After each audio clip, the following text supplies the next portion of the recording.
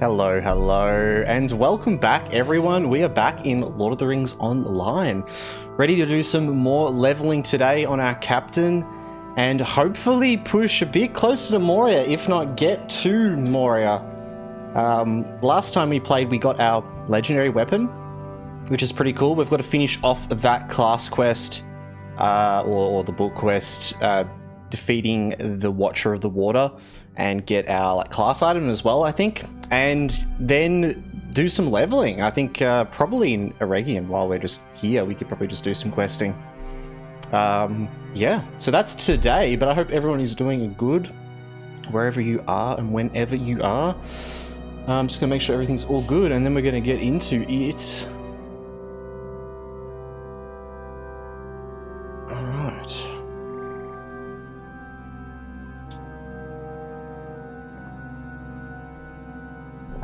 Alright. All looks good to me. So,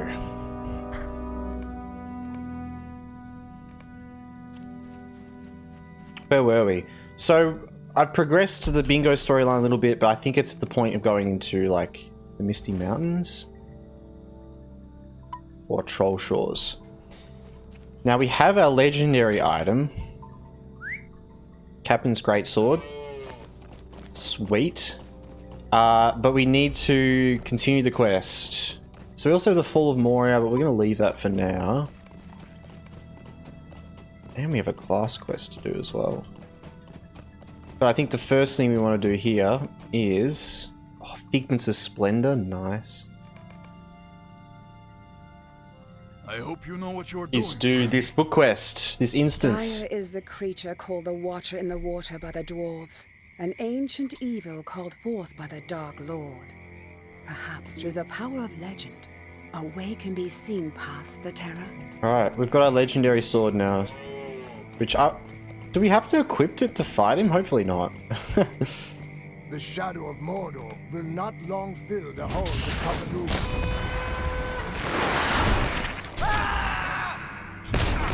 Yeah, it doesn't seem like we need to. That's nice. And because this is an instance, it's going to be easy.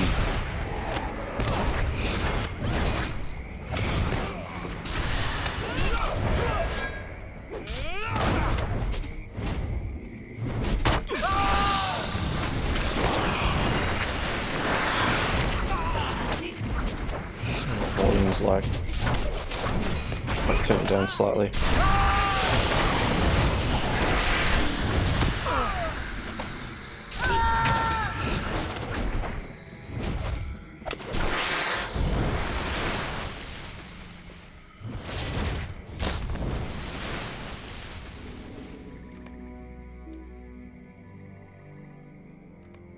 Protect Broga.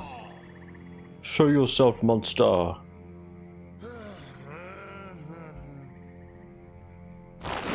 Oh, it's still here.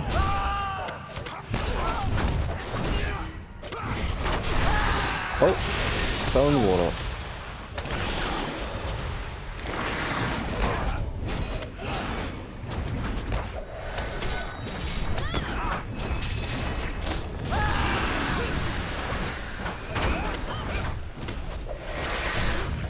It's getting wild. It's getting wet and wild. The creature withdraws. No, come back! That's not... Oh, that's it?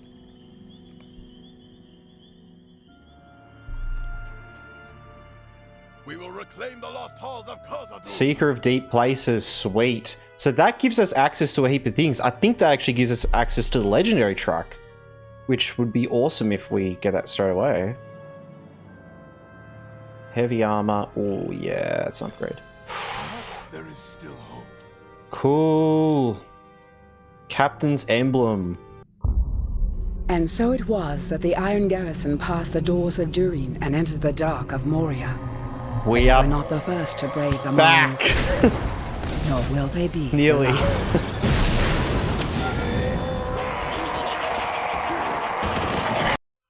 Oh, sorry.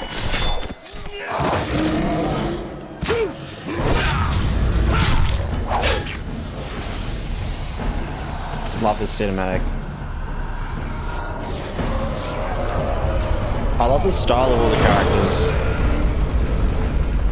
Reminds me of like PS2 Lord of the Rings games.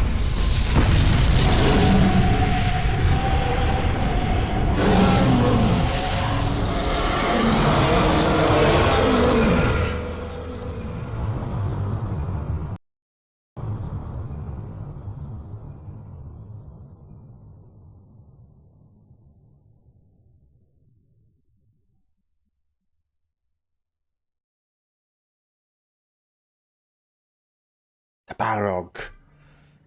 We're here. But... oh, he's just inside the doors. Oh, okay. Ooh. Into Moria. Oh man, I guess we could see what level these things are. Captain's Emblem. Awesome. That... 51, yeah. So we at least need to get to level 50. Oh, that's awesome. Alright, well let's go to Rivendell and let's enhance our legendary weapon. Turn it into a menace of a weapon.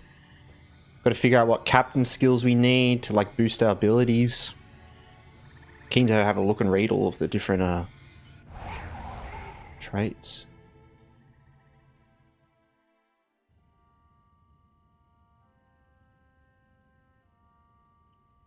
All right.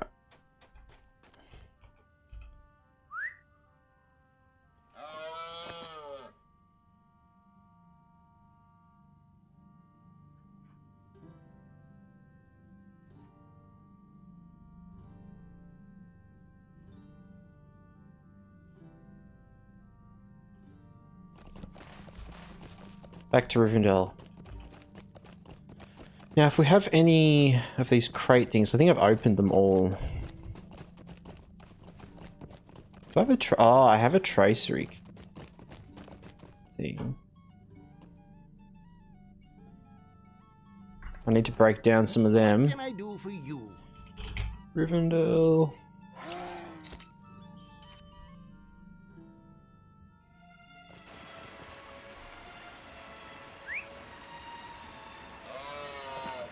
Yes, anything that's going to have different classes, I need to get rid of, actually. And honestly, those ones as well.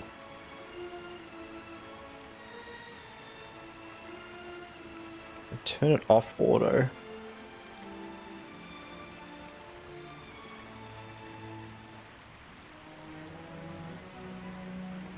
Wait, is that a stack of 15? Is that what it's saying? No.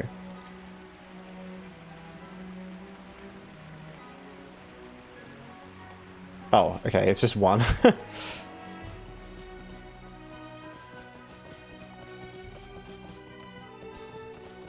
Okay.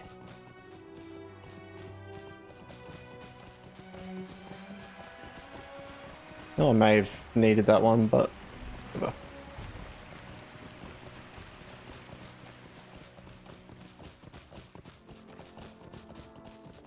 So let's check quickly here if we need to like reforge them at all. Yes, the sword and the emblem. Okay. Oh, what should we call it? I need to think of a cool sword name.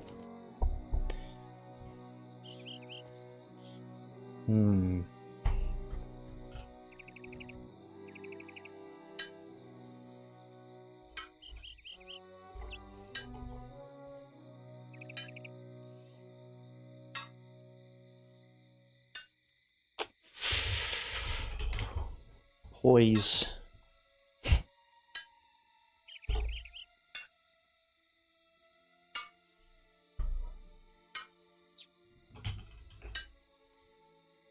I like Sword of Legends. I'm just going to call it Sword of Legends. And then the emblem, we'll call it emblem, oh not emblem, emblem of hope. Nice. Alright, now we want to head to the tracery hall. Oh, so we can put a heraldic tracery. Oh, so 2 traceries, 4 masteries, and 2 crafts, I think. Yeah.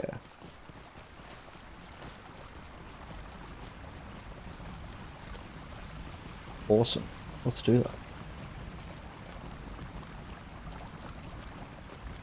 Oh, we have a new skill point. But I don't think either of these are good.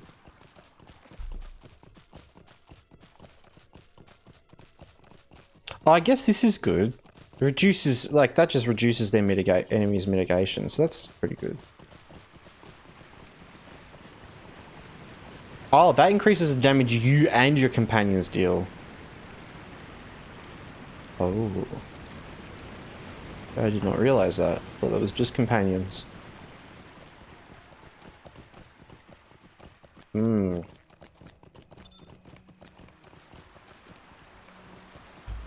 So both kind of useful. Vocal skills healing.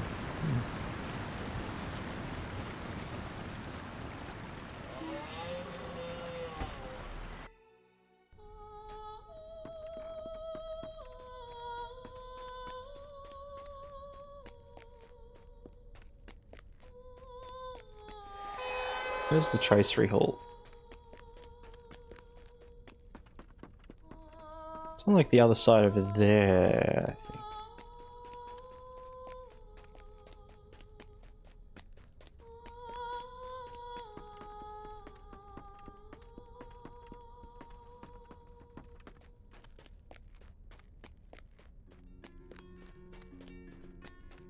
Hall of Rest? No.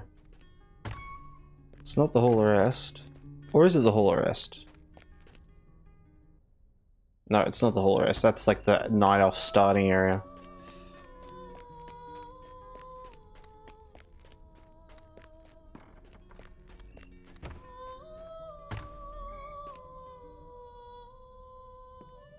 Oh, this is it. The Word Horde of Gobotham. I feel like it wasn't called that. Alright, firstly, we want to go in here. We can look at the different things. We want to look at these. We want to buy like just like 1, maybe 2 of these travel things. Yeah, that's good. Now, firstly, we want to look at the heraldic traceries. These ones. For level 50. We'll look at rares. And we'll get... I think just the lions what we want. Might... Yeah, because the lion's just got more might. Yeah, we want the lion, I think. Yes. So we want 2 lions. We do have a basic lion one, so we could kind of save on that. Let's just save on it for now, and we can always upgrade later. On the weapon, I'll put that in. On...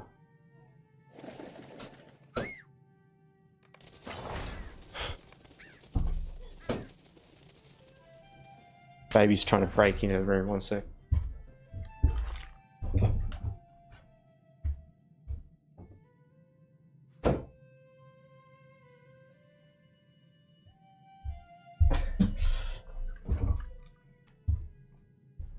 She wants in.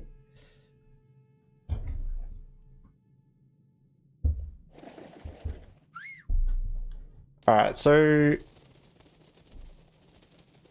slightly better if we upgraded it, but let's look at the other things first. So we don't overspend. Word of Craft. I can probably get... yeah, get my 2 Word of Crafts. Oh, I don't know what Word of Crafts I want. I feel like the set ones are good, right? Attack duration. Critical hit chance. Fire type damage.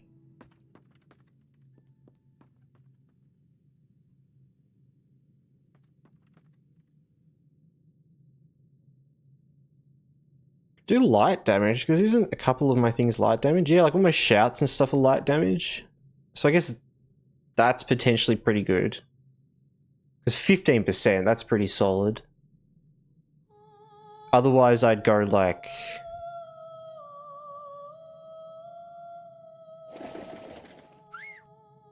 Probably, yeah, probably go one of them. Or flat crit chance.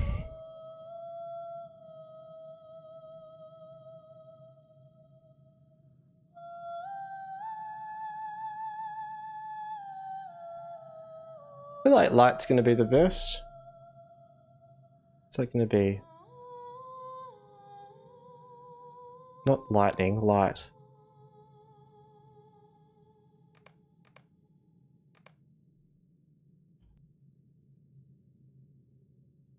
We're going to go with it. Henry, hello! Morning, Bev. Hope your week's off to a good start. It is. It is. Welcome into the chat. How are you going? One more of these.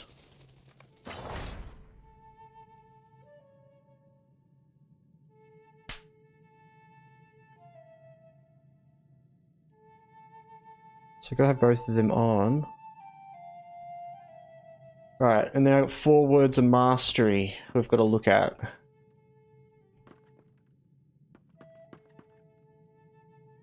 Words of mastery. Captain, there it is. Now this one is where it gets a bit interesting. We're going to really look through all these, so yeah. Oh good, my friend, making some more D&D scenery today. Ooh, nice. Very cool. D&D scenery, that's fun. I remember doing some of that like a long time ago. Battle hardened, incoming damage. Okay, so this is going to be hard. I feel like some of these are really important. Like battle hardened, incoming damage.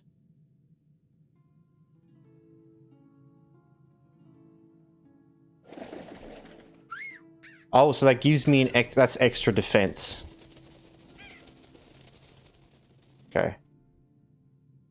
Battle ready damage buff. Okay, that's big. 13%. So I think that might be one we're going to go with. I'm going to try to... What am I going to do? I'm going to try to... Where do I have it set? Yes. Okay, Shift H so I can move it over here. Muster courage, fear resist. That doesn't seem important. Make haste duration. That doesn't seem important. Pressing attack and devastating blow critical chance. So that's those two. For a chance. Attack damage. Okay, that's pretty big. And that's 2 different abilities, even though I'm only using one of them. Blade of Elendil damage. Ooh.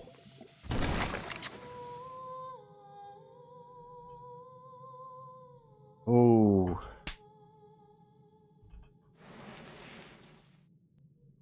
Bleed pulses. Oh. Bleed pulses would be really powerful with the bleed rotation. Cutting attack damage. That doesn't really matter. What is going on in here? Being attacked. Grave wound damage. Yes, I feel like the damage of these don't matter because it's about the bleeds. Inspire damage. Sure strike damage. Meh. Routing cry damage and battle shot damage. So there's so many extra damage ones as well. And now we have 3 others to go through. Healing. All these I don't think really matter. Where's Death when you need him?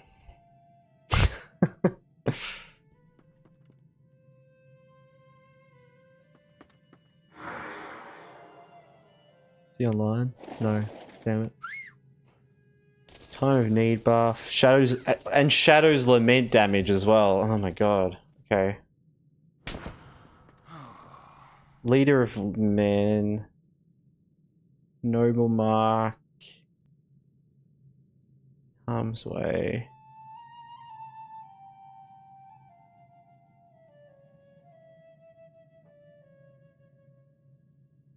Okay. So, battle ready damage buff, that seems a must. Devastating blow and pressing attack and Blade of Elendil also seem like a must because we use them always in our rotations. The next thing is, do I go damage on like Shadow's Lament? Which would be big, like 50% damage on Shadow's Lament is actually massive. Massive amount of damage. Extra like 200 damage. Plus I have light damage increase. Oh my god.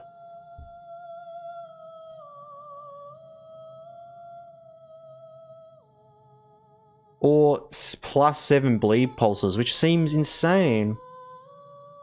That's an extra 7 seconds.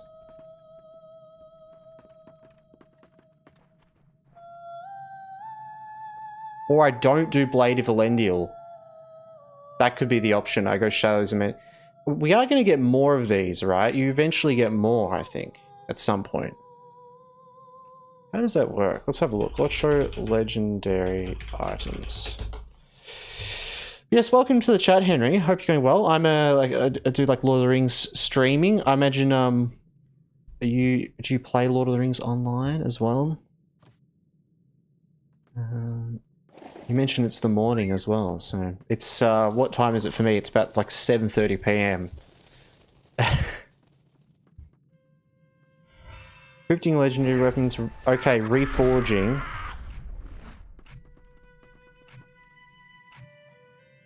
Word of Mastery I want. So Word of Mastery. Legendary melee weapon. At level 66, it gets they both get 3 slots. So at a certain level, I can just do heaps more.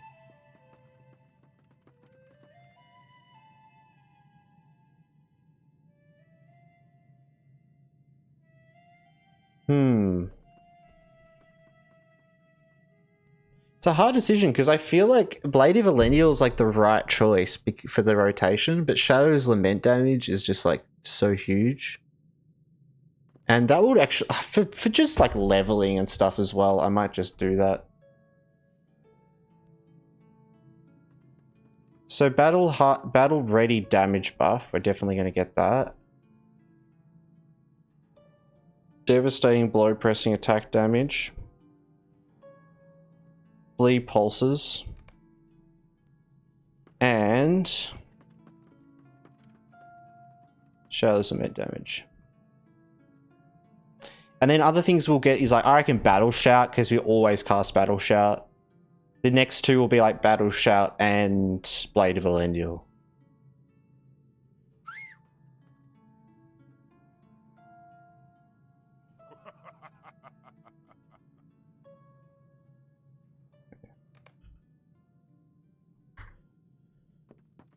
Who's just... what are you laughing at, dude?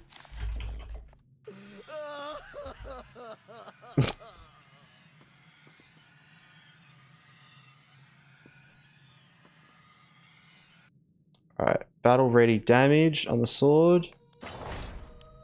Devastating on the sword. Bleed pulses.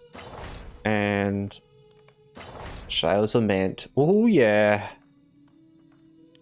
We'll equip that. It's gonna give us heaps of stuff. Oh my god. Huge. And grab that. We've got a buff now as well. Massive. Alright, that is a huge upgrade. We are just gonna be smashing it. Now, we've got to figure out what we want to do. I think might just go to Eregion. Or do we keep going through Angmar? Maybe we keep going through Angmar because we've got the book quest. Yeah, let's do that. I know Angmar well enough.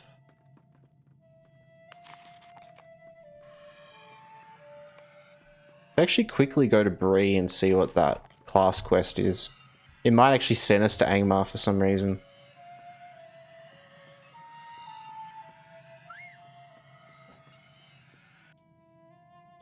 I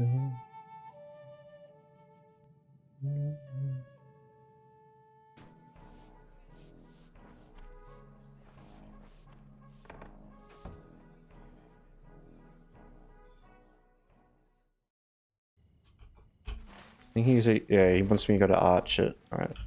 Let's run up to Arch it. Bit of a change of environment.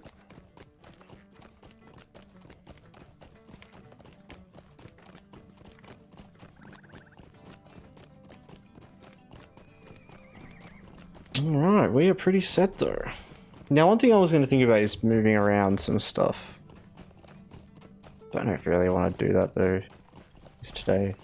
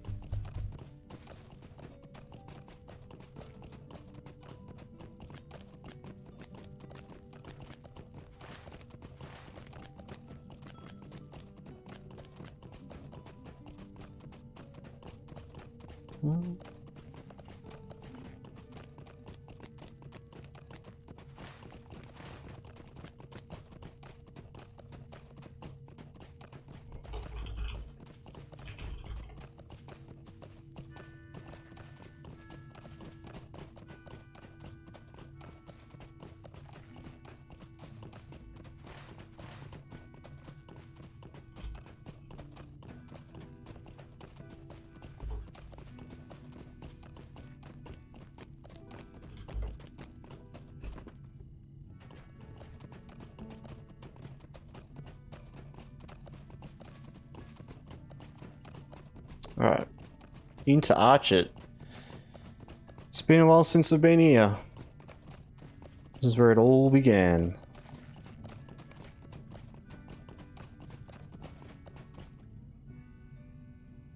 Greetings. Could I A speak lesson with you a from moment? Boromir. Might I take a moment of your time? Ah, Stay a it's moment. these two. Which has some pretty cool rewards if we can do them.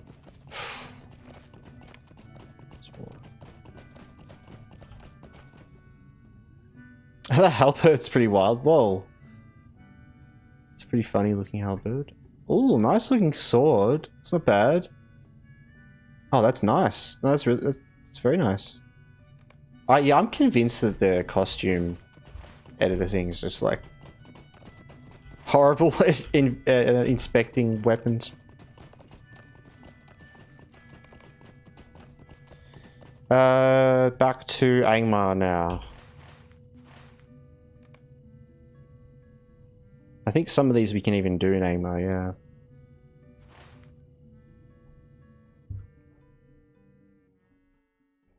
Which we should while we're here. Right, the Rite of Klukath. Greetings, Sufferer.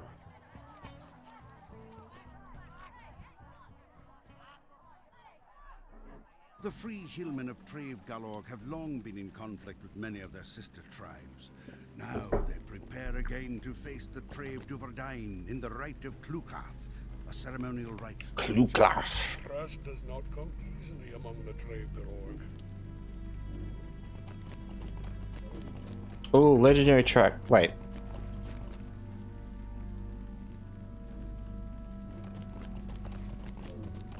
Seeker of Deep Places. Do I not have it?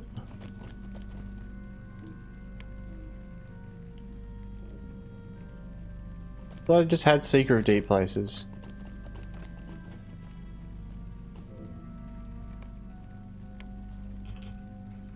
Do I have to get some XP, maybe? Maybe I've got to get like one bit of XP and then it will appear.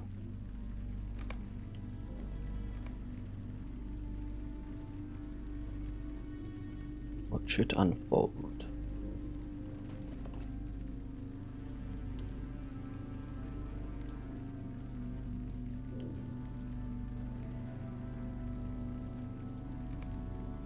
Maybe I can look at some outfits that we can make. I did want to make like another set. Just need to kind of look at some items and think of ideas. We do have the Tidebreakers stuff. We could do like a pirate looking.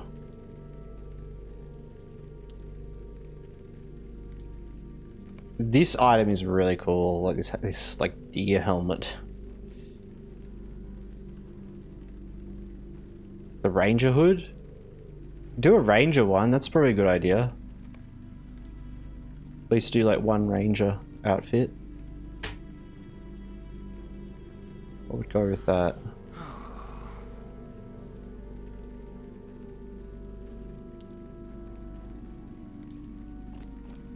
Hope I'm not missing anything important, but you know, I'm just making outfits.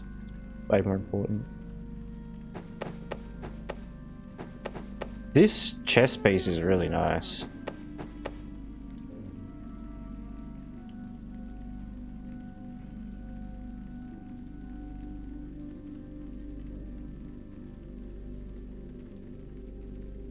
I love this Hood of the Night. I want to like, I need to get like a black dye for it. Because like, look how good that hood is. It's complete, oh. It's completely black. It's such a good hood. For dying. I wonder if I could find like a black dye on the auction house. Black dye. Hey, that's pretty good. I'll buy that. I'll buy 5 of them, sure.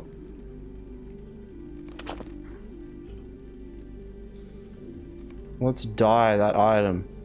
The cool thing with the wardrobe in Lotro is you can put items in this wardrobe and it stores it like a new version of it in this wardrobe. You still get to keep the original item as well. But you can dye the item that is in this actual wardrobe and it saves all the different possible dyes. So we've got white, but now we've also got black. Which I want to put on like, yeah, I want to make like a... Like, look how good that is. Oh, it's so good. Will you be sojourning here? I just need other things to go with it.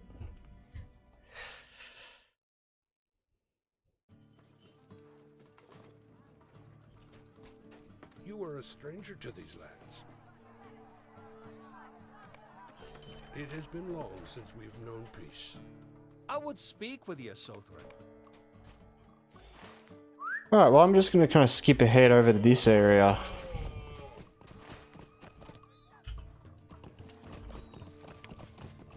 Yeah, what can we add to this though? Let's have a look. Make this really creepy outfit.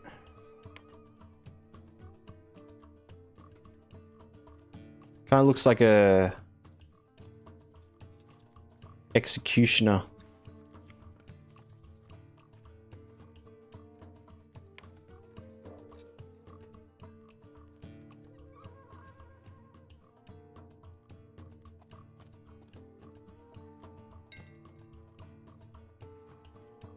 Could also dye some more stuff black as well, actually. Ooh, what could we...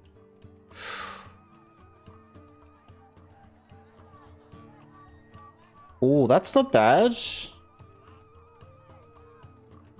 pretty hard to see on this, but that's not bad. That's a cool look.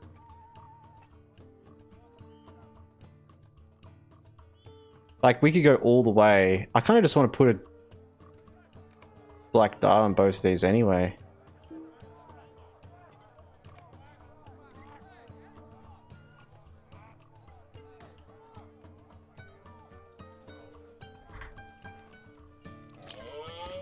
Damn. That's pretty cool. Don't know about the shoulders. It's a bit too magey, but I like that we have that though. Alright, let's see what else we can do.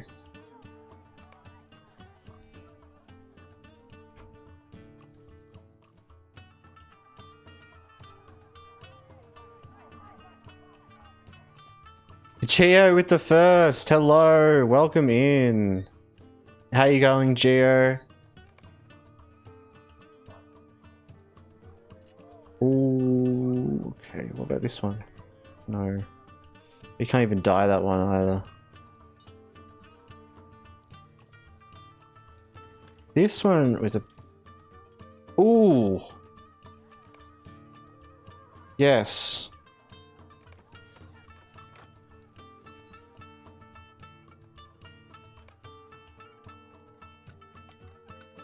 Very nice. Okay, we're getting there.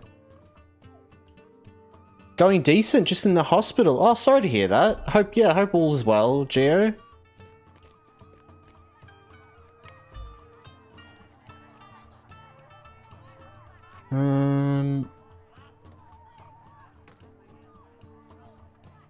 Okay, shoulder pads. Yeah, I hope you're doing alright.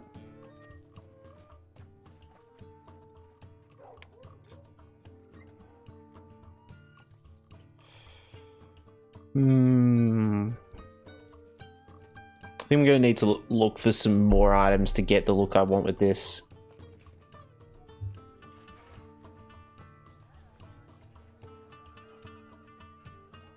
I mean, it's kind of there.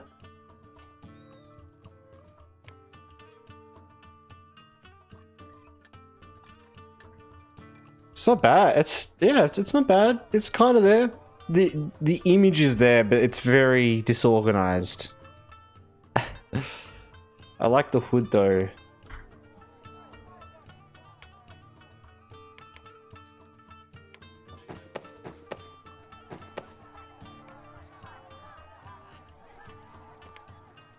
I think we need these like shoulder pads to be different.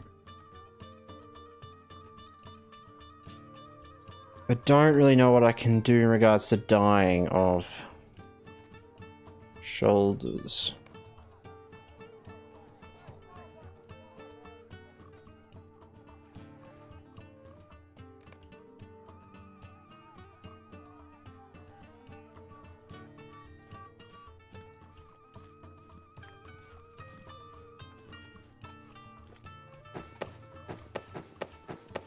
Alright, that's there. I'll look for some other ones for that though. Not fully happy with it.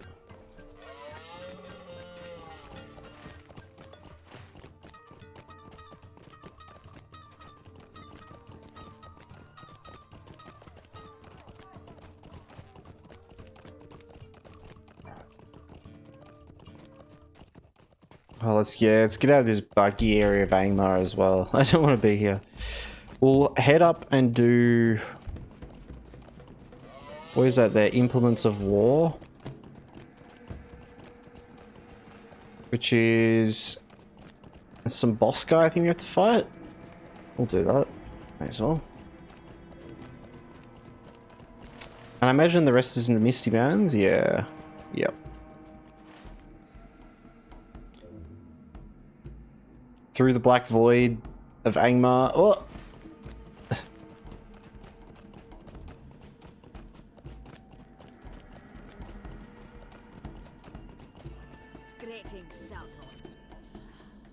I'm gonna leave those there though.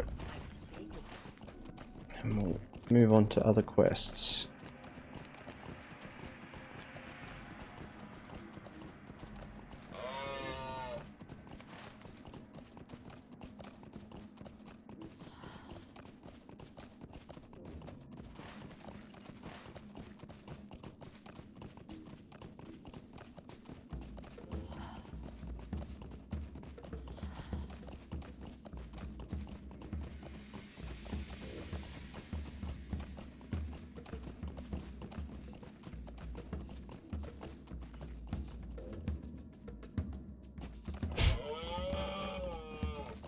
Amazing.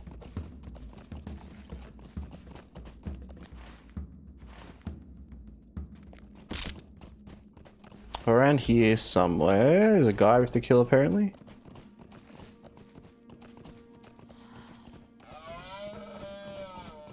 Is he gonna be up on? Oh, we can go up this way.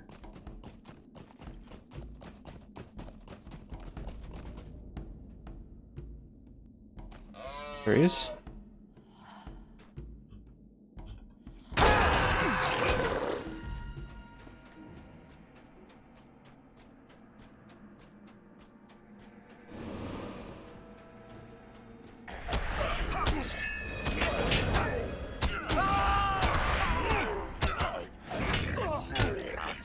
Get beaten up. Alright. Grab that pattern, but then we're off to the swamp. Melonhead.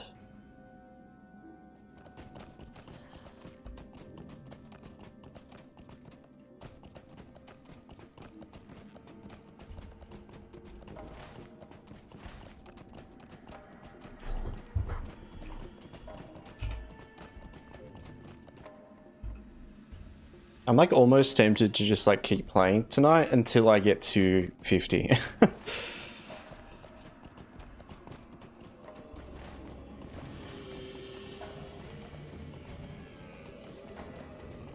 Okay, we'll just see how we go.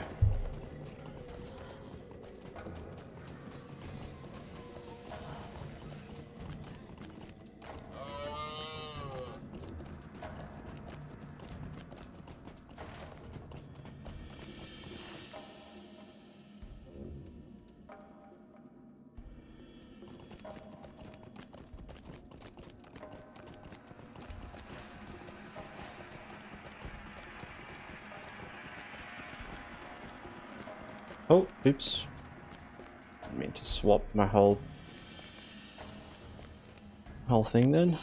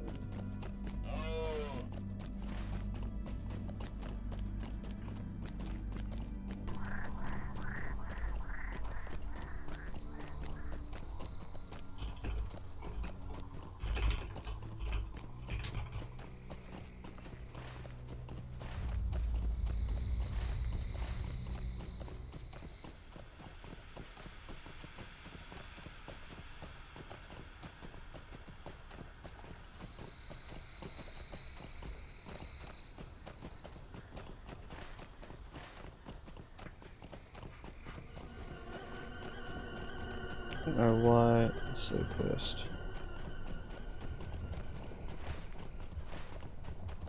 So who around here did we need to kill to get stuff? Is it just the flame guys? Yeah. Turtles maybe?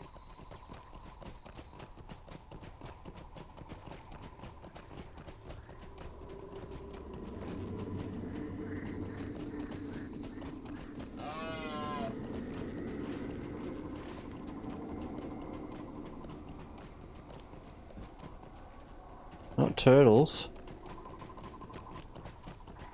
Steam scorched. Hi bot. Bye bot.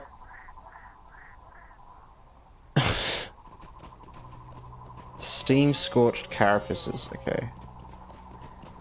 Why did that unmark?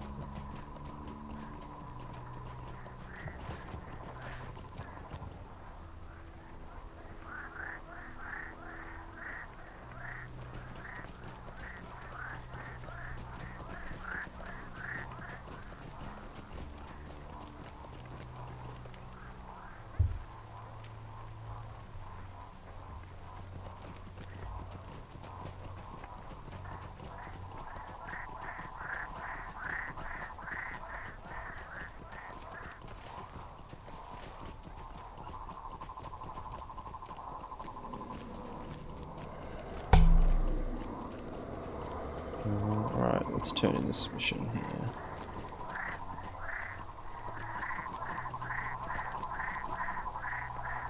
Rest does not come easily among the Trade Galore.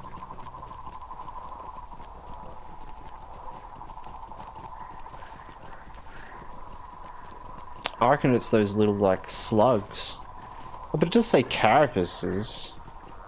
Do they have carapaces? Slug? You wouldn't think so.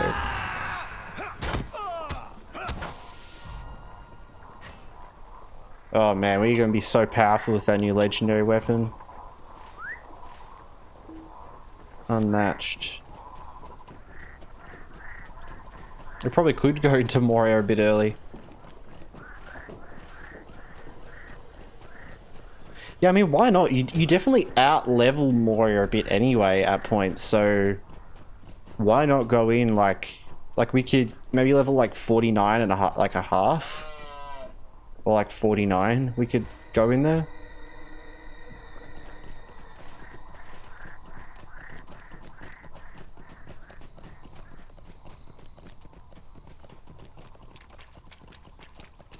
Ooh, rare signature. Sure.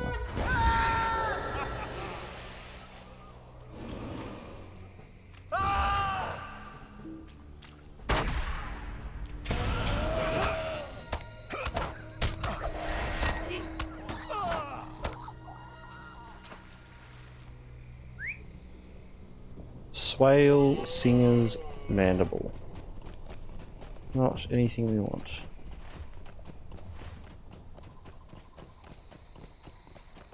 Wait, we can cross, right? Yeah, we can, okay. I was like, have we done that quest? There's the statues. I guess if we haven't done it, we're about to find out.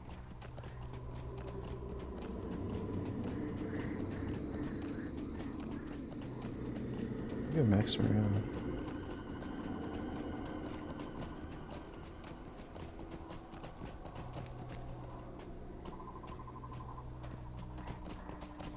Oh, it was the little critter guys I got the item from. Okay. Well, no bolgs.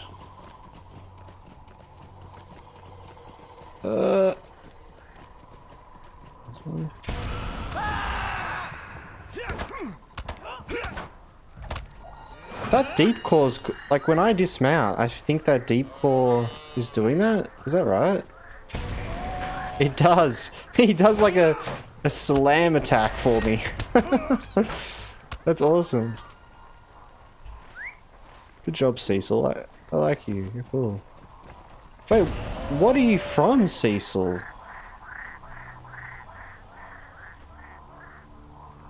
Oh, here. Okay. I was like, where's the pet?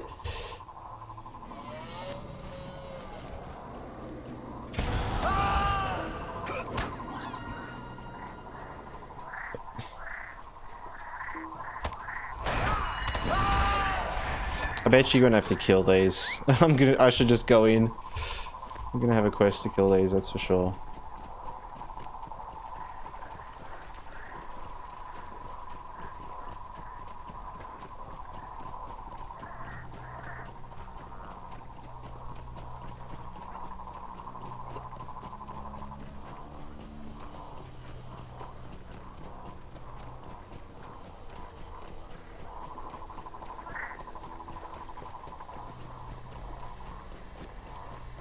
We go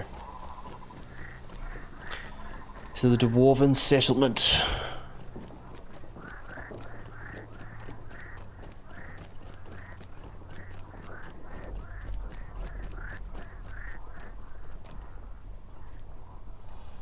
Might you lend me an ear? Which we might set our milestone to now. What do you want? What do you need?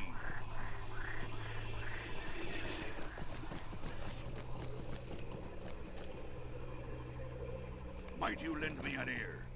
Could I speak with you a moment? Ah, shadow is on my spirit. Would you stay a moment and learn of my troubles? Find the rangers. Will you help me? That's all the way up there. Will you stop and hear my accursed tale?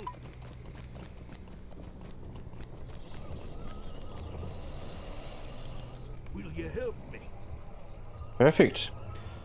Bunch of quests. Come, stay a moment. Level or two above us as well, so we'll get a lot of XP from these. Look at that. get out there. Orcs, trolls, rough gems. We could do the trolls actually. That's kind of like a harder one, but we could definitely try to do that.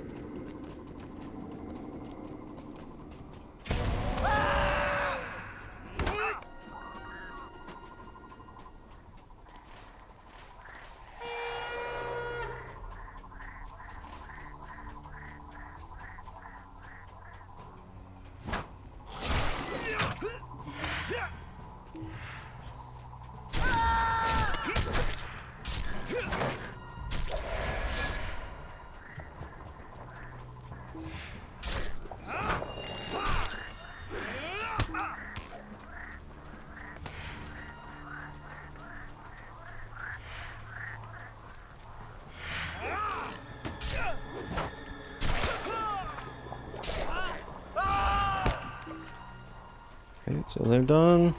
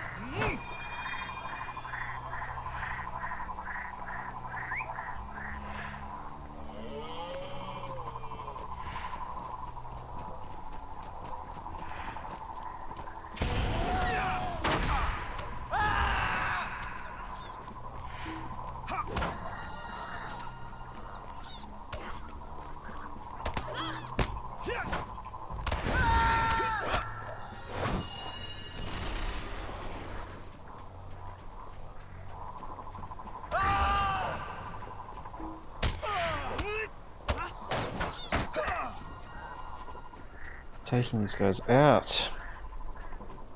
We're just gonna be grinding it up tonight. I may even just go later and just chill out, just keep leveling. Probably have a bit of a quiet night. Bit tired, but I really want to push to Moria.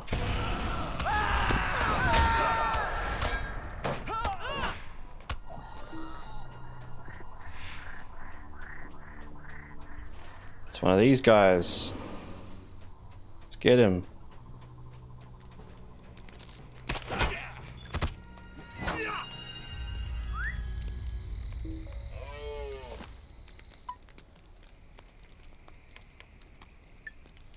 Collect all of the weapons. There's like a heap of those guys around this area that just have weapons, which we should actually try to get them all because it will be really good XP just to turn them all in. Maybe I'll try to find the map. What was it called again? Sword of Innis.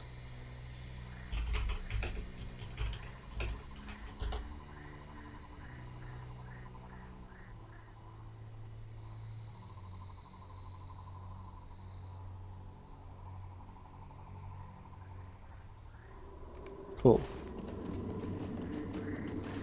I've got a bit of a map now, so I can look around. We can find them all.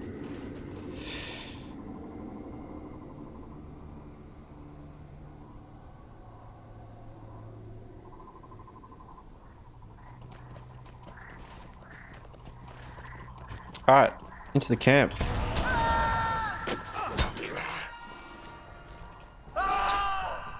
Let's open something up.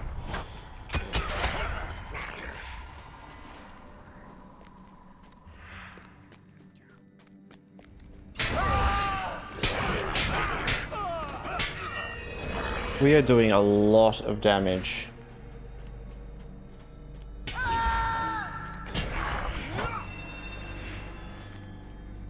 So there's a tree over there, we've got to kind of go there and there. All right.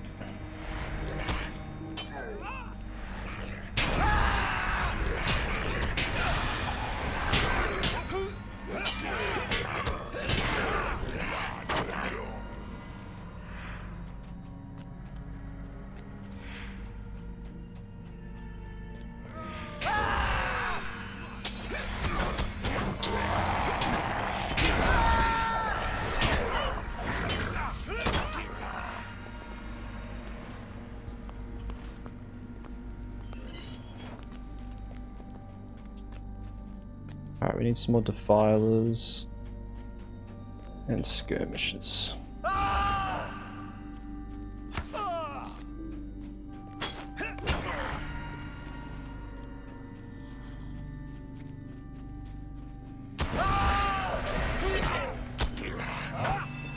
Man, Shadow's Lament does so much damage, I can sometimes just one-shot them with just that ability.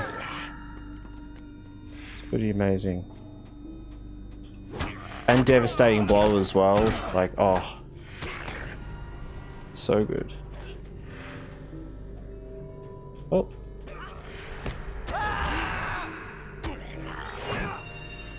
Like, how much damage did that deal? 1,024 light damage. What?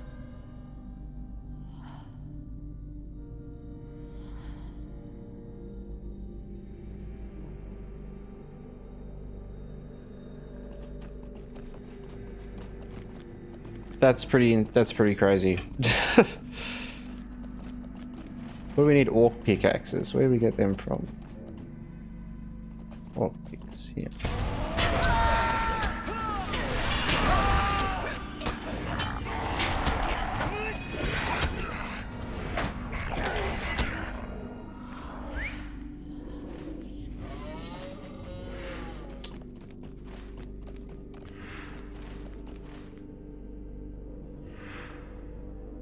Secret of the Sword. So let's... Oh, that's just to go to him. Oh, here's this guy.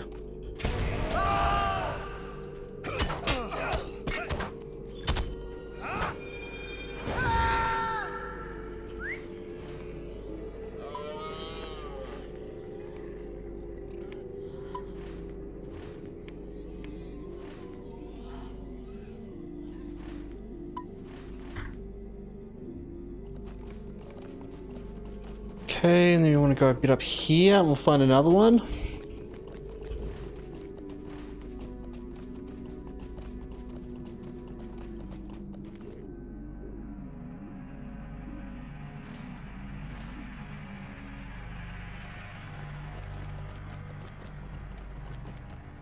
Where is he? There he is.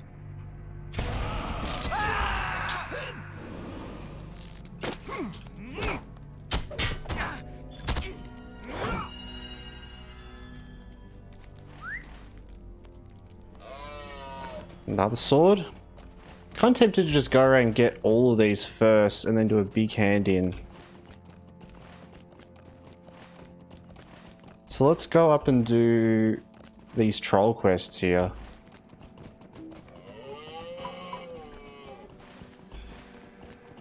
See if we can do them.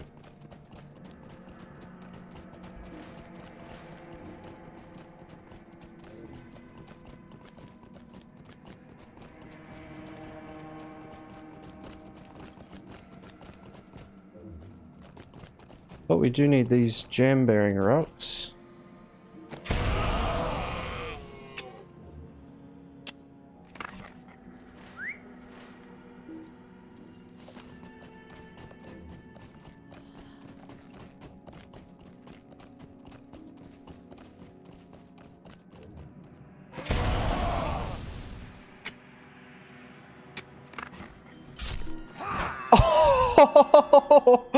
I just did one.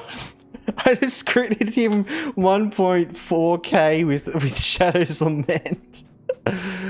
Oh my god. That is amazing.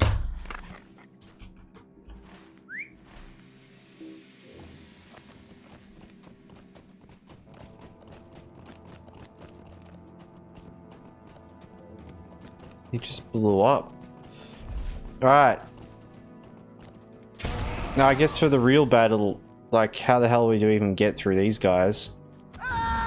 Oh my god, it's gonna do them all. There's no way.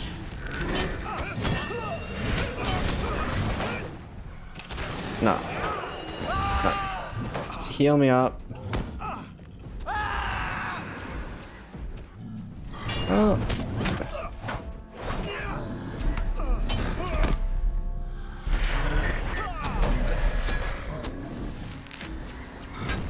I was gonna say we'd be fine if...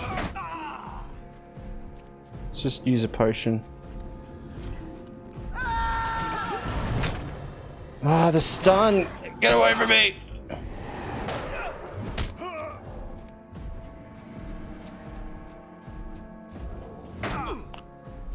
Alright, at least we can just revive here. God damn it.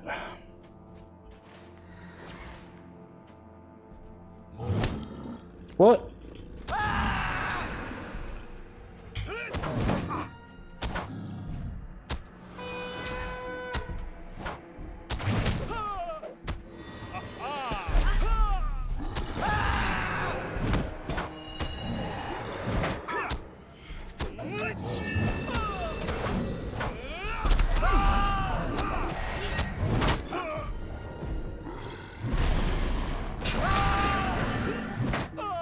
Oh my god, use your abilities. Oh, the stun!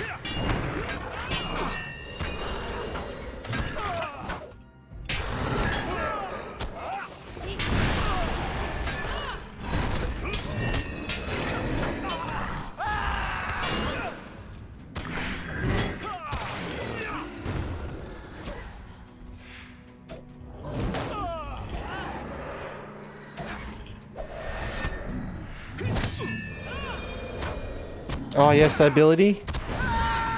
Yes. Alright, we're good now. I think if I got more lucky with my heals, I would have been able to do that.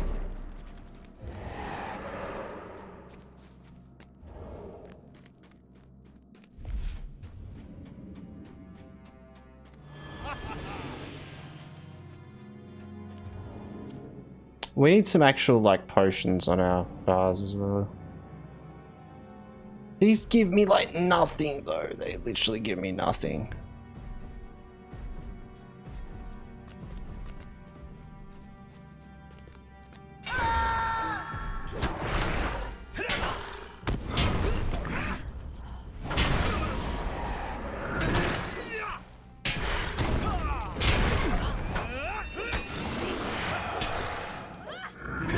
Okay, we absolutely dominate these guys. It's like that rotation.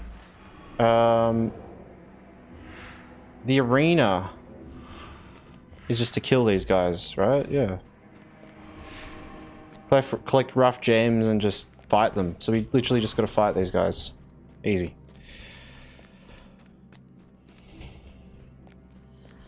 Should we go in for the double?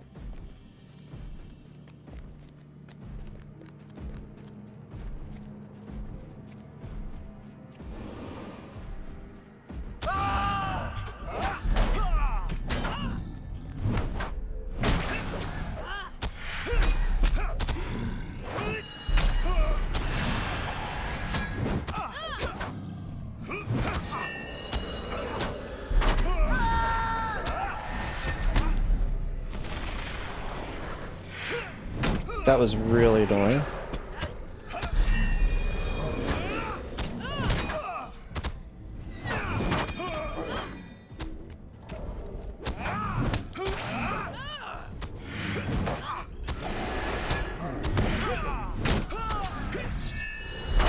Okay, I think I messed up my rotation there, but maybe I didn't.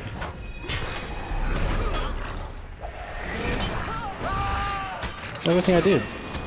Oh, I actually didn't mess it up. Woo. Didn't mark him though.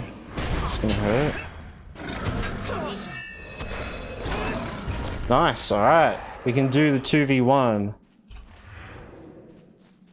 But ideally it's just better just to farm these one-on-one.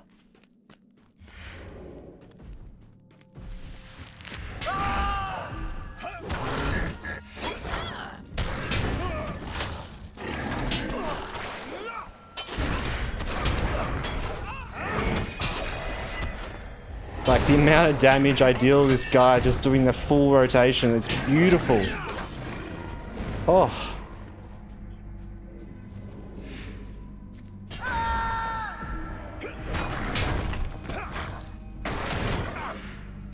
Oh, no, no, no, heal. Nice.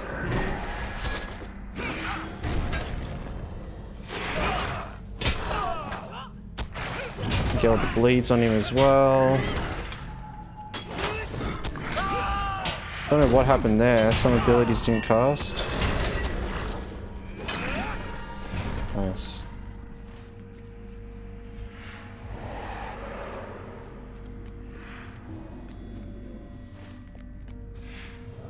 So we've got 3 of them, the last one's out here.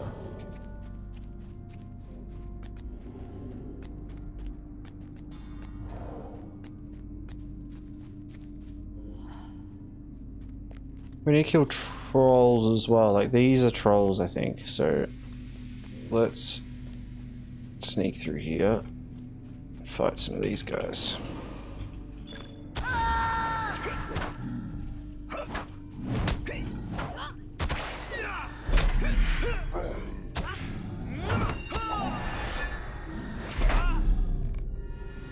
Wow.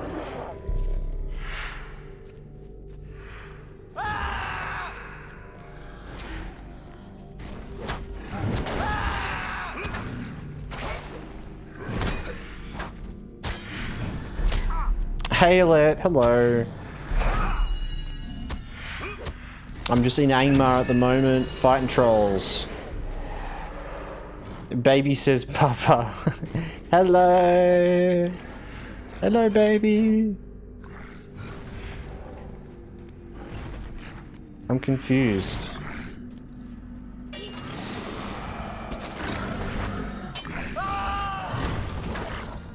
Alette, you just started randomly fighting someone for no reason.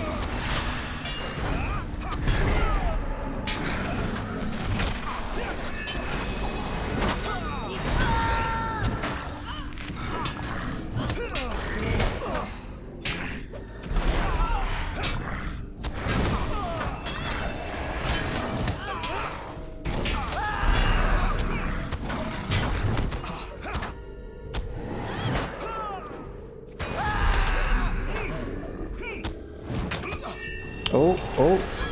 Now she's saying waving and waving back. Ah.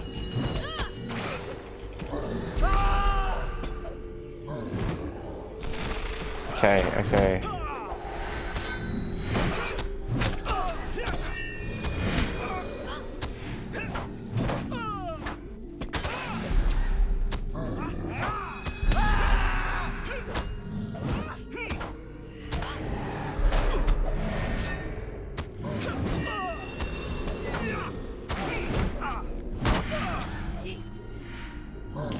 Alright. Whew.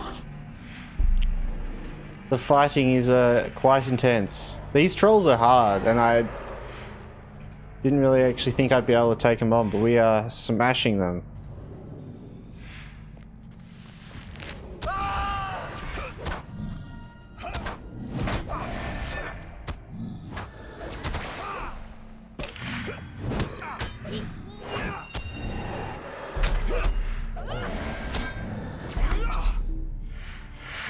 We just kill him so quickly.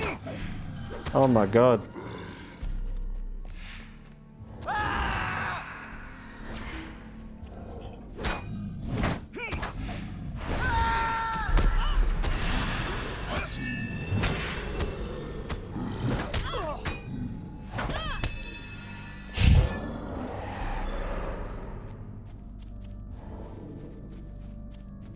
Okay, I don't have my cool. If I had that big cooldown, I could probably take on the pack. But yeah. Raymondron over on YouTube. Hi Bev, I would like to know how's Warden at the moment for high landscape leveling and soloing in general. Warden is amazing, man. Warden is really good. Like honestly, I've heard in regards to landscape and like questing and stuff, like Bjorning is up like as one of the tops, and Warden is close in that top contender as well, apparently. But I think with Warden, it's really up to how well you play it, because like Warden, you can play completely differently depending on how you know the combos and all that sort of stuff. So there's a lot of like skill level to it. But because of that, apparently it's a contender for being one of the best. And I can imagine, because it has, like, there's a lot of heals, a lot of defensive abilities and stuff within the Warden's, like, skill set, that if you know how to use right, I imagine you could just essentially be doing abilities just like a Bjorning does, where you're, like, constantly casting heals on yourself and keeping yourself constantly alive. And it would be cool. I've played Warden on Landscape before. It was the first class I ever played on Landscape when it first came out. And I really enjoyed it. Like, it's a bit harder for me with Australian ping. Warden is a bit of a struggle to play because of just having that little bit of lag. It's a bit annoying. It makes it hard with all the combos and combinations with the gambit system. But yeah, definitely, it would be really cool on... I imagine it'd be pretty rewarding as well because... Well, actually, sorry, I know it's rewarding, because I've leveled one to level 40, I think, or like 50, a Warden. And I remember it was really rewarding, like getting into a challenge, like dying to a heap of mobs, and then coming back and fighting them again and winning, and just playing better, you know? Because you're like, okay, all right, I've got this time, I've got to do this, and I've got to do that, and... I definitely think, like, any sort of hardcore challenge on a Warden Landscape would probably suck, like, just because it's like it would be super brutal. But yeah.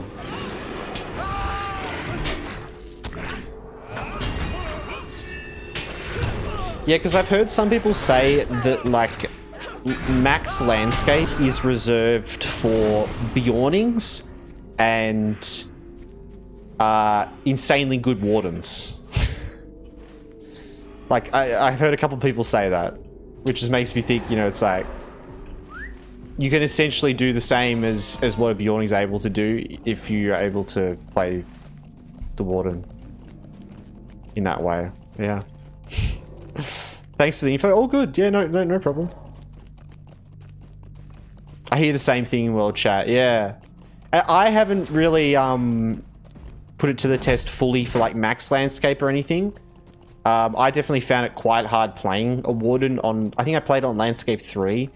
To be fair, though, that was when Landscape just came out. So, you know, could also be just used to that normal Landscape difficulty. And then, you know, moving into Landscape's like, oh my god. But I remember it being quite hard. But it became easier once I learnt all the abilities and stuff. So, yeah, I can imagine it's got, like, viability with higher Landscape as well. Hey, Radar, hello. How you going? It's good to see you, man. What is up? So let's go. And we've got 3 of the swords so far, I think. 1, 2, 3, yeah. So I gotta go up. Oh wait, it was right here, I think, apparently. I think I missed one of the guys.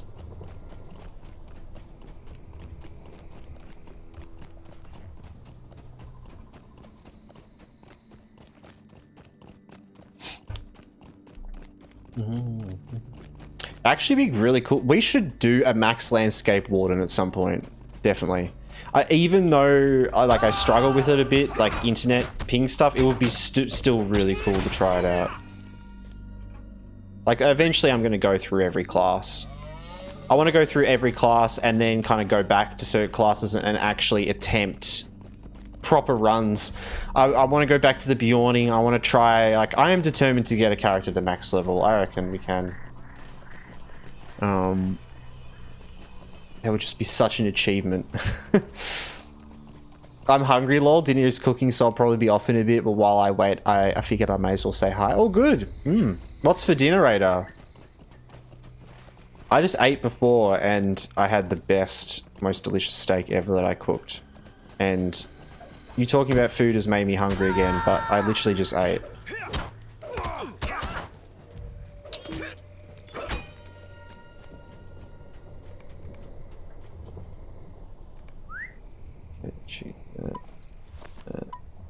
A chicken and leek pasta. Ooh. Nice. That sounds good. Whoa. The hell? Got stunned. Spider Cookie, hello, hello. Welcome to the chat, by the way. Hope you're doing well. Talking about Bjorning, it's extremely good gameplay-wise. It's kind of boring compared to Warden since it takes way less skill to play, but Bjorning is just the best soloing class, to be honest. Yeah, and look, and I think that's the nice thing. Personally, I fell in love with Bjorning when I played. I did a max landscape Bjorning hardcore character. We made it to like level 48 into Moria, which was pretty insane. I really enjoyed playing Bjorning. It was the first time I ever played it, but playing it at that difficulty made it way more fun because it was, there's a clip, yeah. Just because it was the more of a challenge. So even though the skills are simpler, the rotation's simpler, and it's a lot easier to play in a lot of ways, it was perfect for me because it was like easy skills to understand and use, but hard combat and gameplay and decisions. It's like perfect. It's like I've got, like, if I get into a tricky situation, I can quickly heal myself. There's no weird thing about it. But if I really mess up, then I die. It was like perfect for a hardcore character. And I think Warden is like very similar in that way, where Warden's like the same. It has a lot of different abilities, like defensive abilities, heal abilities, dot abilities, damage abilities. Very similar to the Bjorning, you know, you kind of have a bit of everything. Except Warden has a little bit more AoE. I feel like quite a lot more AoE actually. But yeah, if you want something a bit more relaxing though, if you don't want to deal with the Gambit Warden system, but you still want that challenge, I think like Bjorning's the perfect counterpart to that. It's like your choice is there. Do you want the ultimate challenge with like Landscape Warden, or do you want still a challenge and still really hard, but like less of a focus on mastering your skills? I think is the main thing, right? You still definitely master your skills in Bjorning, and if we had mastered our skills, we'd still be alive, probably. But, you know, that's how it goes. Did I just kill that guy there? Sword of Kelmok. Let's just check.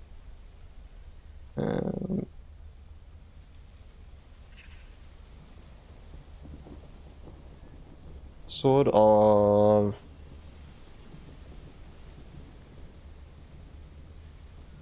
Yes, okay.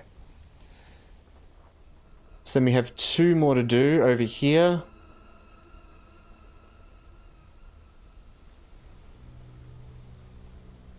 Yeah. Jesus H. Christ, for how much did that mob hit you? I know, it was insane. It was a devastating hit.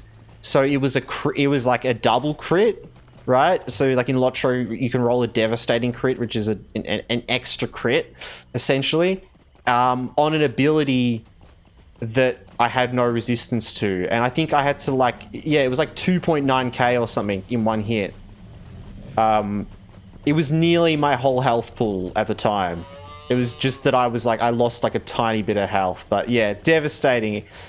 We looked back on it so much and we realized it's because there's a buff on that mob that if you use a light ability, like light damage, it dispels it. Which a lot of classes, well, actually some classes don't have much light stuff. But as a Bjorning, your bees are light damage, right? And it was literally just because I didn't cast bees when I went into combat, which is the initiating spell of Bjorning. Like, you cast that every time you go into combat. But for whatever reason, that mob had something, if you didn't dispel it by dealing light damage, it then cast like a shadow bolt on you, essentially. And then that shadow bolt devastatedly critted. It like got really lucky, that special crit. I think it's probably some ability that's like guaranteed to crit, I reckon, and then it rolled again, I reckon. Like that's probably what happened. But it was insane. Yeah, we fully did a revision of it because I feel like some of it's still unknown, honestly. Now, where is the last guy? One guy's up on the road in here. Let's go up to him first.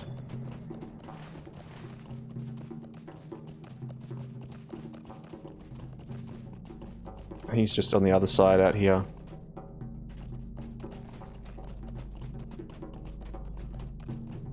Yes, it was pretty brutal. It was pretty surprising as well, I think, because like we did really well, like surviving. How like able to fight in pretty big combat situations. Like it wasn't like we ran away from stuff. We were actually like progressing normally through the game, doing some like fighting. We fought elites at points, which is pretty wild. So it was pretty like mind-blowing just having something like that kill us. But it also made me realize that there is potential to actually get a Bjorning to max landscape without dying. So I am pretty determined. I'm determined to eventually get that title.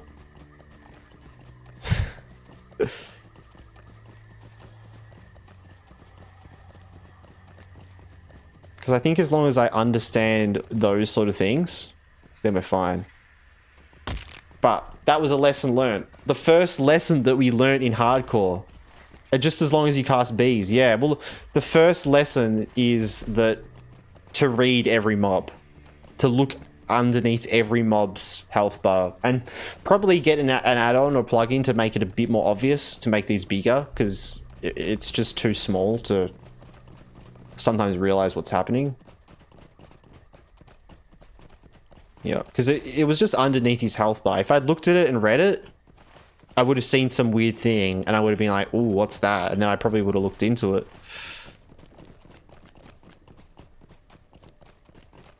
Is this the last guy? It is.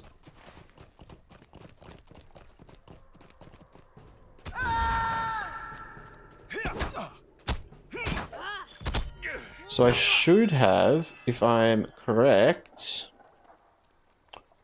I should have 7 swords. 1, 2, 3, 4, 5, 6, 7. I have 7 swords.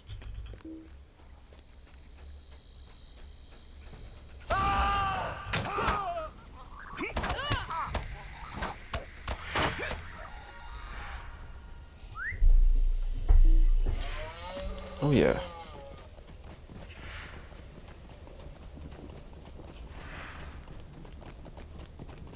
But yeah, if anyone's interested in watching our hardcore series, it is all up over on the YouTube where that short is as well.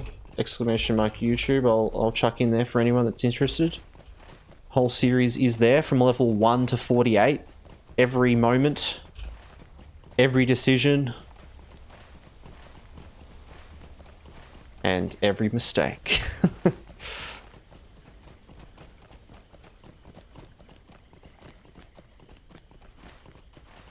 Need 2 more of these. Guys, here we go. Wasn't there a command? Didn't you... Oh, a command for the level 1 to 50 video. Oh, 58. I think it was... Sorry, yeah, it was 58. Because Moria is 50. Yeah, of course. I think we might have talked that into oblivion. That's a good point though, Radar. I'll make one right now.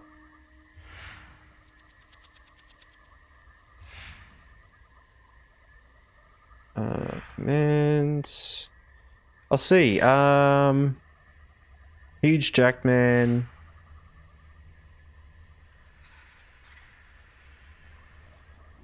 What should I make the command though?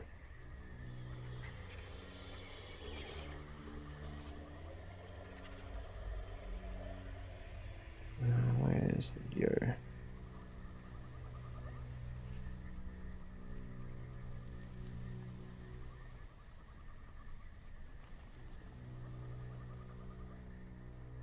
The final moments.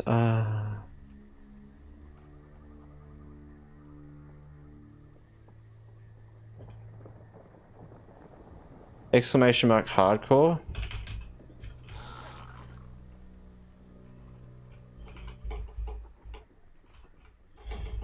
I'm gonna do we'll do hardcore 50. Because it's the level 1 to 50 recap, right? That's what you're talking about, right? But yeah, the level 1 to 50 video. I'm gonna watch even though I know the hero dies, just like every single manga I've read so far. Ah, Spider, nice. Well, enjoy, yeah. Hardcore 50, yeah. I think as well...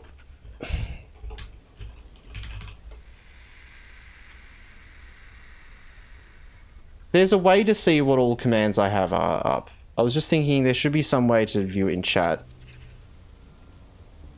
There may be a whole lot there that are like... Yeah, no, there's a heap here, actually.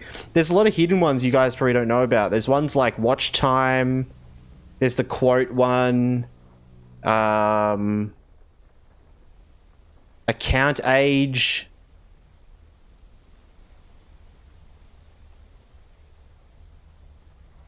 But yeah, let's do hardcore 50. Check the level.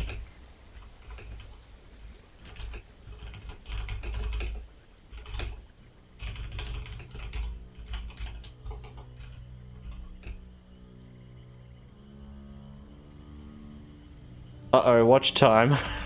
Yeah, I wonder, like... wonder if it actually works.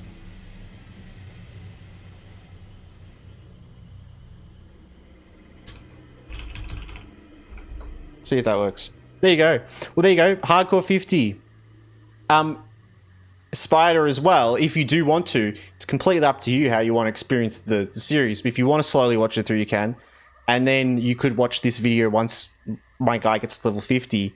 Or there's this video here, which is essentially like a summary of our journey from level 1 to 50. On like, and it's like cut up clips from all the streams, every single stream from level 1 to 50 on that character. So yeah, there's two options there. There's a catch up or the long term. What? Okay, all right, stream elements. Stream elements is.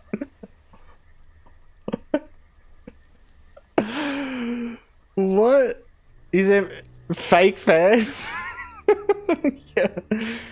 I wonder if do you have to start it or something? Watch time. I feel like this doesn't work. I mean, subbed for 4 months with 0 watch time. Yeah, exactly. View time. Man cost. Watch time. User time underscore online.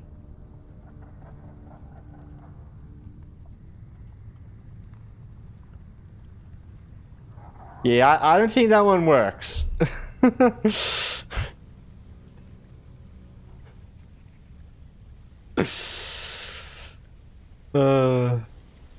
Yeah. He's not even here. Well, you're both not even here. Where is Stream Elements getting that information from? That is so funny.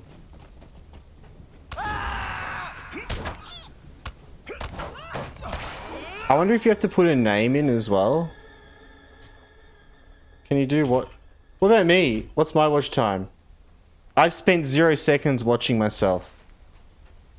It doesn't even change.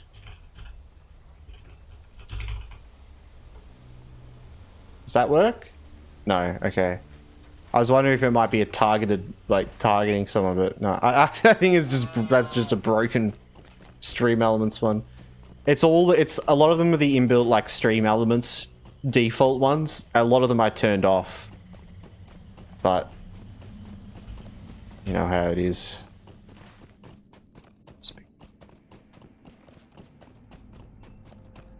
What about like, because there's follow age as well. I'm not following myself apparently. I guess maybe I can't follow myself.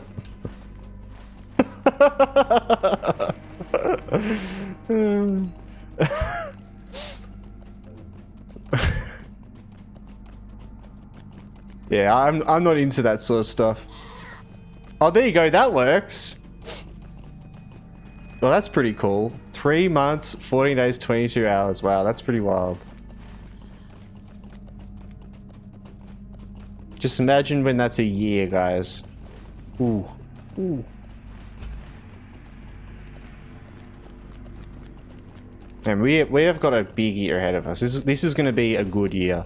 This year, we are going to get to 1,000 subs this year on YouTube. 100%. And we're going to push it. And we're going to make it. And it's going to be awesome. Exciting. I'm determined.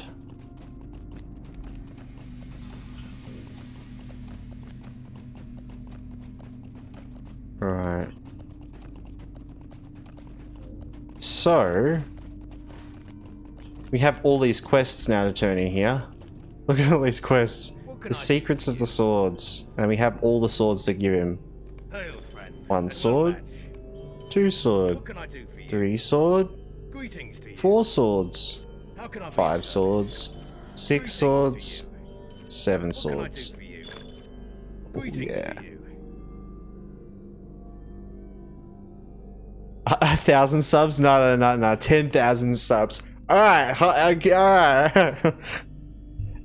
I said it before, but we'll get to 1,000 first and then we can look at 10k. Well, I don't know. Alright, we can make 10k. Sure, why not? Why not? I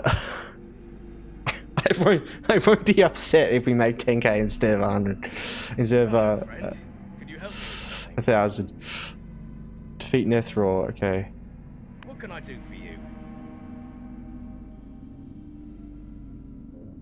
I'm getting little sound effect clicks.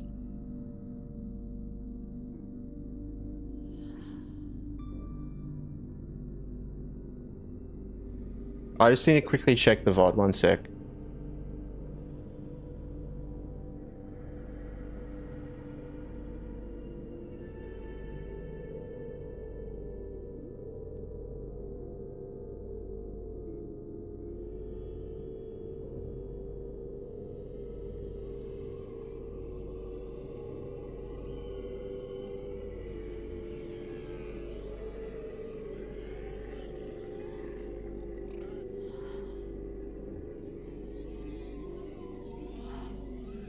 I'm just listening to something quickly, sorry.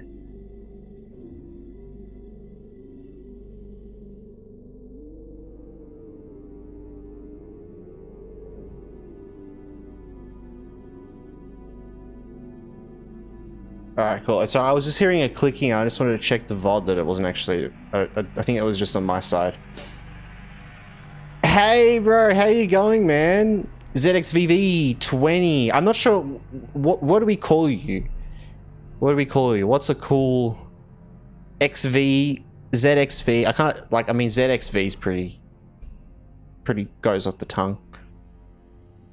When you 10,000 subs on YouTube, you should do weekly knitting streams. It doesn't matter really. Okay, alright. I'll just go with what sounds good to me. How you going, man? Well, could we really call him George? No. No. He's not George though, he's ZXVV20. How you going, man? Please no, yeah.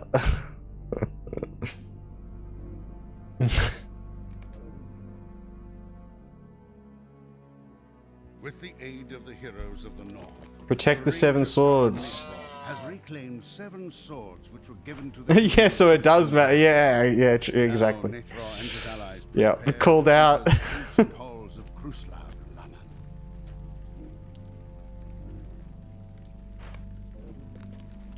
We could call him like X George X XD, I guess. Or we could call you XD. Yeah, we could. I'm being stupid now.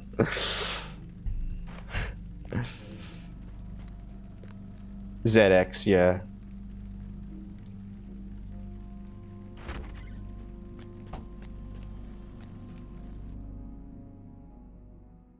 All right. What can I do for you?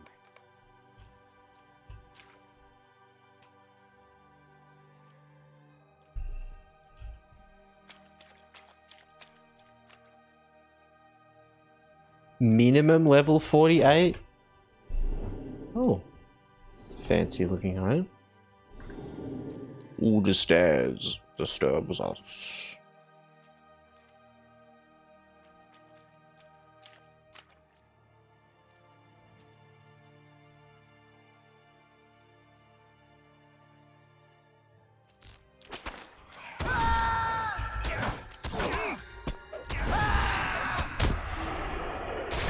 You've been summoned to consume nutrients. I shall be off, good sir. All good, Raider. Enjoy your nutrients. Enjoy your sustenance of nutrients goodness. Your... Was it leek and potato pasta or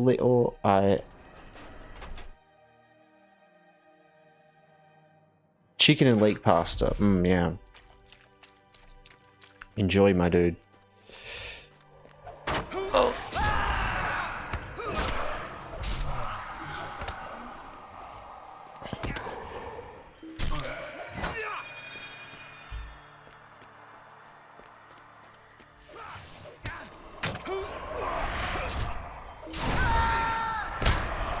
I think I have other activities I take in afterwards, so I may take longer than usual, so I fare thee well. All good, Raider, no problem at all. We may be around for a later one. I'll see how I go. I'm feeling pretty sleepy, but I also really want to just like push towards level 50, so we might just like stay up and have just a quiet late night chill stream, something like that. See how we go.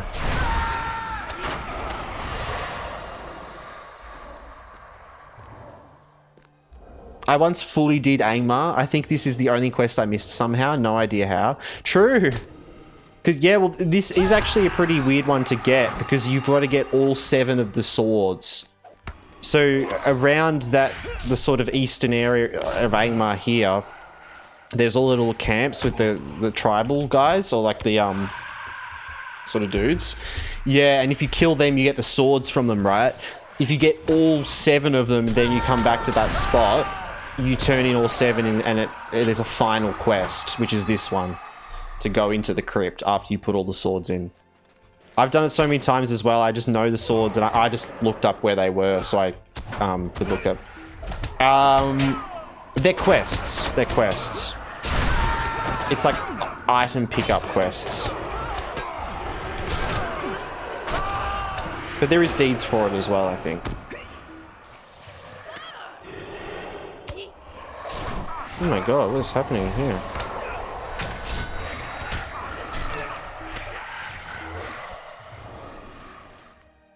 Yeah, pretty amazing XP though. I just like...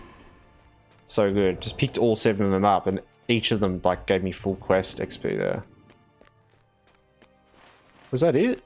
We did it?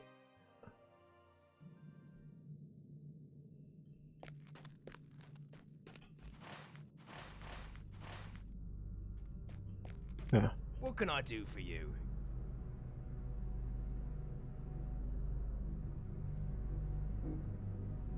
Light arm, medium. Heavy. It's not that good. Shield.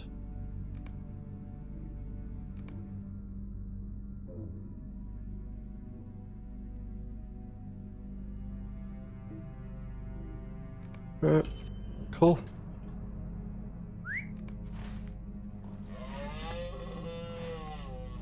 Let's teleport back to the dwarves.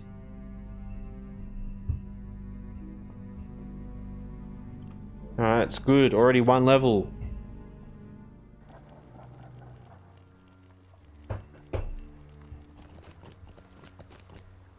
What do you need?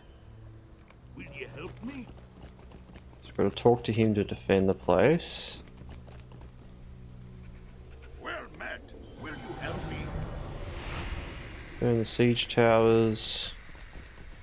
Nice, we leveled up as well. We'll get this one.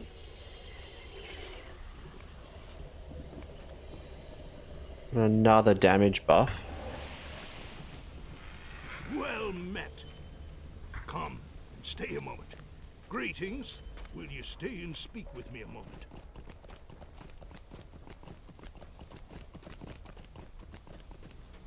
What's the meaning of this?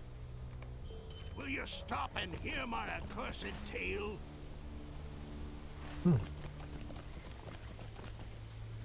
Greetings. Will you stay and speak with me a moment? Drake eggs.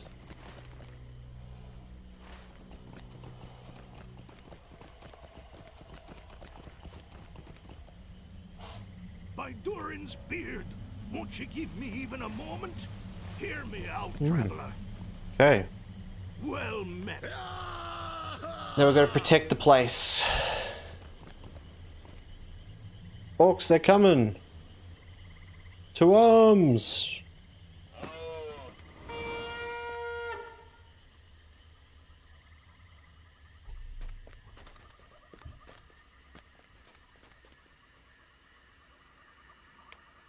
Yeah, 7 swords. There's a deed for it though here. Sage of Ruder. It's a pretty cool title. Oh.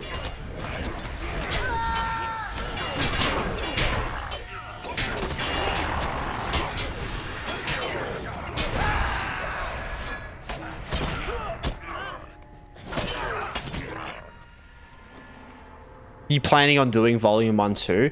Yeah, I will. Oh, we're gonna be rushing. Yeah. Like we're gonna be doing a bit of both. Like I'm just gonna be leveling and then going straight to Mordor, but I will come back for the book quests in the future. But I'm not gonna be doing them like now. Volume 1 goes forever as well. Like it's nice to come back to and just do it all at once. I kind of like to do when I'm like maybe like level 60 or 70. Straight to Mordor. Yep. Straight to Mordor. I don't know, once we get through Moria, it's a bit different. I'll probably go back and do more like for those little things, side sort of stuff. But I do want to get to Moria because our previous Bjorning character, we made it to Moria at level 58 and we nearly got out of Moria and then we died. And so I'm like, I really want to get back to Moria because we kind of just did all this, you know. I want to get back in and get through Moria so we can get out the other side and actually have a character that's past that point.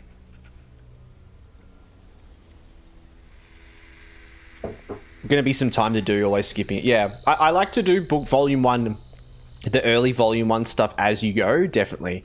A couple of these I didn't know because we didn't go to the Lone Lands, we went somewhere else instead. So there's a couple of book things, like quests I didn't do, that I'll have to catch up on, but I like to do it, the early ones that go through the questing areas, but yeah. Once the book volume 1 gets to the point where it's like just all Angmar and all that crazy stuff, like yeah, I just leave it and come back to it. Vitality, alright. Come and stay a moment. You're in Moria right now? Nice. Watching and playing too? Hell yeah. What cast do you play? Wasn't you talking about Bjorning, was it? No.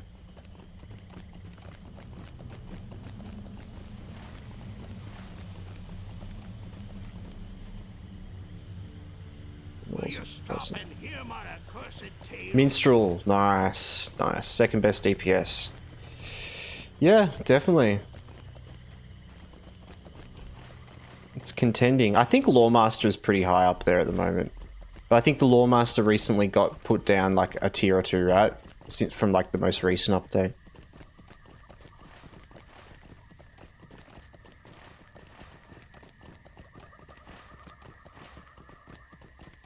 It's also in very specific situations as well. Usually do volume 2, book 1 as soon as you hit 45 to get your allies, then you go back to volume 1 and you can complete if you want to. Yeah. If you want to min-max, I guess. Yeah. We did get our ally at level 45, actually, though. It's the first time I'd ever done it, because people talk about that all the time, and I've never done it before, because it kind of feels pointless. Like, it takes you, like, an hour, or not, it takes you, like, a little bit longer to get that high enough level to just use it, but we did it this time because I was curious how it worked, and it was very easy to get. Yeah, going through the expedition and that sort of thing, just, like, 5 levels below. Yeah. The turtle quest is going to be juicy on difficult? Yeah. Is this the big one? Oh, wait. This is oh, this is the big guy, isn't it? Okay, yeah, never mind. I thought this was all the little ones. Yeah, he's a fellowship, isn't he? Yeah, okay, never mind.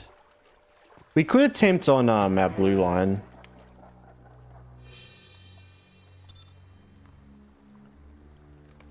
Don't really need that. But... see what happens. The problem with my blue line is I just don't do enough damage.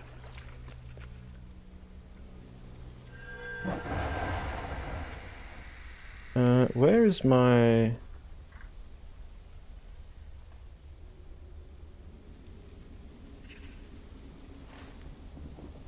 This is the one you'll have to defeat him in the orc camp.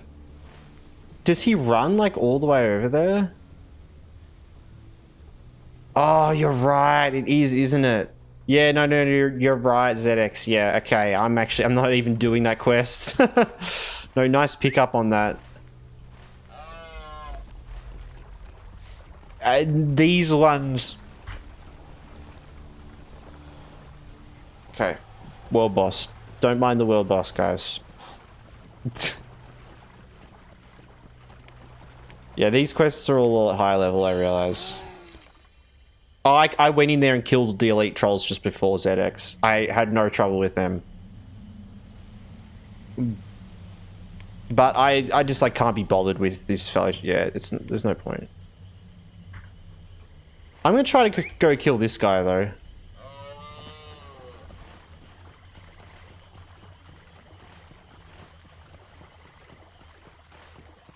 We do have to go in there for the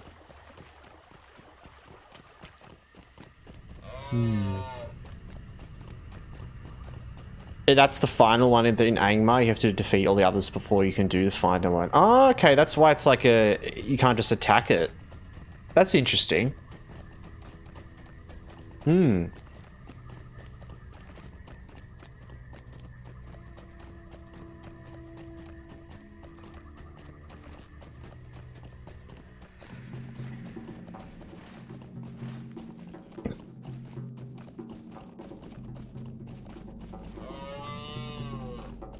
Yeah, it's a world boss. So I mean, it's like trivial in a way because it's like you just fight it with lots of people and then you win. It's not a solo thing. Yeah, no, you meant to do it with like 40 plus people, right? Or not, maybe not that many. There's probably a minimum you can do it with, like way lower than that, but like, you know, world bosses.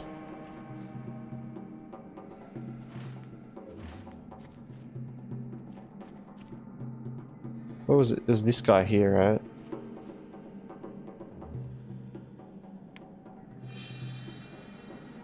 Oh, it's only a level 100 boss, the roving one. Oh, okay, yes, you can. Oh, that's cool.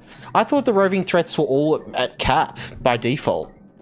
I didn't know that some of them were under. That's really cool. BRB need to shovel some snow. All good. Oh, that's awesome. They're all level 100. Right. Okay, they never went over that.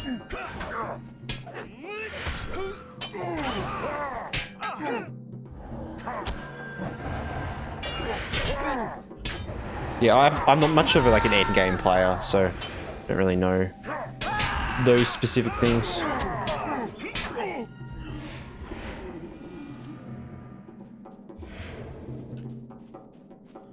Alright, let's see how we go with this.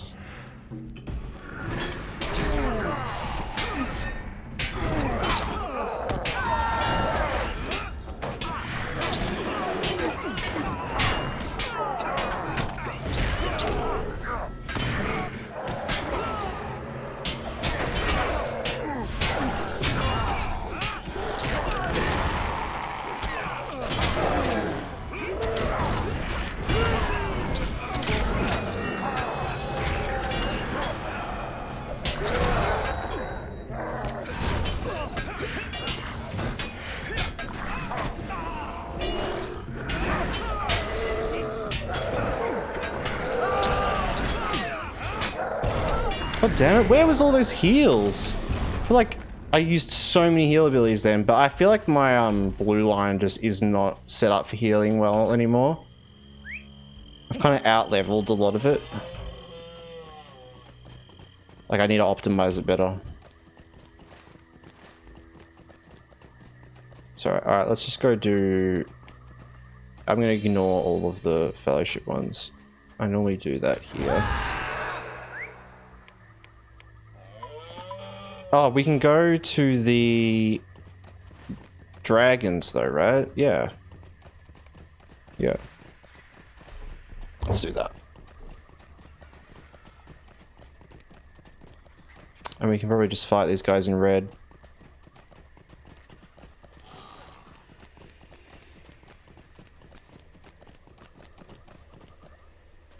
Oh, not exactly. Okay, yeah.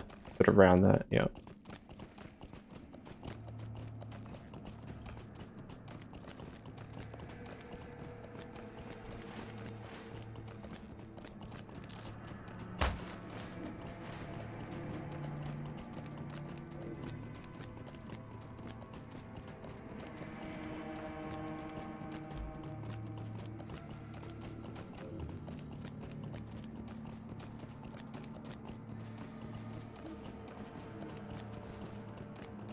Two more points off getting Master of War. Ooh. Exciting.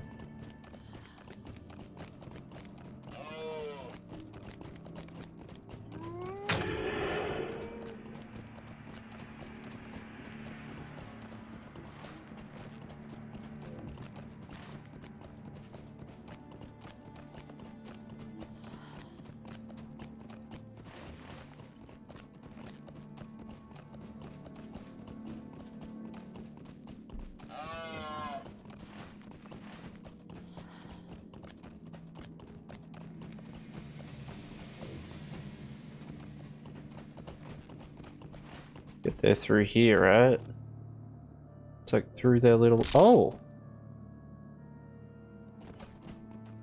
Cool. Rare Elite Master. Oh my god, he's insane. It's gonna leave him. Skybreaker. That's pretty cool though.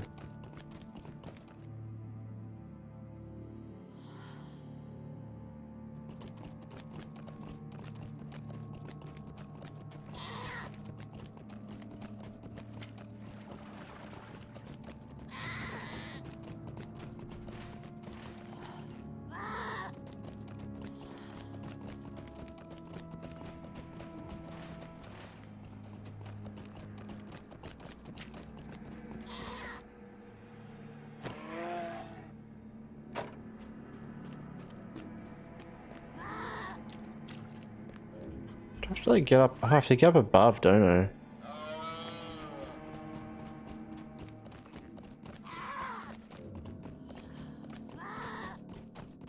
Maybe up here.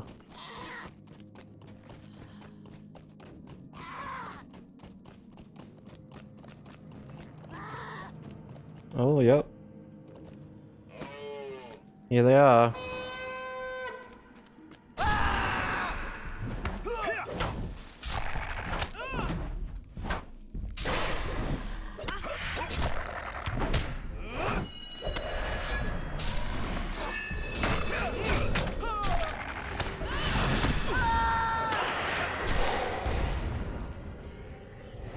Just like that.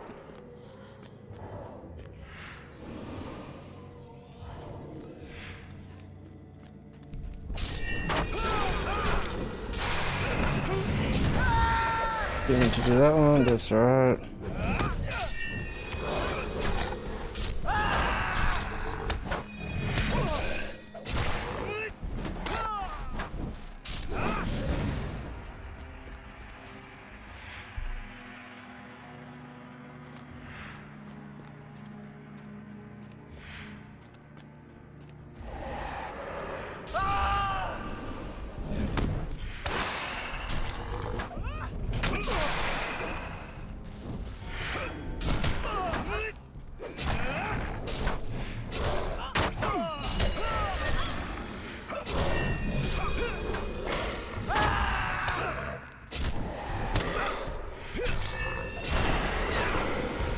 Damn.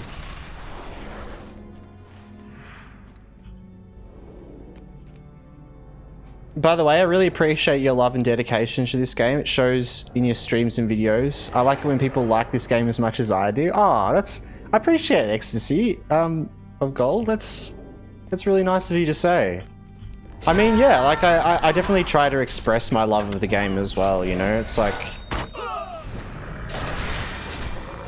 Oh. And I messed all that up as well. I get excited about Lecture, you know, as well, and I get excited about video games as a whole, you know, especially video games I love. It's why my first endeavor in life was to aim towards game development as a career sort of goal. But yeah, there's a lot of things I just love about games.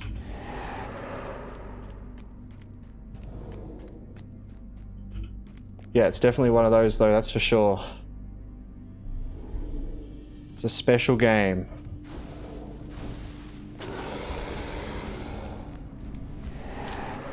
Oh, what's happening here?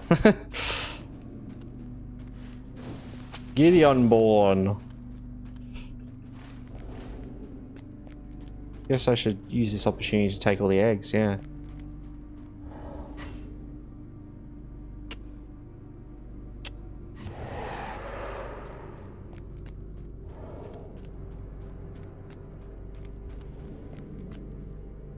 Cool.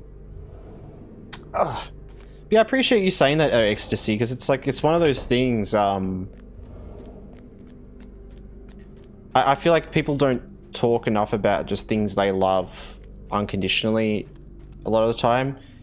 It's one of those things, you know, in a world of an online world where people are very critiquing of things, I feel like we very easily hold back from sharing about things we love and enjoy because we're worried that someone's gonna turn that down, you know, someone's gonna like devalue your experience by having a negative take on it, you know. So yeah, I think it's good to share and talk about the things you love, you know? Even if it's just a moment of enjoyment.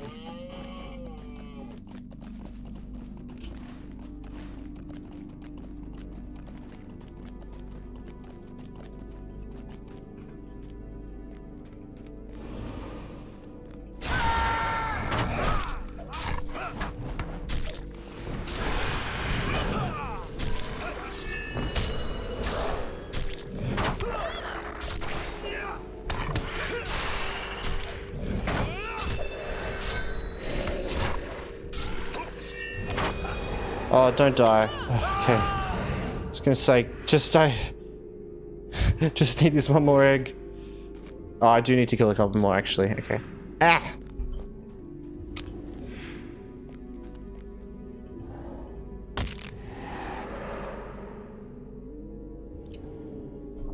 Oh, it looks like we do have an ad break as well. I did not even realize this. Apologies if anyone... Any ads at that time? Uh-oh. Uh-oh.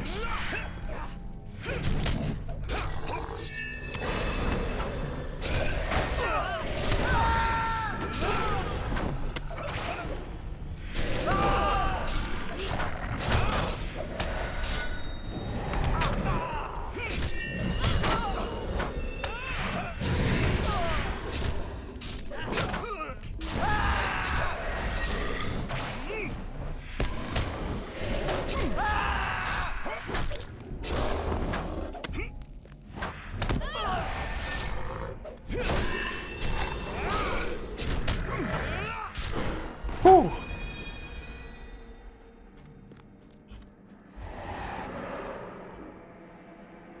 Gee whiz.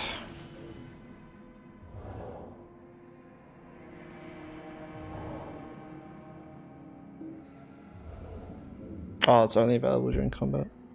3-minute cooldown, actually, that's pretty insane.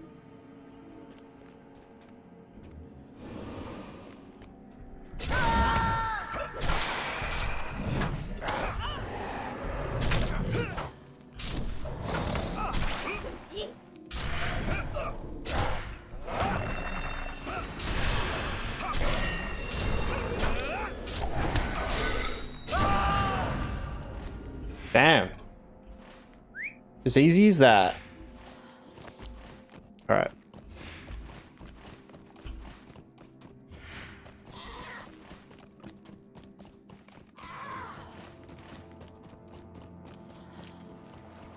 It's this way, right?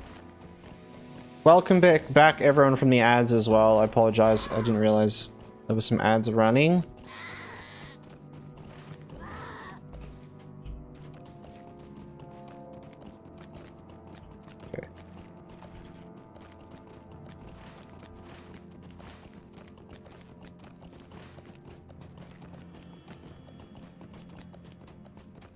think I'm just going to leave all these fellowship ones. What I'm wondering is if do I go up there first? Nah, I may as well turn him. It's on the way. Ish.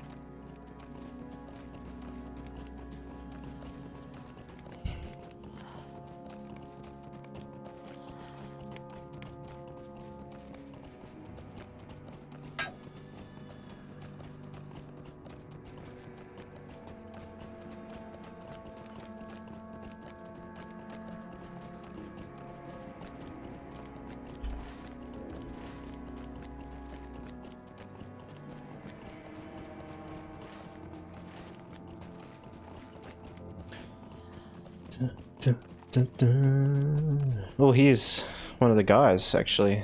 There he is. Frangan. So this is one of the guys that drops the swords. And you gotta find like 7 of them around the place.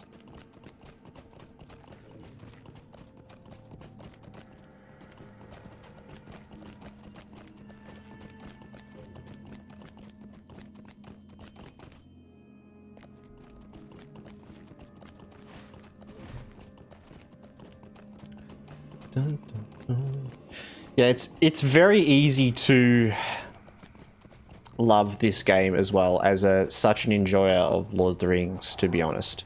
And I think that's why, for me, a lot of the enjoyment of the game is just playing it and experiencing it. I don't really care as much about like progression and being like, you know, at the end game or anything like that at all. This character is like a bit different, and there's times where I'm like, you know, oh, I'm excited to have that goal. But like I've played Blotcho for like 14 years, and I think it probably took me about 10 years to even get a character to the max level at the time. Just because most of the time I start new characters every time I come back to the game, and I normally go on like long breaks as well. Like I might not play for like 6 months or a year or something like that and then come back. But I normally would always start like a new character, start a new adventure, and get pretty far. But I just enjoy it every time I come back and level again. You know, even though I'm doing the same things.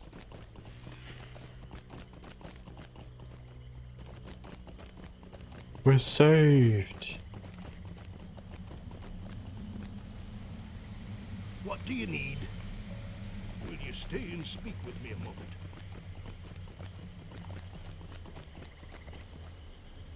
What do you want? Okay. Off we go.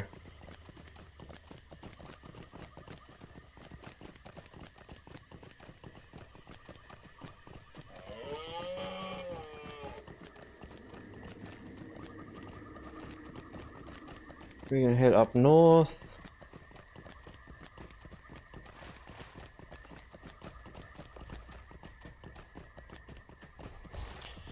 So now we're gonna head to this little goblin camp. And the center myth. Oh. Ah. I don't remember this quest. Get rid of these ones.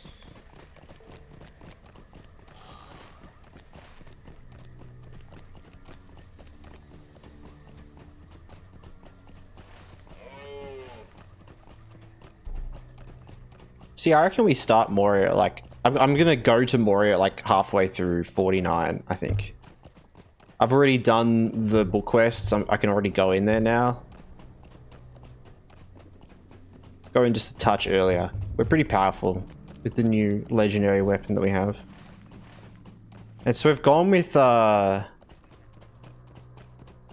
kind of hard to see, I imagine, on stream, but we have battle ready buff damage, so 13% extra damage from battle readied, which is huge. We have 45% devastating blow and pressing attack damage, which is these two, which we use in every rotation. And then we were weighing up between a couple. I think when we get our next two, we'll have everything complete, but I went with bleed pulses and shattered laments damage.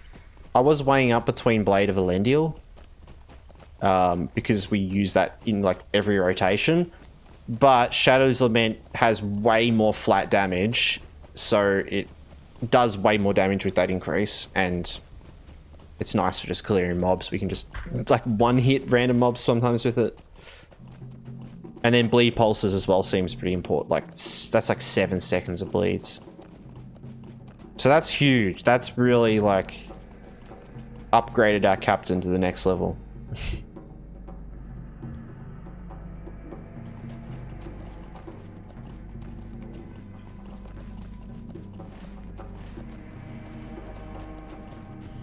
Alright, down here. Or is it on this hill? It's like behind this rock, isn't it? Hmm. Hello. Well met. What, defeat him? Oh.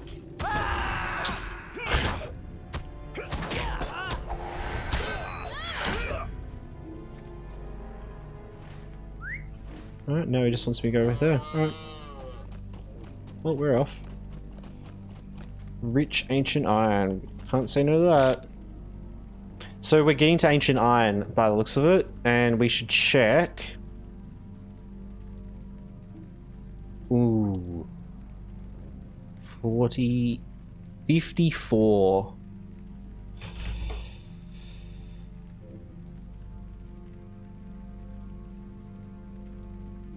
Plus 352. How much is... Okay, we need another like 100 XP worth of ore to get to the next level.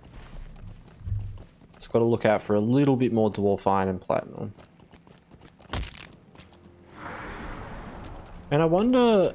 No, I don't need for these ones, no. Well ahead of them.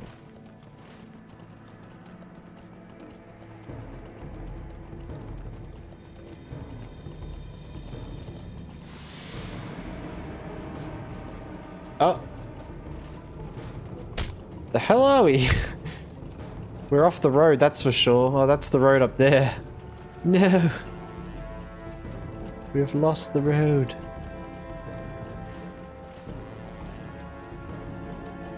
Oh my god. Wait, maybe we can just go this way. Surely.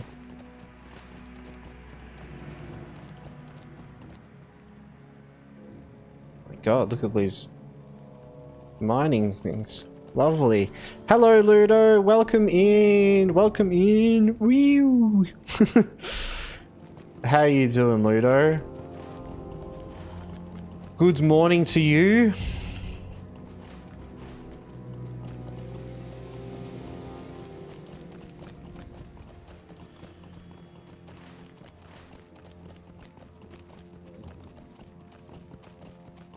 Okay.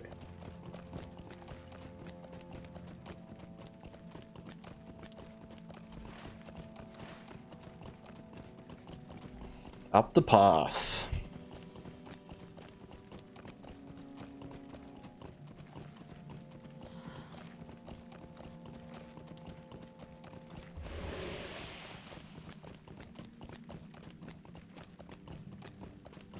What is that? In defense of Middle Earth. What? What was that buff from?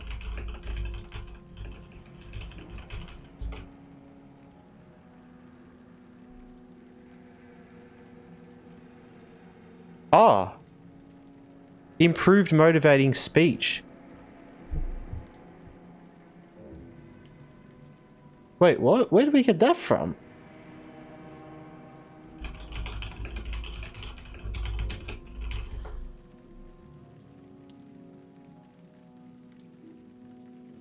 Level 46. Oh, it just upgrades it. Oh, that's so cool.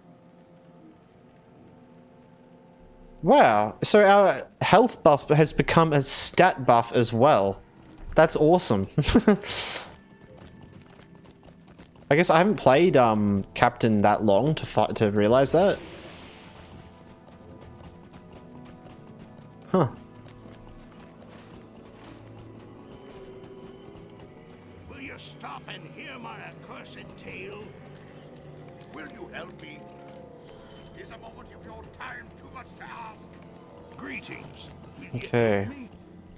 Come and stay a moment. Alright. speed run, pick them all up. We're ready to go. Gonna hide these because they're in the Misty Mountains.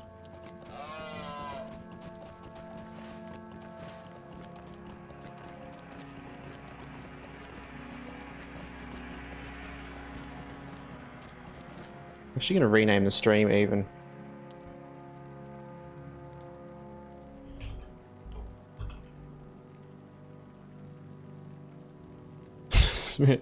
Fast, Captain.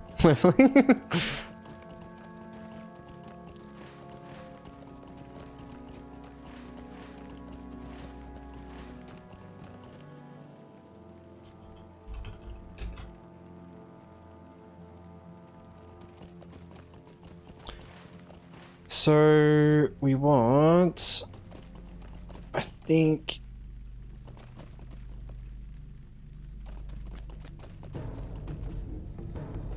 there's a messenger guy around somewhere. Hey Bev, good morning to us. Yes, good morning to you. I've been a bit absent lately, working a lot. Fair enough. Sometimes I even stay late at the office and can't wake up early to keep up. Yeah, fair enough, Ludo. It's early for you to get up and watch, man. I really appreciate you popping by and watching for what time it is and how early, but I hope works well. I hope even though it's been busy, it's been good. I feel like, you know, busy is good most of the time, right?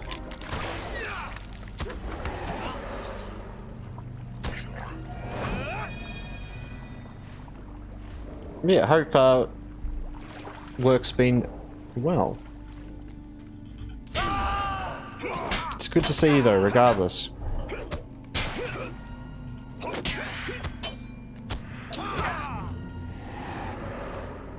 Okay, they're down.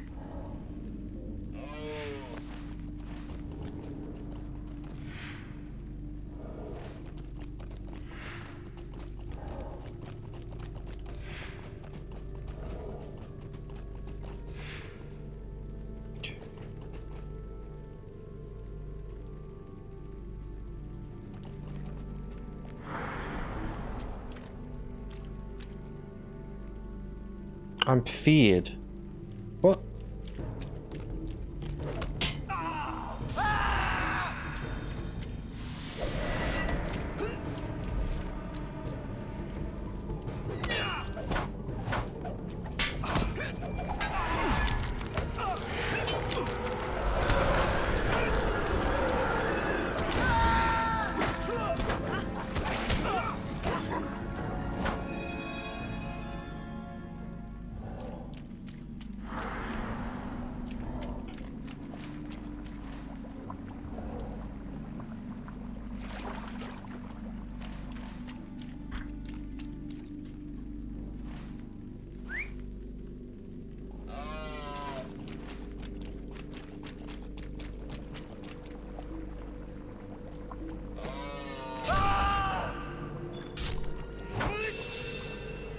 Love that.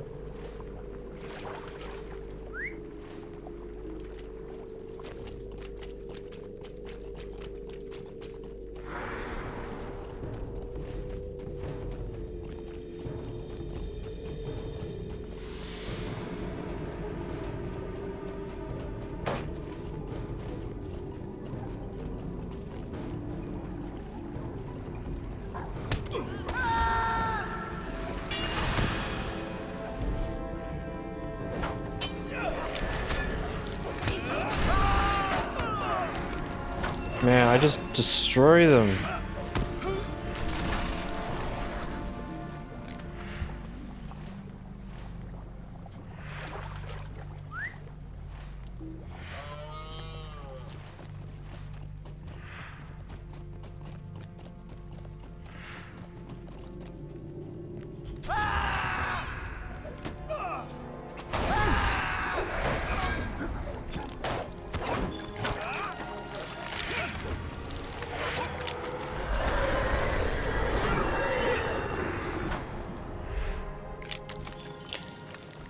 Nice.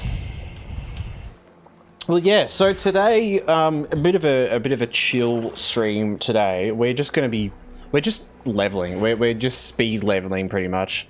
I'm trying to get as much levels into this guy as I can. Hopefully, get us to Moria before, like hopefully get us to Moria tonight. That's what my my aim is. So we might stream a bit later as well.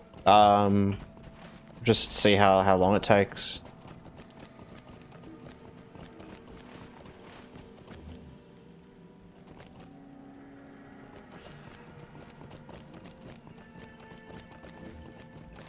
Yes, we'll do some of that. Oh, I gotta do collect tokens. What's the tincture? Over there.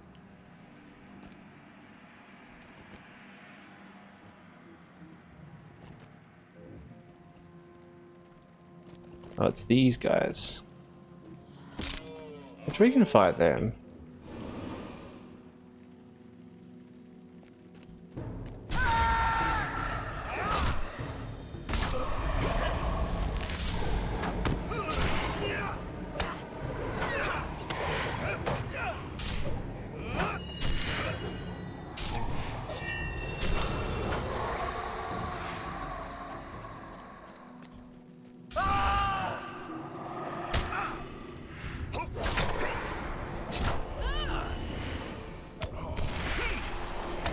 That was very rude of him.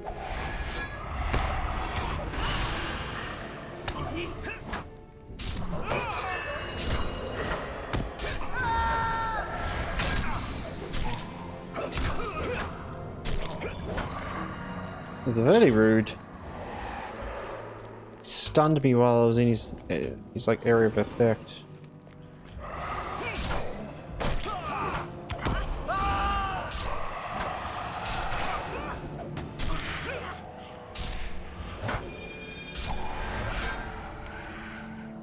What did I just hit him for?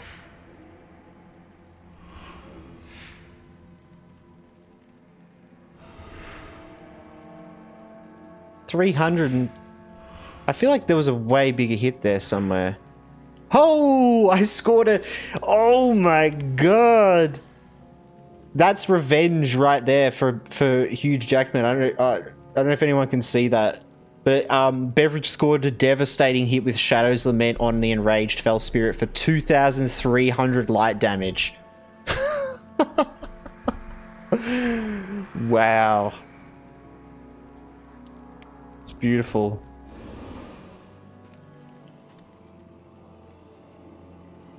$2.3k damage, damn, I know, right? Oh my god, it's beautiful. It's all the legendary buffs. Back, but it was pointless to go out. You shuffle it away and it's already back, snowing insanely fast. This didn't happen in my country for years. Wow. Oh, that's crazy. Where do you live, ZX? Because that amount of snow is pretty wild. I live down in Australia and we don't really get snow here as much at all. But we do get snow sometimes, and it's just like a rare occasion. We'll even sometimes get snow over Christmas, even though it's summer. Like down here over Christmas, there's a couple of times where we've had snow like on Christmas in the summer, which is pretty absurd. Hungary, true. Yeah, does it get pretty snowed up there? Do you guys get like snowed in?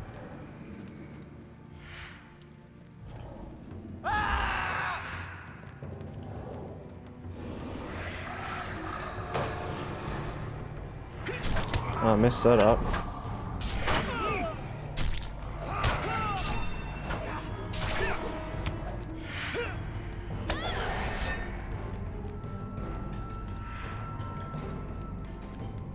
I think that's climate change, the summer snow. But yeah, it definitely is. I remember getting it like when I was a kid. That's the only times I really remember when we got like the summer snow.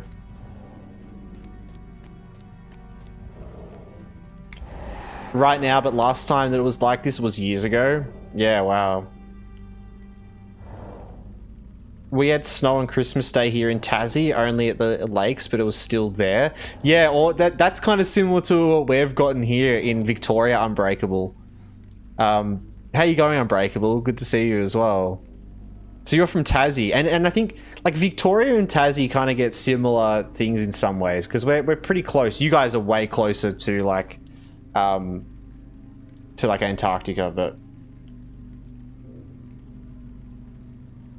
so you would get that extra bit of cold, I imagine.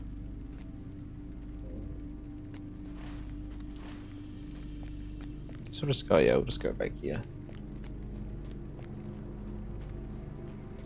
We don't get the extreme heat. Oh, it would be so nice, man. Maybe we'll just move to Tassie a let.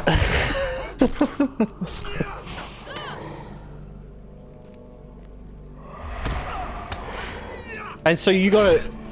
Oh, you got, and oh, sorry, you said you were saying you got snow on Christmas Day this year. Oh, sorry, last year. Like, that's awesome. It gets to 30 degrees here and people are dying of heat. Oh my god. I mean, when it's like cooler temperature here, 30 degrees is like that here as well. But yeah, we get to like 40, 45. Like, is like the max insane temperature that we can get to. Like, we had a day the other day that was like 42 degrees.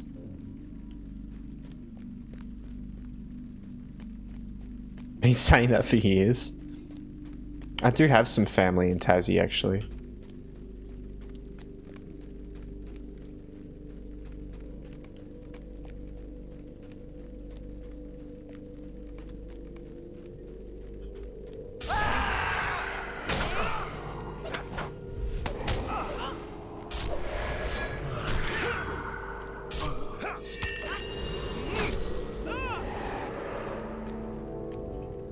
Ready? As soon as he pops out, I'm going to Shadow Lament him.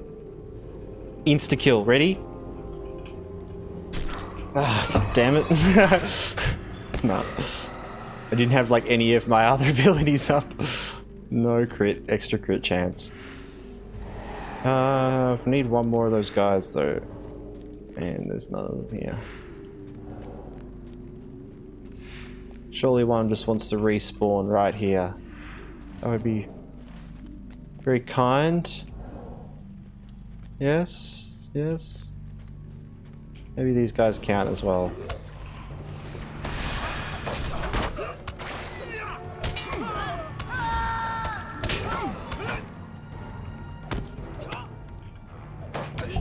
Oh, it's -6 here at the moment. Woo! Oh my god. Yeah, it's crazy as well. The other day I was talking about it. It's pretty wild to me how different climates, like different countries, different climates, how people can get climatized to those climates. Like how, like we're talking about how 30 degrees in Tasmania, people are like, it's hot as, and 40 degrees in Victoria, it's like the same temperature. You know, it's like you just get used to a temperature you're in. So like for us, like we get a lot of cold, right?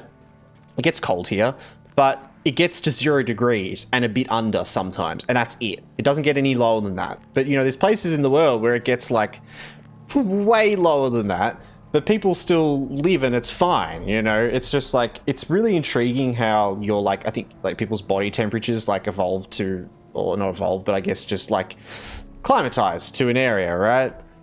You get used to it. And then that's just what you need. Yeah, like, it's like... Yeah. In the morning, it got up to -16, but not anymore, I hope. Wow. Yeah, that is cold.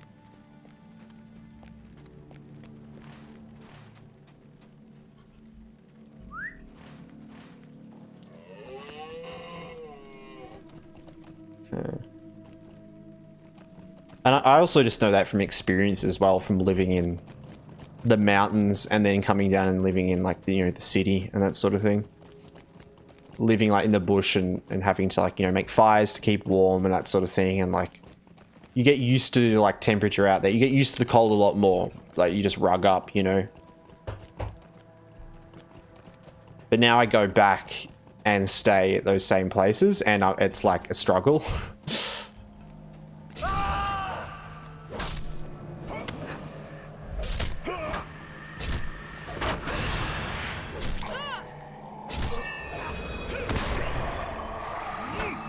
Well, that was a big hit. That hit something there. 1.8. A crit for 1.8k.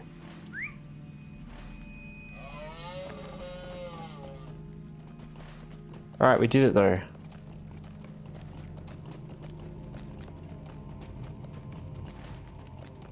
I don't think I ever go and collect those random nightshade plants. Should I go do it? First time ever. Kind of want to just cause.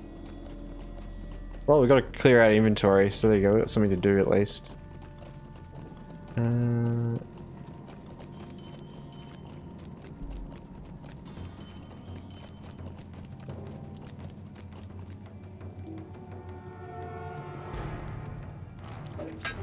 Ah, you interrupted me.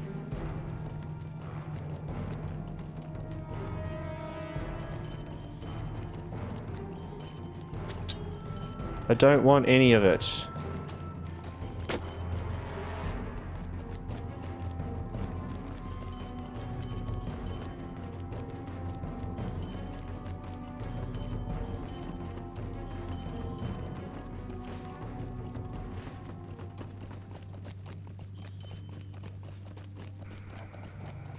Okay, let's read that one.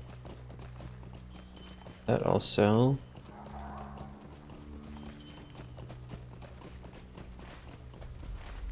Well, where is this? Is this going to take me through that camp? Oh, yeah, no, I'm not doing this. Where am I going? There's a reason I don't do this every time, probably. Can you show your gear? Yeah, sure.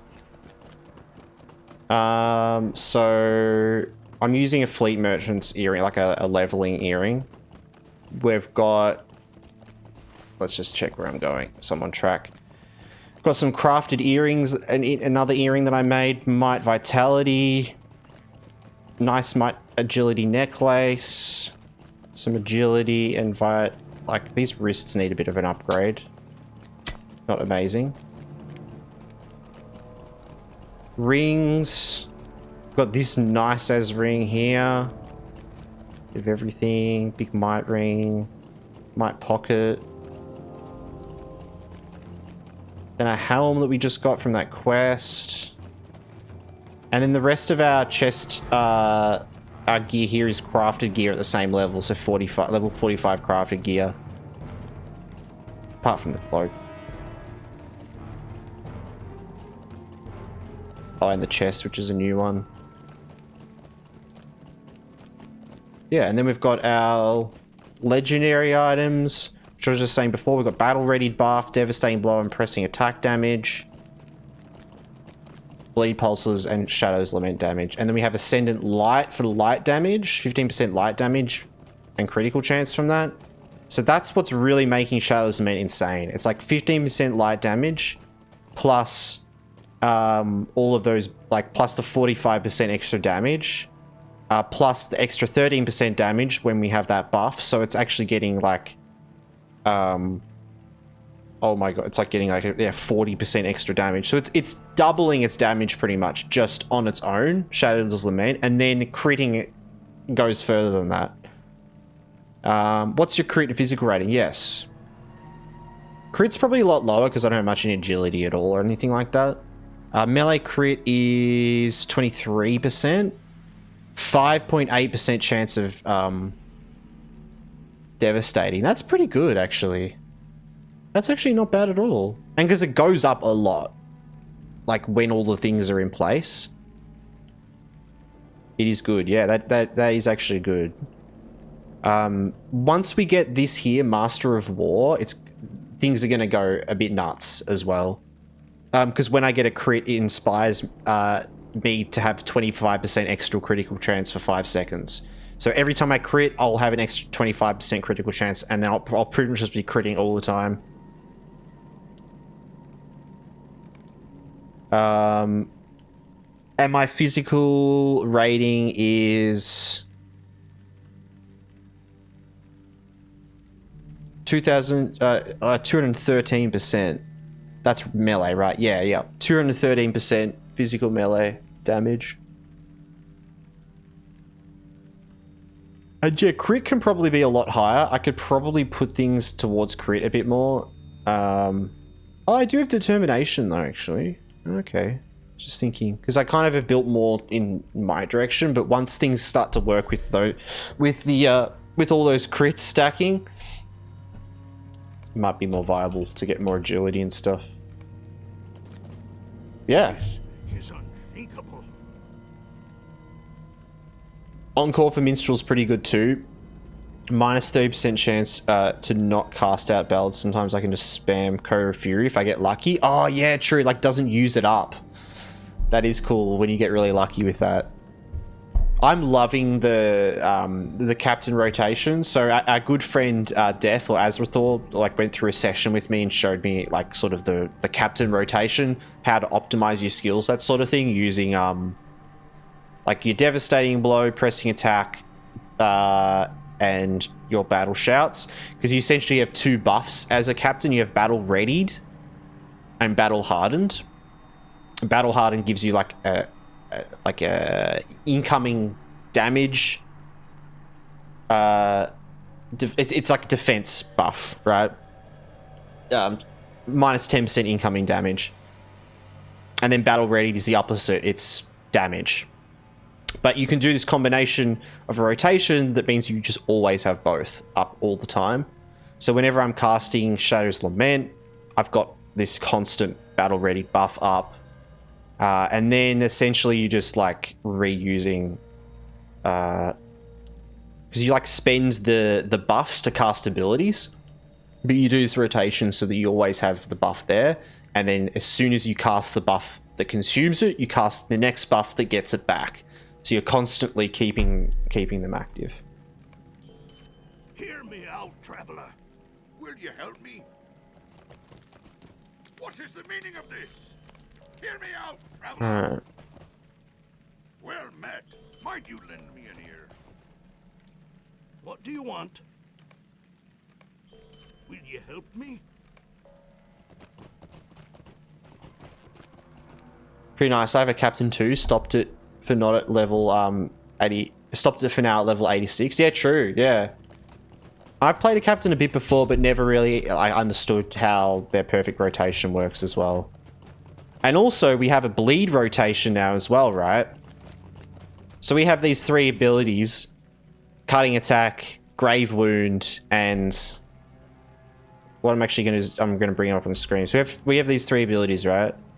We've actually got a couple, like an extra one as well.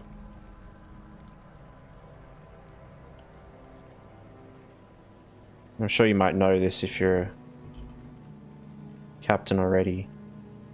But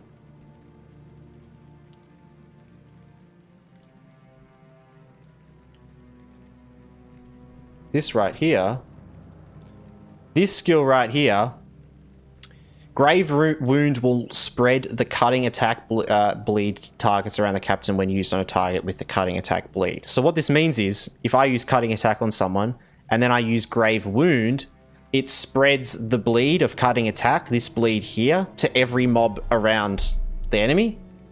And then Shadow's Lament, this one right here that does the big damage, will spread the Grave Wound, this second bleed, the Grave Wound bleed, to targets around the captain when used on a target with Grave Wound bleed. So if I cast, and Inspire here in the middle helps with crit chance, but we can kind of ignore that. If I do cutting attack, Grave Wound, and then Shadow's Lament, if that mob survives that I'm attacking, every mob now around that mob has both of these bleeds on them. So it's like a really cool little rotation that's essentially like an AoE bleed rotation. That's just three abilities. But it's just completely based on this one skill. That's really cool. So our main rotation evolves around like having this bleed rotation for a lot of damage. And then the battle shout rotation. So where we do battle shout, devastating blow, and then defensive strike. So casting battle shout gives us battle readied. Casting devastating blow uses battle readied and turns it into battle hardened. So now we have battle hardened, but we don't have battle readied. And then defensive strike gives us battle readied again. So we go 1, 2, 3. And after that, we have both battle hardened and battle ready buff active. We can then go like do all our bleeds, do our different abilities, do this rotation. And as soon as like either battle shout or defensive strike goes off cooldown, we can then cast this little rotation using Blade of Elendil, which spends the battle hardened. So we then do Blade of Elendil, which spends battle hardened. We do Devastating Blow, which spends the battle readied. And then we cast either battle shout or defensive strike, and instantly we have both the buffs back again. It's like just constant rotation, constantly keeping all the buffs up, which just means you always have plus 35% melee damage. You always have incoming melee damage and outgoing healing modifier. Yeah, insane stuff, really. And what tops it all off is once we get to here, Master of War, our critical hits inspire us and give us extra critical chance, and our crits are insanely good. Our crits help a lot. I think there's some special things that happen with crits, right? Is it the Inspire one?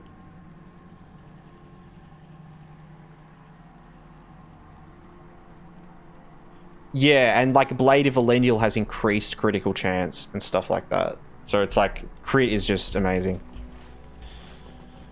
Fun. It's a lot of fun. I'm not like a fan of min-maxing in games at all.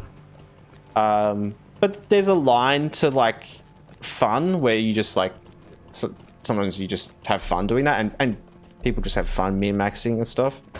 But I'm more just, I really like to understand how things work and the inner workings of things and fully get that and figure that out. It's less for me about like finding the meta of what's the best thing, but it's more figuring out why it's the best thing. It's like that, yeah. The approach to it is fun to solve. It's a little problem solving.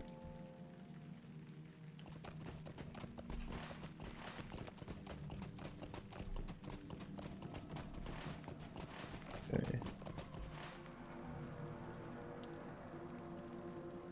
What's down there? Summon and defeat the spirits.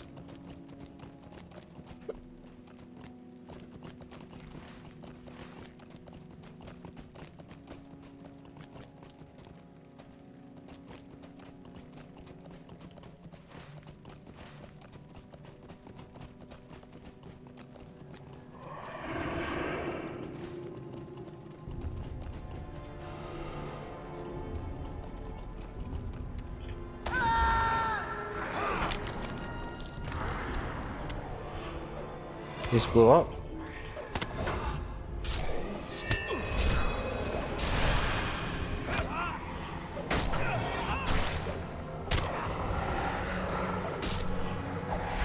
Jeez, I did not realize how low I got there.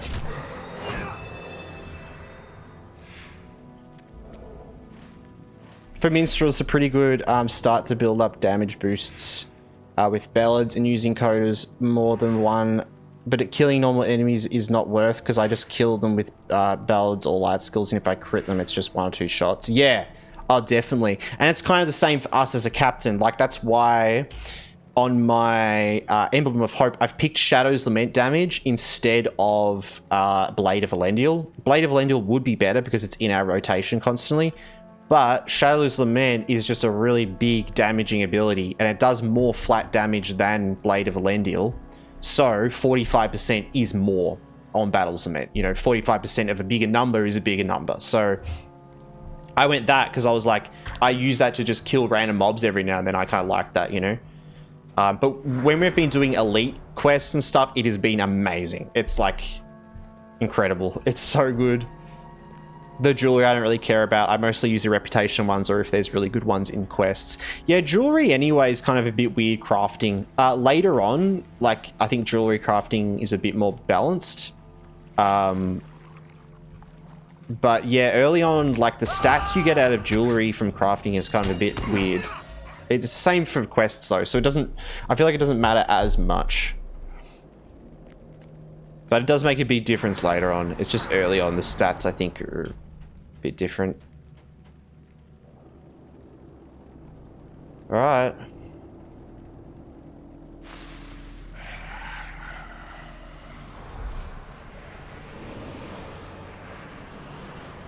Jewelry crafting takes a long time. Well, it depends. It only takes the same as every other skill. And if you do jewelry crafting with metalsmith, it's a lot easier. You rarely find the ingots you need. Well, it depends. It's kind of, they're a bit harder to find, but if you do both, then it is like that. I mean, that's what I've been doing the whole time. I've been leveling jewelry fine, and because you get the gemstones as well, so I've been leveling metalsmith, jeweler, weaponsmith, and prospector all together. And we haven't really done too much obvious, like, mining. I just, whenever I see a node on the map, I always go for it. I always mine it. I go out of my way for stuff. A little bit out of way, you know? So... yeah, the gemstones do give little, but they all add up. Yeah, it is a bit annoying to craft. Like, you definitely have less ingots than weaponsmith and armorsmith, but if you think about it, like, I have metalsmith and armorsmith, so I have 2 professions that I need that ore for, and then I have 1 that I need this ore for. So it ends up being exactly the same anyway, because you get about double the, you know, dwarf iron platinum as an example. You can see even there, like, you know, literally about double. 37, 17. Yeah. You should make a full blue set for your captain. It's not worth it for the I don't have the regents for it. It's not worth it. I'll out-level it. And you've got to find the special jewelry for those ones. Blue items require you to have a one-use recipe, which you actually have to find or buy on the auction house. So, yeah, we're not doing that. It's good to upgrade a bit, but it's like I said, like I like to have fun with stuff, but I don't like to meta game. It's like a waste of time.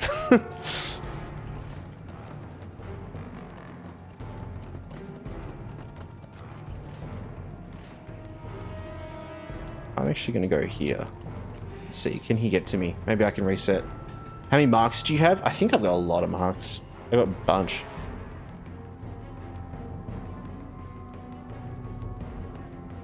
Um, 23,000. Yeah, because you can buy the recipes, can't you, from those dudes? Yeah, I'd still have to go and like spend all these marks to get all these recipes, and then maybe not get the ones I want, and then waste all that just to get an item that gives me 1 more stat.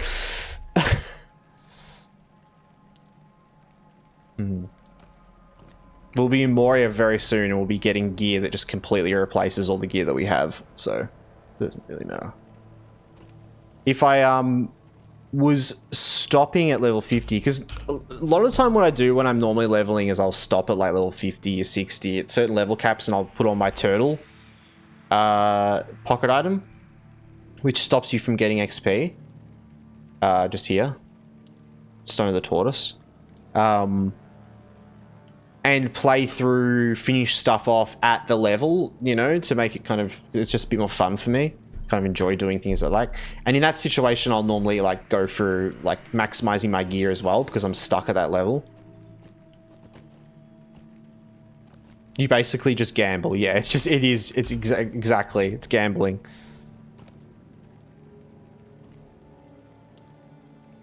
All right.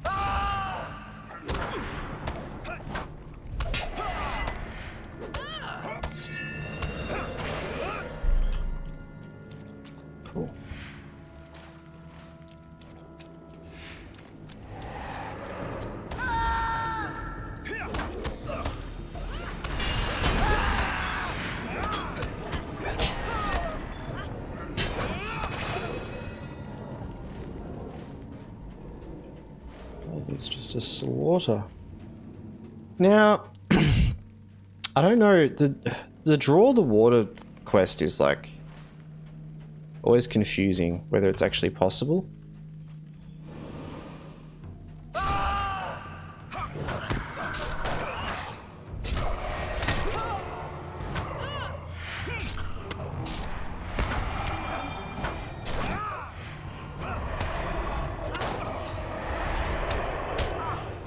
Oh my god, I messed up all my rotation.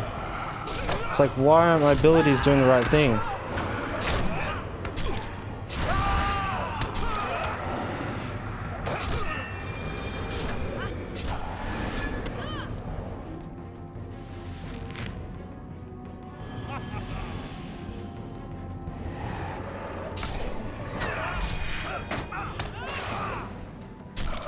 Yeah, these guys hurt a lot as well. So this part, I've got to like draw water, but if we fall in the water, we instantly die. I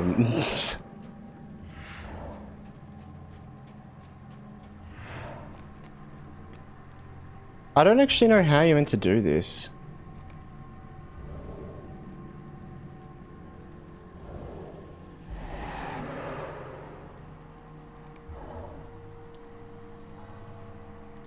The raid area, yeah.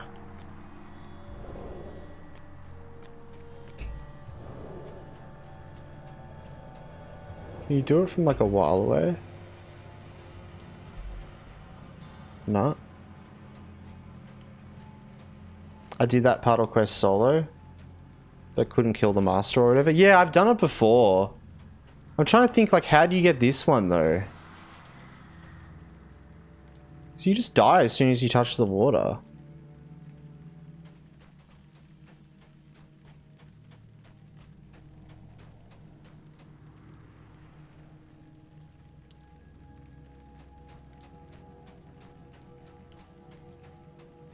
You can't. Try the right side first. Oh, true. Yeah. It's not all of them you can get anyway, isn't it? Ah.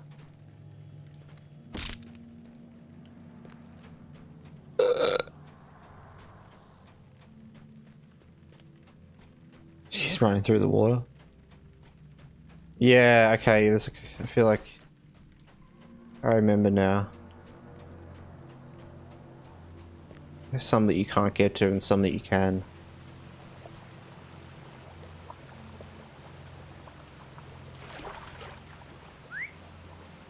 There's that one there, but I don't know. Do you reckon we can get that without...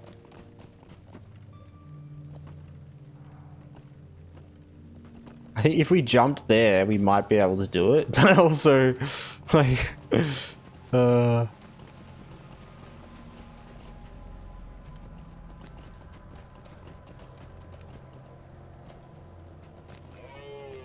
That's a dead end.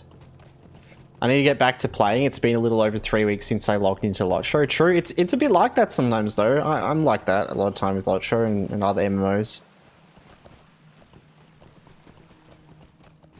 Go back and check the left side. Are you sure I can't make that? Oh, I don't think I can. I actually don't. As I was about to run up and make that, I was like, actually, yeah, no, I think I'll just hit the edge. Oh. Wait. Little problem. How do we get up? So I just have to run through them. What do you guys... Are you ready? Watch this.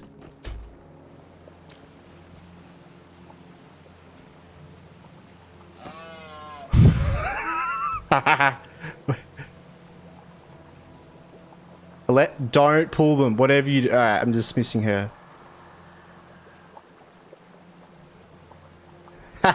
And you didn't think it was possible.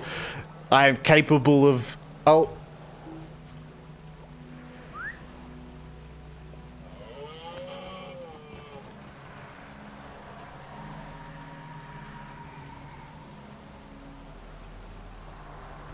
Now we're a little bit in a pickle. It's alright. It's alright. It's alright. What are the chances we get out of here without pulling any of them? Just run away? Nah. Too good for that. Oh, is he gonna... Oh, it's lagging, okay. Oh, I pulled him. Damn it. I was trying to get out without pulling him.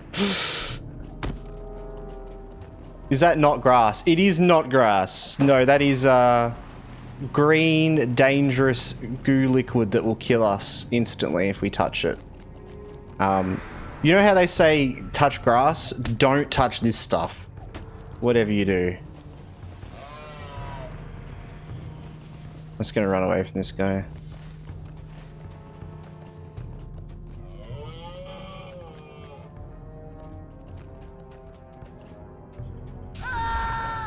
I'm like the hunter pet in WoW dungeons. Yeah. You're always pulling stuff. Always pulling stuff. Kill that elite. What elite? The elite that was following me. No.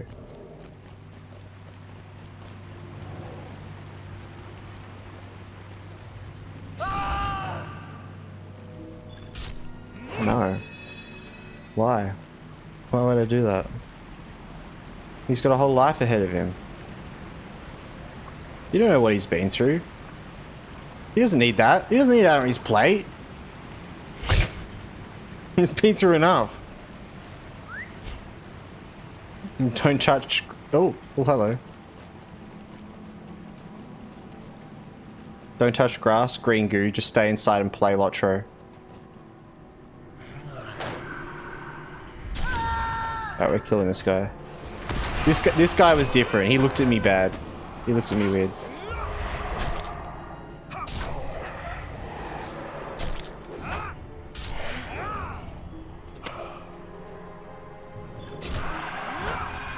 One more and GG. You meant this elite, yeah. True. Probably because I'm coming back and I've got to fight him. Yeah.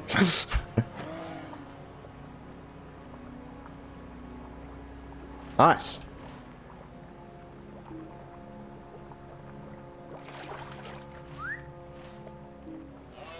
Now...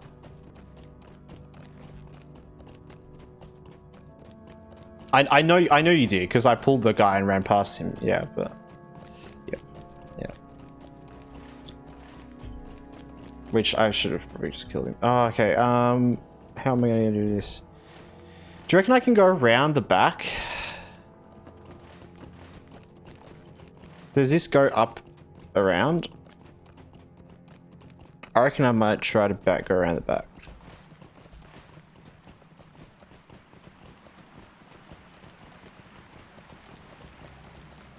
We're going the scenic route.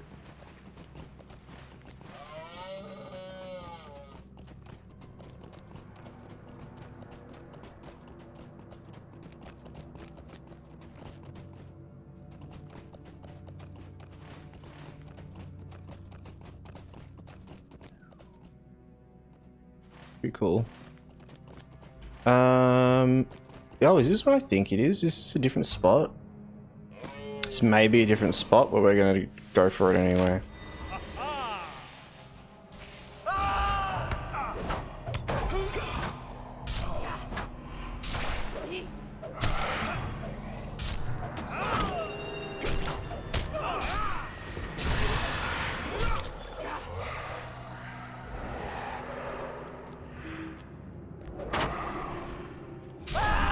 Damn it.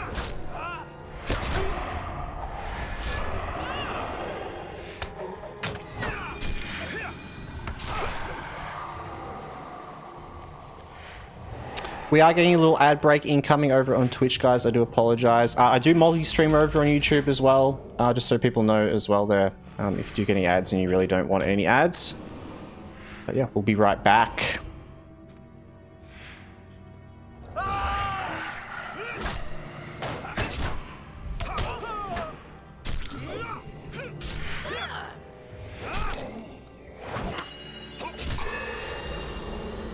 Chop them up.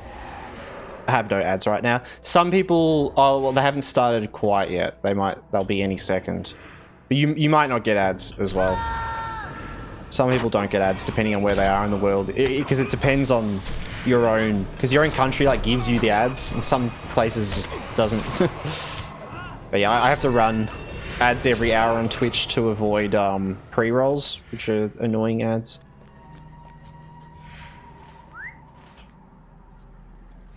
But you may not get any. Who knows?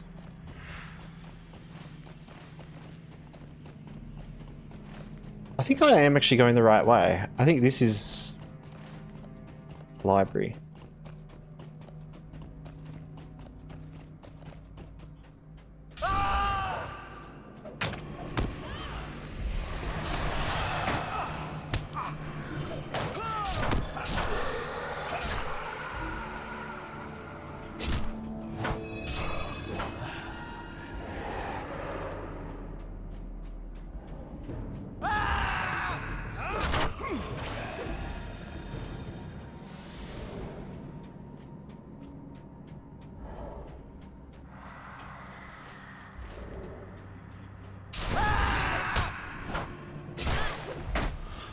I wonder where the respawn spot around here is.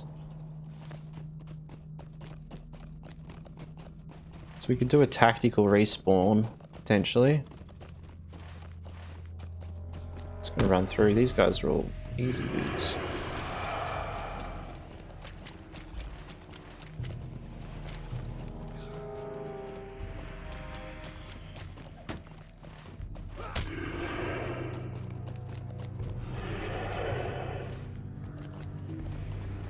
Can't do that in combat. Oh.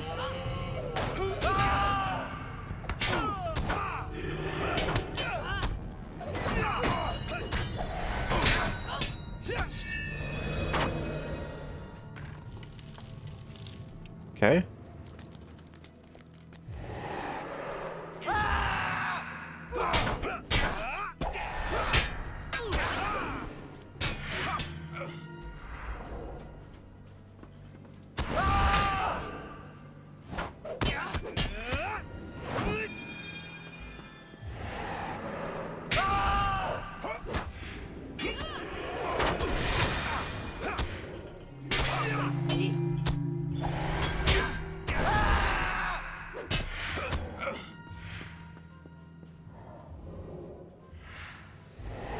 You're about to get taken out, dude. So we do our initial rotation there. Now we've got both of the buffs. So now we can just go through and do our like full bleed rotation and like just do all sorts of stuff. Heal. And then we do Blade of Lendil, Devastating Blow, Battle Shout, and we've just refreshed it. Easy. Alright. BRB getting food, all good. I might do that at some point as well soon, because we're probably going to have a bit of a later sort of stream. So I might have a break or something. I'll see how I go, actually. What's the time? Maybe we just push through. Now, we've got to go back to him. I need to get somewhere like down there. Now... I remember the strat with not dying from fall damage is to like skid off it, but I don't really know. I think I need to like jump and then skid, right? Like that? No, I think I messed that up. Yeah. I'm curious where we're gonna spawn. Where the hell are we? Oh, we're right here. Perfect. Well, I'm just gonna actually go back down and kill 5 more of those guys, and then we'll do a tactical retreat again. It's good to know that respawn point's right at the camp.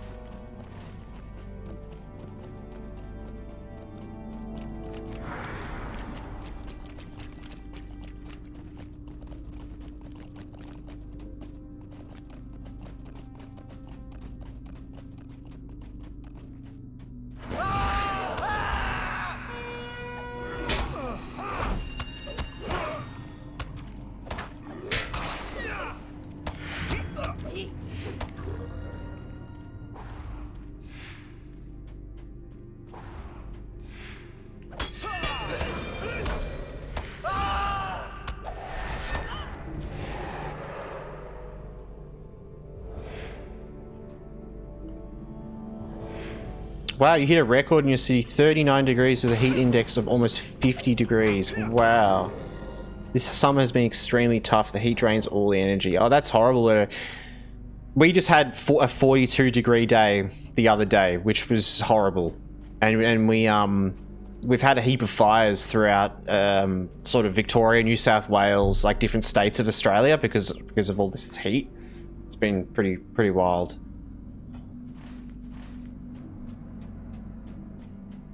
Yeah, Mina live together. Let's my wife. So we're in the same area, but the temperature has improved amazingly over the last like week since that heat.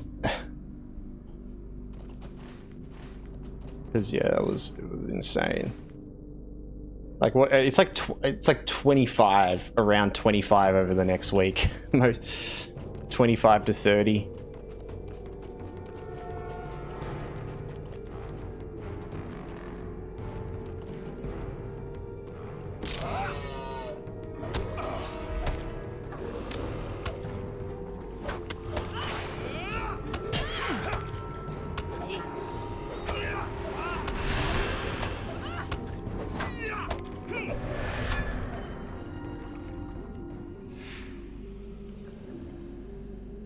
Yeah, I wonder if Alette's still there. She might have,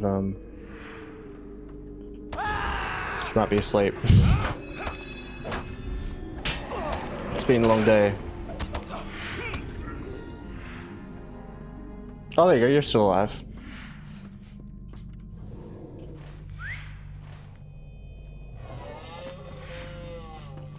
Yeah, like, yeah, 45 degree day and it went down to 27. Like, it was pretty insane. This temperature is a Mordor experience. Oh, I hate the like the heat temperature. I can't stand it. It's not just me as well. It's like, it's not just, oh, I feel like that. It's like my body physically cannot. Like, I get all puffy and like, ugh, it's just, yeah. Heat is bad. Heat is bad. Get me in the cold and I can rug up. I don't care how cold it is, but the heat... No.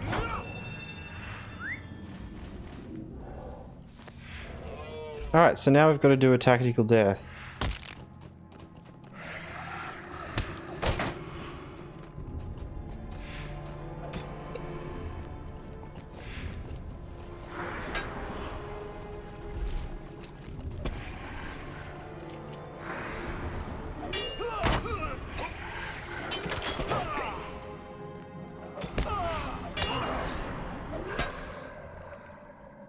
Lovely, and we're back. This is unthinkable. Interesting halberd. It's kind of cool.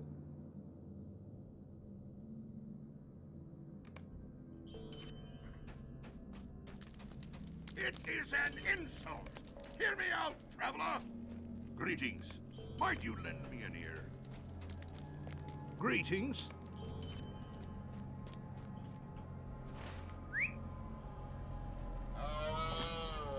Banishing the darkness.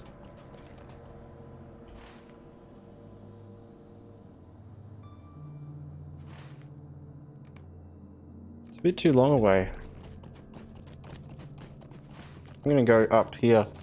I reckon what we actually do is we go up here and we just turn in the quests. I guess, oh, there's a couple of quests up here there, isn't there? Maybe we do the stuff up here as well. But then maybe we just go to Eregion and just do some quick stuff around Eregion. We can just pick up some stuff. That's probably the quickest way to level up. Unless we did like some missions or something. I just want to be doing some quests. I don't want to be running around doing nothing. Just running between areas. Once it gets past 35, I want nothing to do with it, yeah. 30 to 35 isn't great, but after that I'm just done. Yeah. It isn't very good for our health, no. And yeah, and the temperature fluctuations we get in like Melbourne, it messes with you. Yeah. It's like it's like feeling like a glass jar and you've just been like in hot water and then you get shoved in ice cold water and just shatter. Like, that's what it feels like. I'm glad it cools so much, yeah. Motivate check. I died as, that's why. I had it up, I promise. I had it up, I died though. How you going, man? We did a tactical death. I just noticed as well, because we got to level 36, that it gives you stats as well. Like, how cool is that? I don't think I've never leveled a captain. I'm saying how cool is that to you? Like everyone knows. I'm the one that doesn't know. I haven't leveled a captain this high enough level to know that that changes into that. That's just cool. I just like stat buffs. Just makes me think of like I'm playing like a combination of like a druid, a priest, and like a... Oh, what's another buff? And like a mage in WoW with their buffs. I love being able to buff people. It's annoying that I can't just buff anyone with this, that I can only boost people. Wait, nearby allies. That doesn't just buff if I just... No, okay. I was gonna say. That would be so cool if it just buffed everyone around you. Like, not just raid, group, like, open world. Yeah, I saw that the other day when I looked at the Cappy Skills wiki page. It's raid wide. Is that new or anything, or is it like always been like that? Just cool. Do a Regian, yeah. We'll do a bit of a Regian. That's the way to go.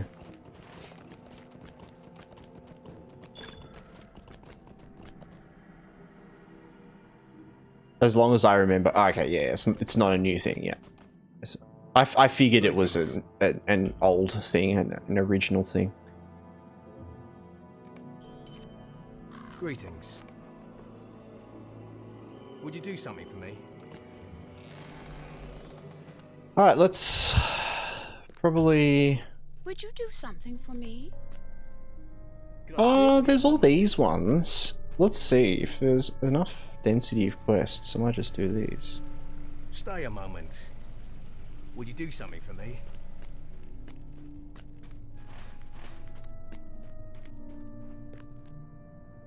The sorrows of the elder are never ending. Bulwark of the West. That's good we've got that, because that's the Greetings, traveler.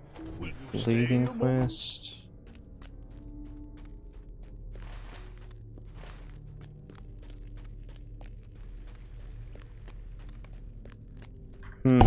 Oh, oops, sorry.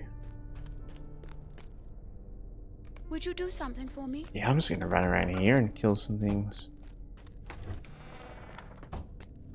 Greetings. Might I take a moment of your time?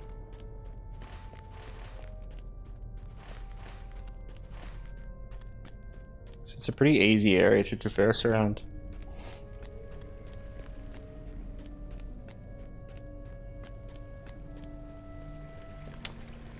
Here, besides the high temperatures, we also have to deal with the lack of water supply. My city is a tourist destination, and during the year it has a population of around 100,000 to 200,000 people, but on New Year's Eve it reached 2 million. Wow. It's considered almost like a Caribbean place with incredible beaches. True, yeah, of course. Because you mentioned you're from South America, right?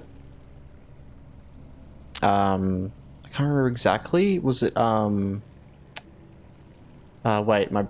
wait, I do remember. I just don't know South America that well.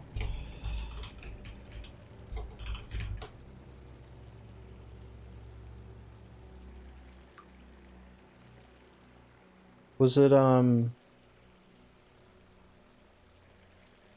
Colombia that you were from?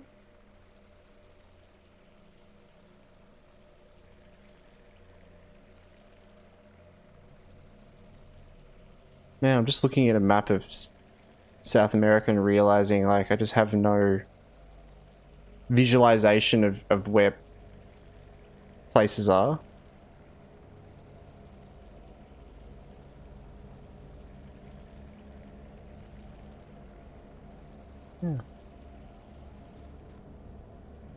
That's crazy. That is crazy that the population gets that high from tourists, and that the whole city has would have to like work around that, and that you get a lack of water because of it.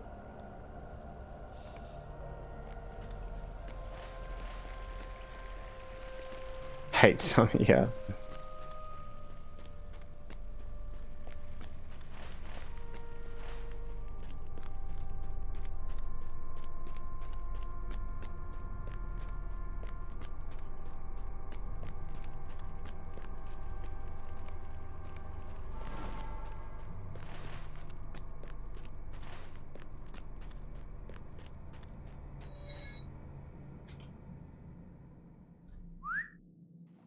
Stay a moment.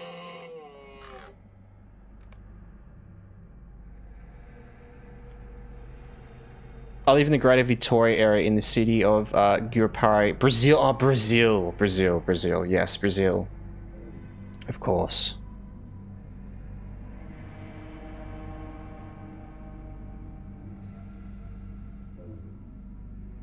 And so...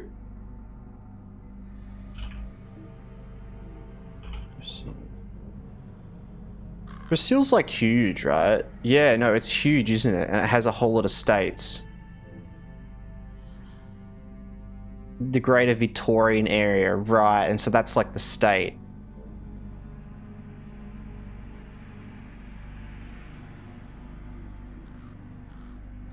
Or no, that's not the state. Sorry, it's like the greater area.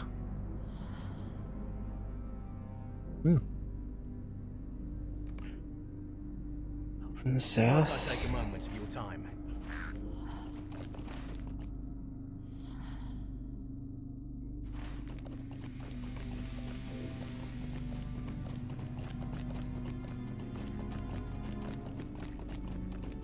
Will you stay a moment and learn of my troubles? Here in the city, there's a beach with radioactive sand. It only exists here and on one beach in Vietnam. Wow. That is incredible. Radioactive sand. How has that come along? Is it that like, because it wouldn't be that's from the water, right? Or like how does that work? It's like pulled into the sand, I guess, itself. Or it's like latched with the sand and then like from the water.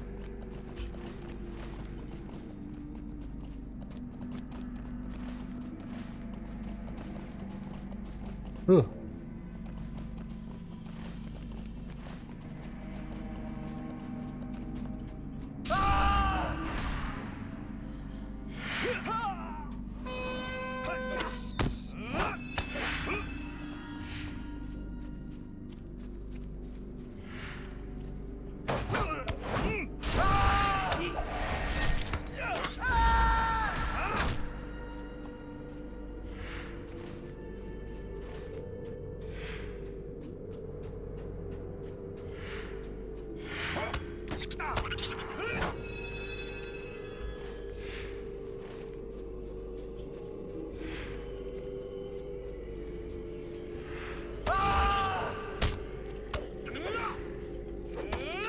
During World War II, the United States used this sand in a nuclear project in Japan.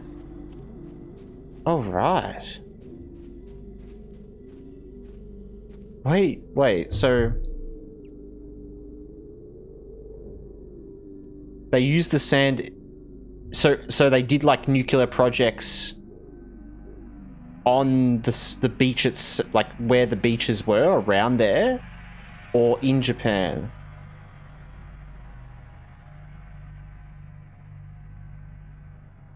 They used, as in, yeah. They used it in, when they were bombing Japan. So there was like radioactive nuclear testing, or like a project like around that beach, I guess. That's crazy. It's just crazy, wild to think like how sand becomes radioactive, you know, like... Scary.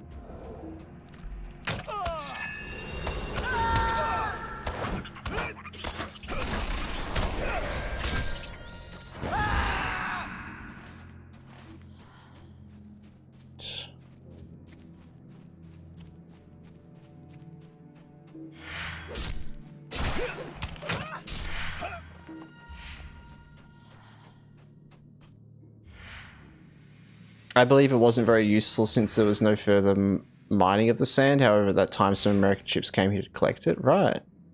Oh wait, so was the sand was the sand already radioactive? And they used the sand in research in like projects to invent bombs. It wasn't like it became radioactive because of their testing.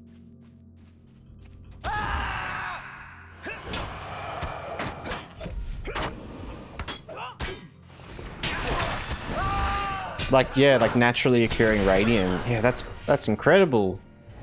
Yeah, see, I was imagining like some project. I was thinking like, wait, they came there and they did some project and it left radiation there? But yeah, no, like natural radiation.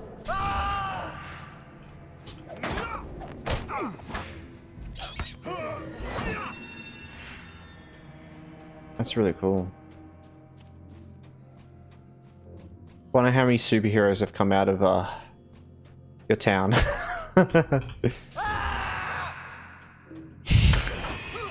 So bad. So bad.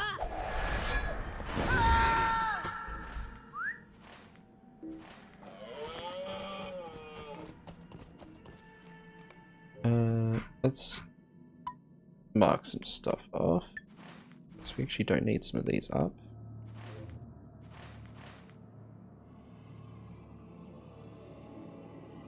Oh man, that's really in there.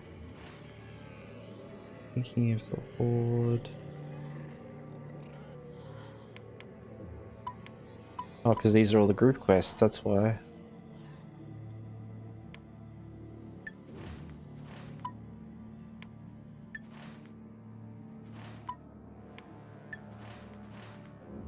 Okay, cool.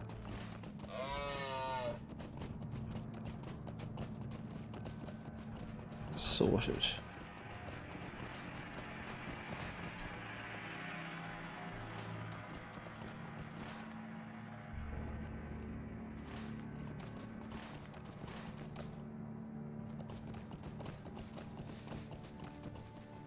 Super cancer, yeah. Monozatic sand. It's dark, rich in thorium, and contains a small amount of uranium. Wow. We live in Fallout Beach. Yeah, legit.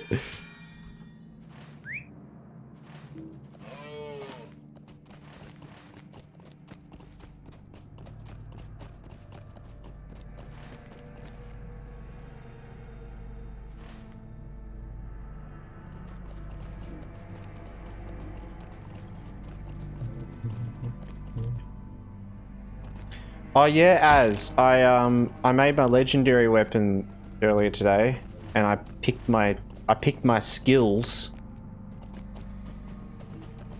I want you to rate whether I picked the right ones. And I feel like there's going to be one that you're going to say, nah, you should have picked it, but I have reasoning. How can I be of service? We got to escort him. So I went, and because I looked up and realized, so at level 66 you get the other two buff slots for the what are they called? The Word of Mastery. So there was 2 more of them that were really good as well. So yeah, obviously battled ready damage. I decided not to go the battled ready like protection one, obviously. I mean, it doesn't seem that good while leveling. Maybe better later. Battle ready damage and the devastating blow. 2 obvious choices, right? I went Extended Light for the light damage, mainly to buff Shadow's Lament, but also, yeah, just like that's amazing, right? 15% light damage. Herald of the Lion, both. Now, on my emblem, or my class item, I went Bleed Pulses and Shadow's Lament damage. I was weighing up between Blade of Elendil damage as well. And I feel like Blade of Elendil damage is better than Shadow's Lament damage, or maybe the Bleed. I feel like the Bleed is just better, just needed. But I went Shadow's Lament damage because the base damage of Shadow's Lament is way higher than the base damage of Blade of Elendil. So 45% of more damage is more damage, right? And I was so went Shadow's Lament, which I feel like was a good choice to just buff the hell out of Shadow's Lament. And then the next 2 that I'll get Blade of Elendil and maybe like Battle Shout buff, or like yeah, maybe one of them. So yeah, I think Shadow's Lament does more than BOE.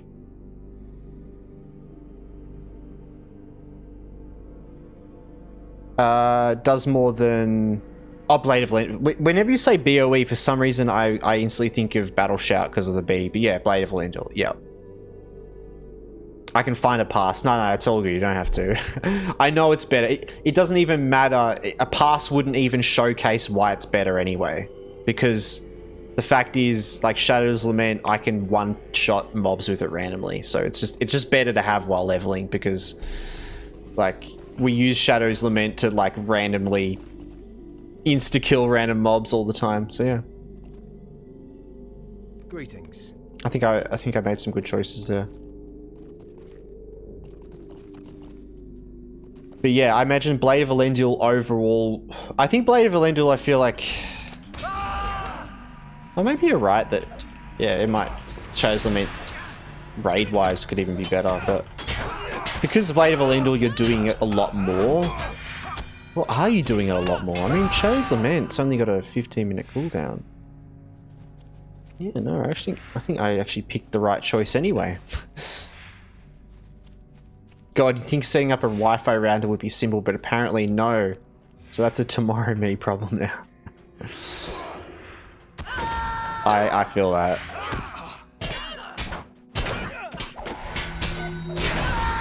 I feel that a lot. I feel like I've set up multiple routers and just... Ugh. It either goes instantly or it takes forever.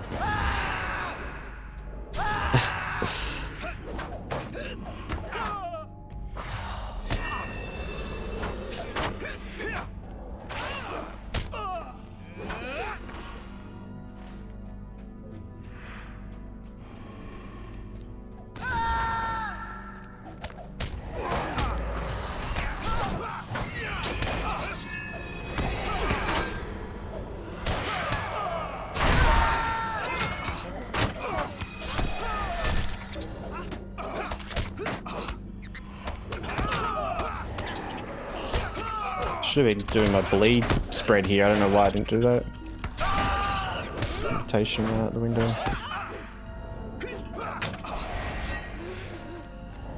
BOE and SR look pretty similar in damage, so the BOE would have probably been better. But not a huge difference. For leveling, you're wrong. Yeah, Shadow's Lament is just would just be 100% better for leveling. I think because you're not always doing your perfect rotation, right? That was my reasoning behind it, that I realized. That I thought about it for a while, and then I was like, because like Shadow's Lament comes into account every now and then with its rotation, but some mobs you don't even... I'm about to die here.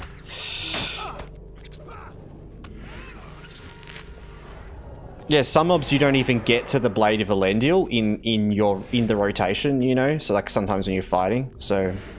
was like, yeah, shows me it's 100% better. But I reckon in Raid, if you reckon they're around the same, then in Raid, Blade of Elendil's got to be better then, right?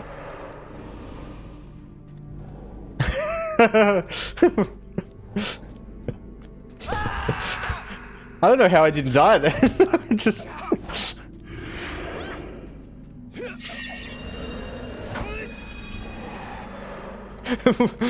was it the acceptance of on my face of I'm like trying to imagine what I isn't there a grave wound damage tracery? There is, but is that the dot damage or is that just the flat damage? Because there's one for grave wound and there's one for cutting attack, but I figured they would probably just be the flat damage because it just said damage. But even then, it'd be the initial and the dot. Oh yeah, so yeah, because whatever percent.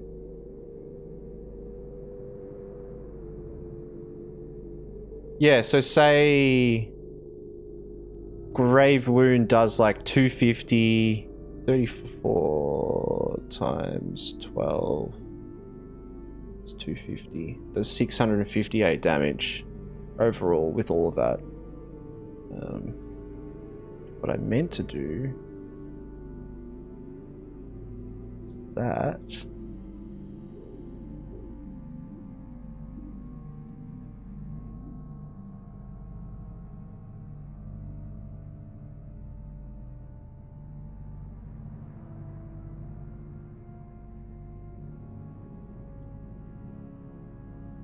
Much more damage. It would do about an extra 100. It'd do about an extra 250 damage.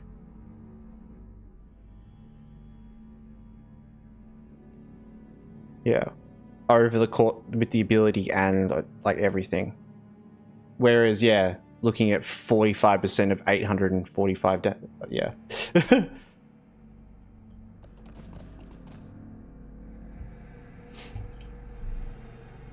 Grave wound when if I got hit with live stone, I would also be wounded. Grave wound. I would have gone with that for the 4th. Really? For grave wound for the 4th? Nah, no way. In comparison with what? Compared to Shadow's Lament? Nah. I guess if you're using grave wound all the time, but like it's a dot rotation, like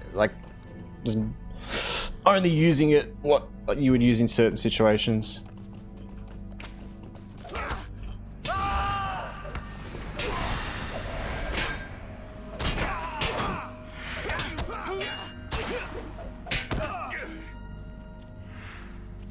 You're probably underusing Galleon for how strong it is. Yeah, but it's also, it doesn't set me up for anything. It does damage, but it doesn't like, it doesn't get me in rotation of other things. So it's good, but I don't need to cast it once I've done the rotation and the bleed rotation and all this stuff, and then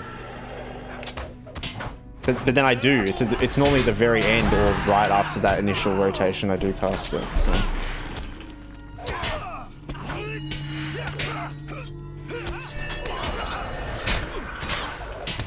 Third highest source of damage, but it's not if I haven't casted my other abilities in my rotation though, right? Like I've still got to use it as a filler ability. I can't just like randomly cast it. I'm definitely following along, yeah. I'm on this escort mission as well. I'm like getting so sidetracked.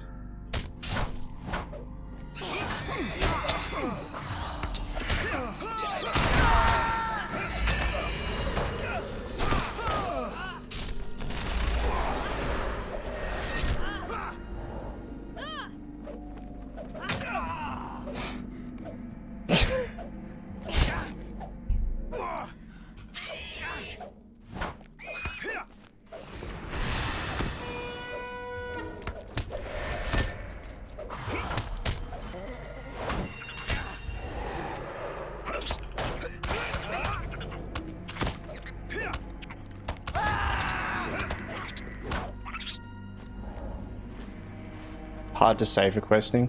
Well, ultimately it doesn't matter as, because it's like a 0.1 second questing time doesn't matter. I don't really care enough.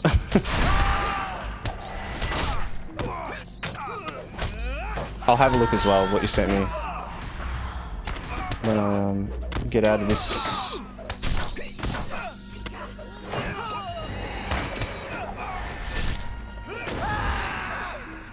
Chose most of the best ones, yeah. No, I chose the best ones. What are you talking about? I chose the best ones.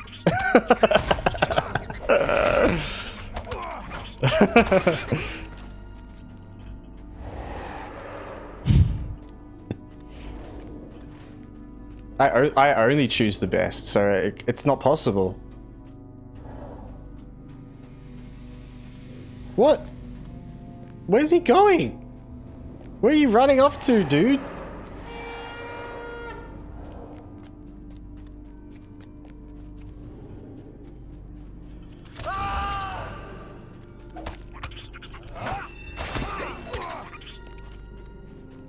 And you're right, the grave wound would be less in landscape because I forgot I can still do double bleeds in this pass at that level.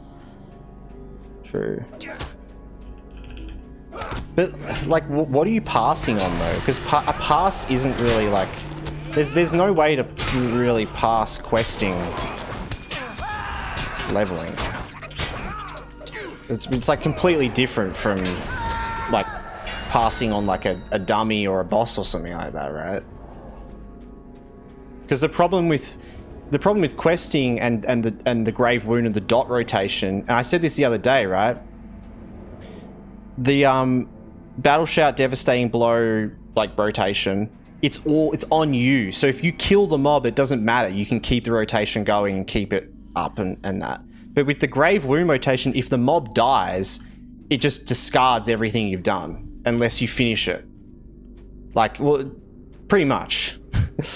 So it's definitely way worse leveling because you're only doing your you're only getting the value out of your grave wound rotation, that insane value, when you're fighting people like this, like big groups like this. That's it.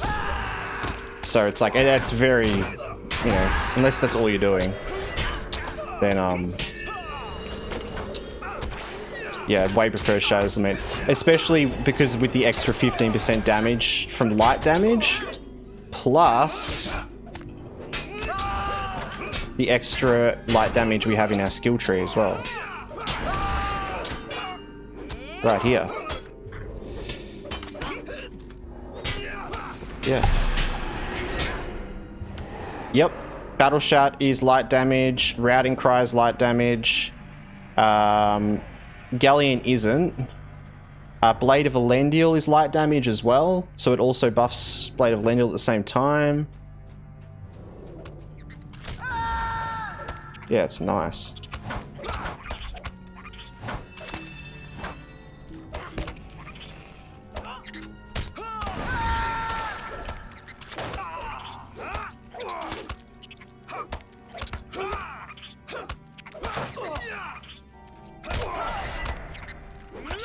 So BOE would have been slightly better option. I don't think so. I think SL is still a better option. Like, it's like just what I said. Like, it's like it's not about the pass. I don't care about the pass.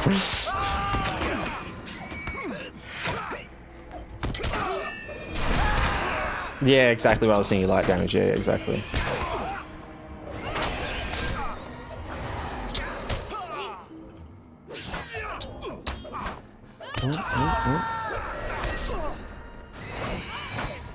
Jeez, this guy's been going on and on. He just doesn't stop. This is the never-ending escort mission.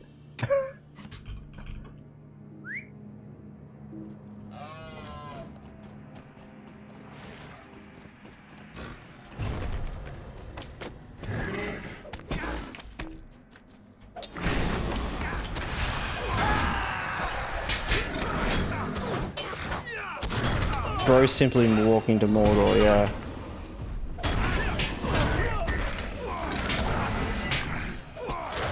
I didn't do any. I'm so flustered with my rotation at the moment. Just this escort mission, oh my god. I'm about to die from it as well, and I leveled up. What? What's happening right now? Oh my god. That was complete luck. Level up heal for the ring, I know, right? Oh my god. I don't have stand alone anymore. Why do I not have stand alone on?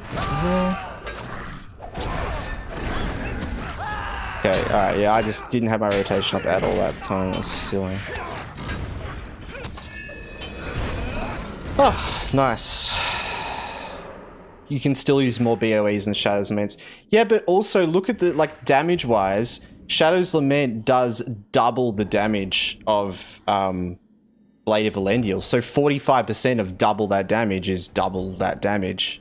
So it would be pretty hard to compete with it. Even though Blade of Elendil's in your rotation every time, it's in that second rotation every single time. So yeah, definitely it would be quite high, but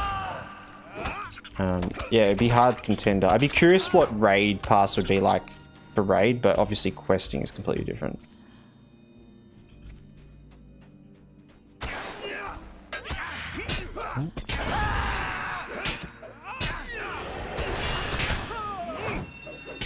That's because you have the tracer. What do you mean? The Shadow's Lament damage tracery. But if I had the Blade of Elendil tracery, it would be worse. That's what I'm saying.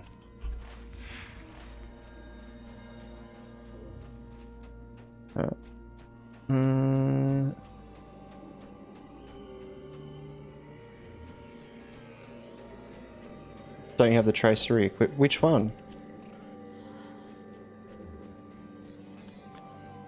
That damage is accounting for it. Is that actually accounting for it? Oh, I did look at it beforehand, yeah, and I think it was lower, wasn't it? It was like at 600 or something like that when we first looked at it. Is it this one? Yeah. Yeah, cool. So it actually does add to it. That's awesome. Yeah, but even then, looking at the damage of them, like... Oh wait, what? Oh wait, I don't have a weapon. I was like... Wait, now I'm confusing myself because it was not on the weapon, it was on that. There we go. Yeah, 540 and then 297. Yeah. Yeah, so it's like the same anyway. It's just under half.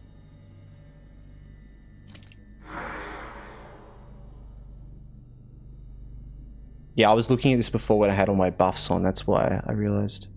It said like 500 damage when we had that buff, and this one said like 1200 or something. It's cool that the tooltips account for that. I've never been really sure what tooltips account for.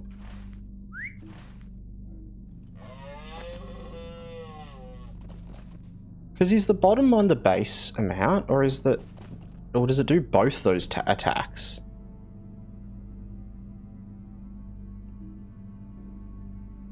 It does both those attacks, doesn't it? One's your, like...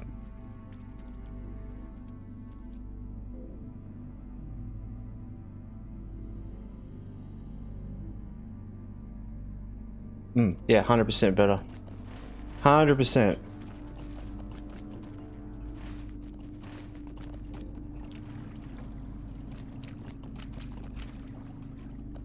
I wonder what it'd be interesting to compare the bleed ticks with the damage. Because what, it did an extra about 200. Oh yeah, the ticks are going to be way better. There's like 7 ticks. 26, 9, 12, 880. Yeah. There's like about 180, 150, 300, about, yeah. So the ticks one's definitely better.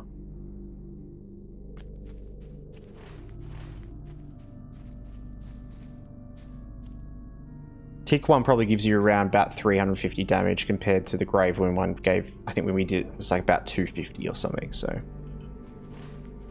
As very general maths. Very general.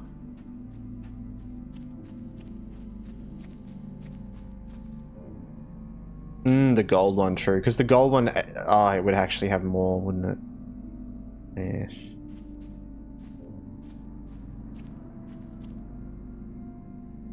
Yeah, and the bonus hit is buffed as well as, you didn't even notice the bonus, yeah. Yeah, I didn't really consider it, yeah. You just gotta trust, man. You gotta trust.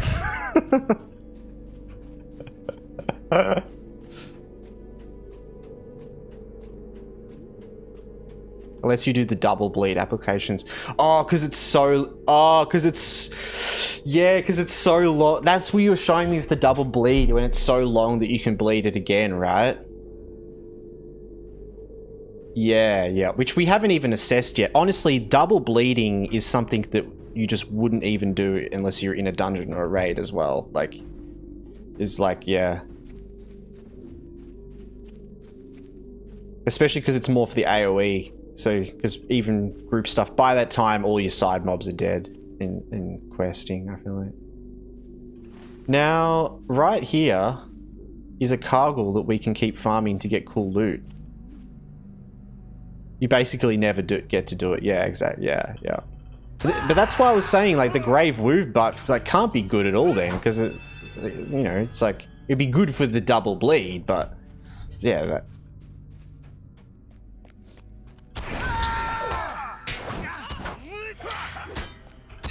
How many mastery slots do you get, like, at max level? Or what are they called? The, yeah, Word of Mastery slots. Does it go up to, like, 4 at all?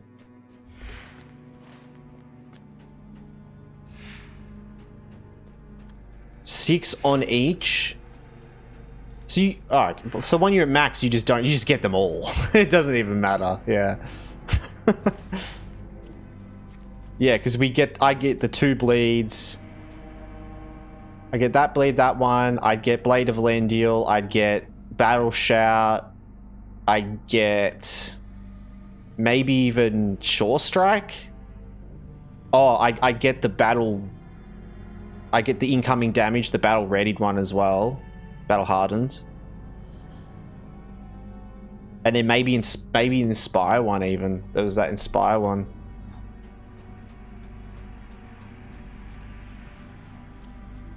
There's like one damage one you have to leave off. Shore Strike, yeah, yeah, yeah. Which, I mean, meh. Who cares, right? Who cares?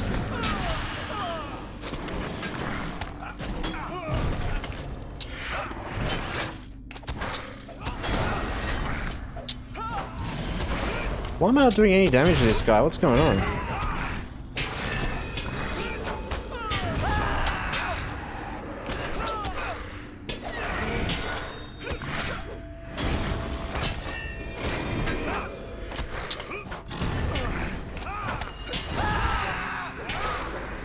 We hit a devastating crit of, what was it, like 2.6k earlier on the Shadow's Lament.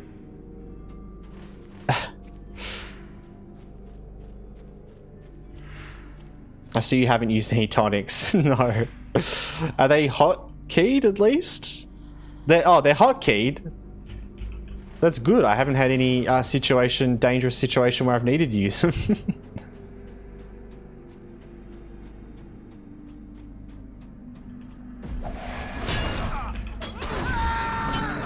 Haven't messed up once, exactly.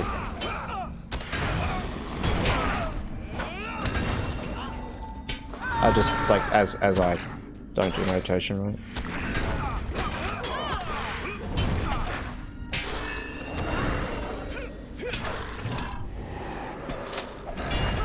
Oh, and missed. I don't know what happened there. Something happened there. I lost something. I was thinking a bit about the add-ons and stuff we were talking about the other day, but I've kind of thought about it and I've realized that I think I actually like not doing it because forcing myself to play without it is making me have to force myself to understand the abilities and the cooldowns and actually kind of like remember it, like count it myself, like get used to the fact that like I've done like 5 abilities, it should be time now, you know? Rather than relying on an add-on. Motivate check. Good call. We didn't have it. Yep. Ah, thank you for the hydrate in the posture check.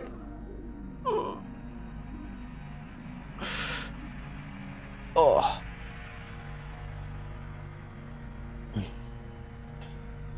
Oh yeah. Oh, I could do some more.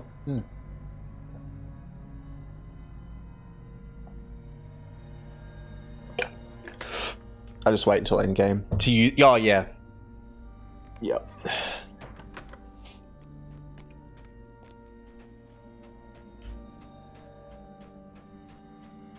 Okay. Lurking, my guy, just wanted to say have a great stream. Jeff, thanks for popping in, my dude. Hope you're well. Hope you're doing good. And I imagine you're streaming later. I hope you have a good stream as well. I really appreciate it, man. And thank you for the lurk. I hope you have a lovely stream as well.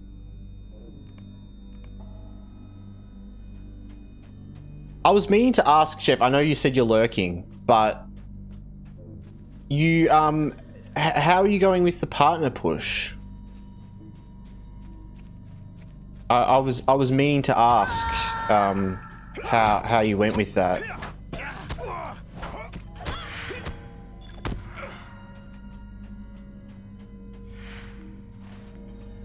But obviously completely fine, my dude, as well, if you are lurking and you don't want to type anything and you're doing stuff.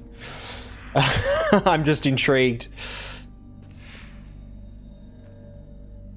I remember because you mentioned you were like a couple off. It's just like, oh, it's so close.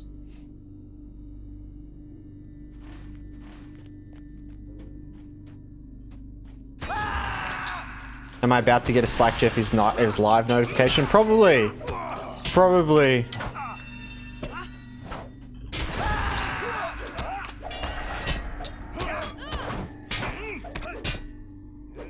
I was gonna say last stream but got distracted. I love how you still got the LEDs on the sword. Yeah, I left it on for... Don't die, don't die, don't die. Okay, I died.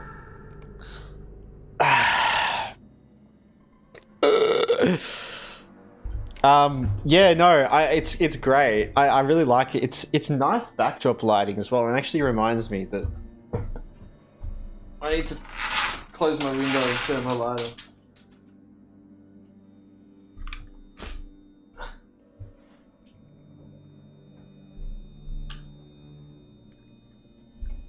Oh man, that's bright.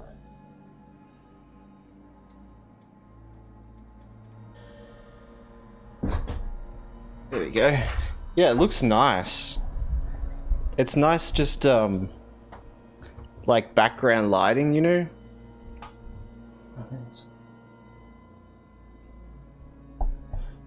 But yeah, I left it on like after the Christmas stream, and then one stream I turned it off and it felt really weird. And so I was like, alright, we'll leave it on. It's fun. Hey, there's the notification. Let's go give him a lurk as well. Let's go jump over and jump in his chat. Because yeah, if Slack Jeff is still working towards his partner push, he's been trying to get to like, I think he needs to get like 80 average viewers, or it's like something like that on a stream a couple of times. And so he's a couple of streams off that. So yeah, we might chuck a raid past him later after.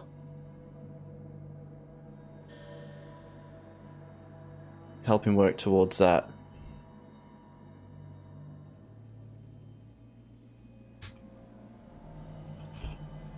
Let's go chuck a lurk in the chat.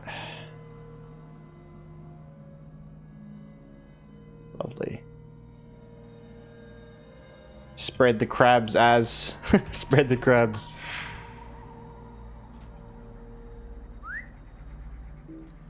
It's a great idea for a lurk comment. Do something with a bog lurker. It is a good idea, actually. Because we have exclamation mark lurk.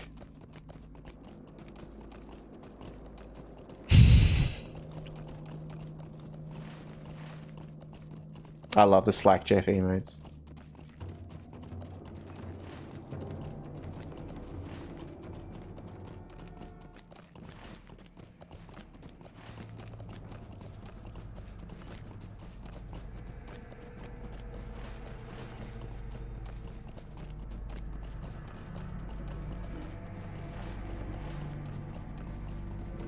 So we don't need much more. Rank and file.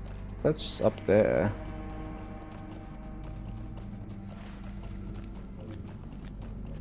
He's right there.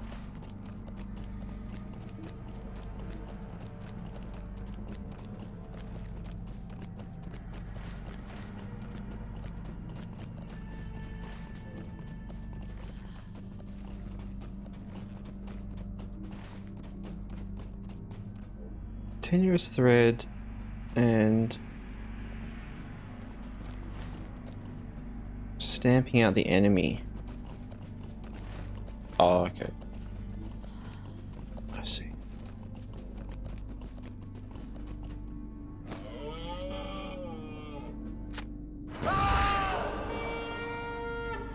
I did it. I'm motivated.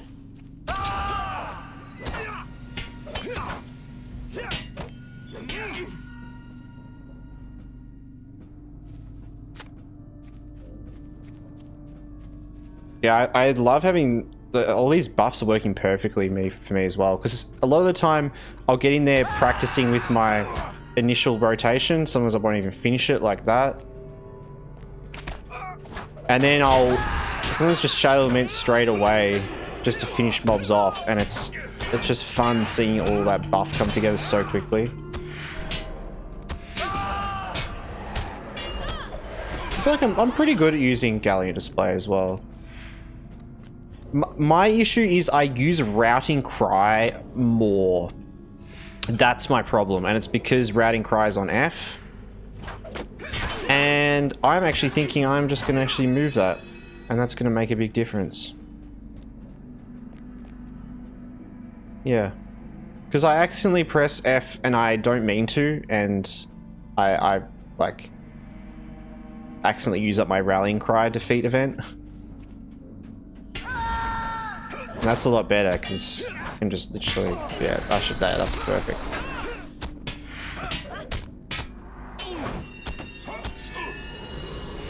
Perfect. Perfect. We do have a little ad break incoming over on Twitch, guys. I do apologize, but we will be right back. I do multi-stream on YouTube as well if anyone is interested.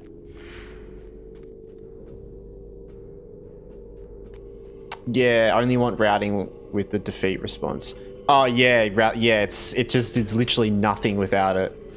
It's so annoying because I'll just accidentally like fat finger F and accidentally cast like the routing cry and use it up. It happens multiple times, so I'll click it and I quickly cancel it.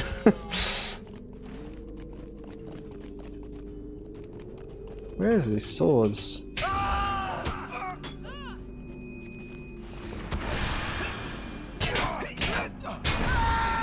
Now I'm gonna have to get used to pressing the right button.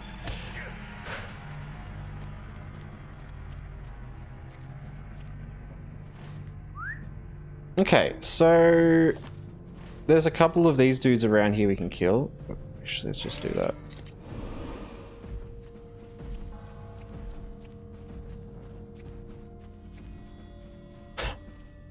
Lurk, the XCFC of gold slowly sinks into the wetlands. Beware the rustling reeds. It's probably just the wind or a bog lurker watching silently. Either way, I'll lurk like an ant on break. I love that. F's in the chat for Galleon.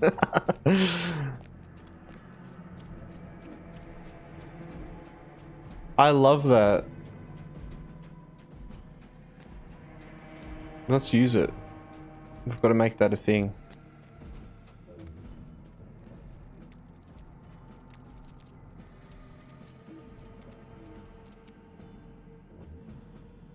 Where are we?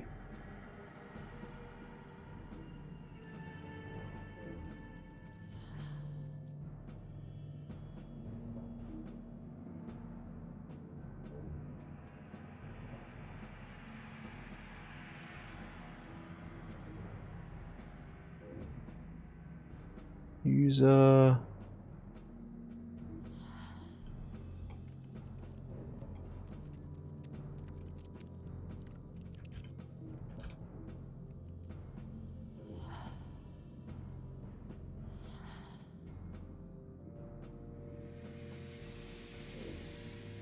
Love it.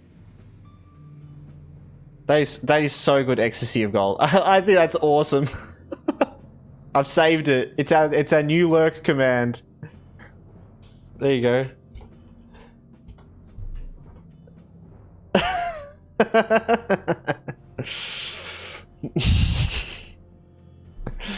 Love it, man. Love it. It's a piece of art. I need to figure out, like, we need to get an upgrade from the Stream Elements bot, and at some time, because I want to be able to like do fun things, like have that, but we have random ones. So like every time you do lurk, it gives you something random, so we can have like a heap of them. But I need to open up my possibilities with other bots, because Stream Elements doesn't really cut it for that sort of creative thinking.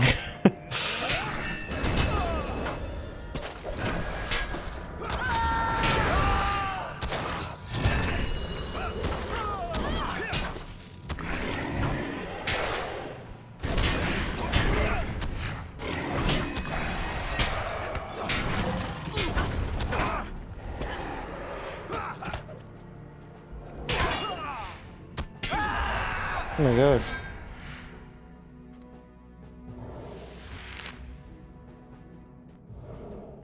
Okay. What's this song? Drink bottle refill time? I'll be back in an hour. Never gonna give you up. What, this song?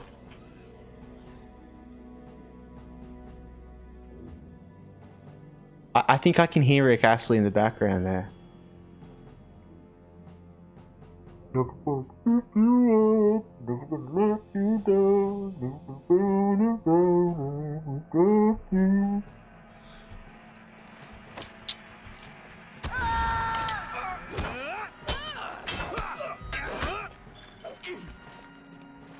I swear, I heard that. I don't know about you guys, but...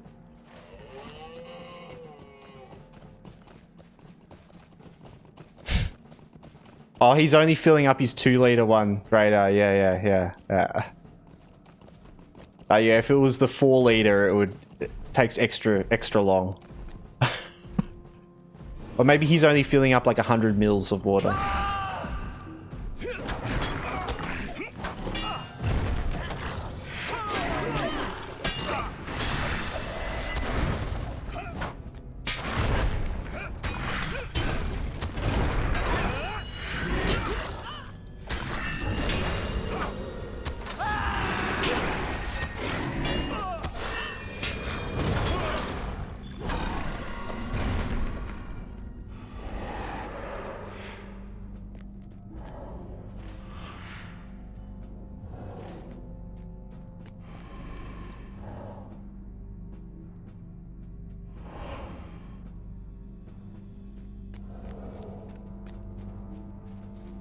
Is the ecstasy of God.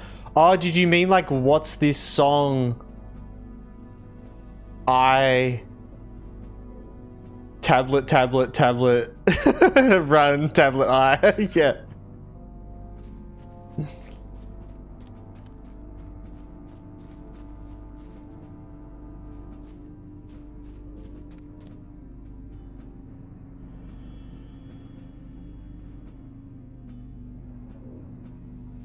The X. Ah, true.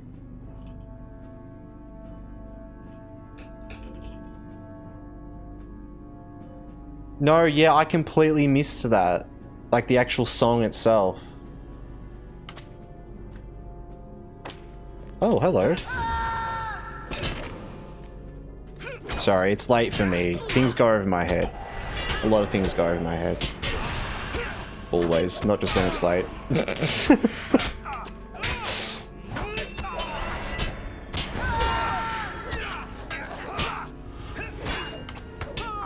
Hey Tiger, how you going? Welcome in. It's good to see you.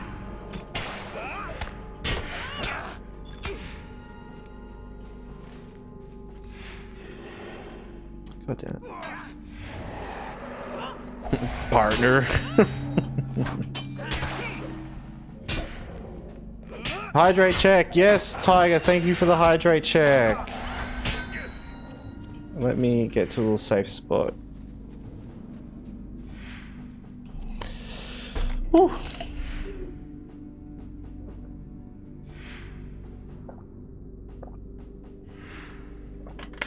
Where the uglies running around the graveyard looking for the correct one. Is that from The Good, the Bad, and the Ugly? Oh, it is. Yeah, Ecstasy of Gold. Such a good movie. So underrated. I only saw Good, the Bad, and the Ugly like I think like 2 years ago or something like that. Like I'd never seen it, and I don't know why. I went through a whole lot of went through heaps of Clint Eastwood movies.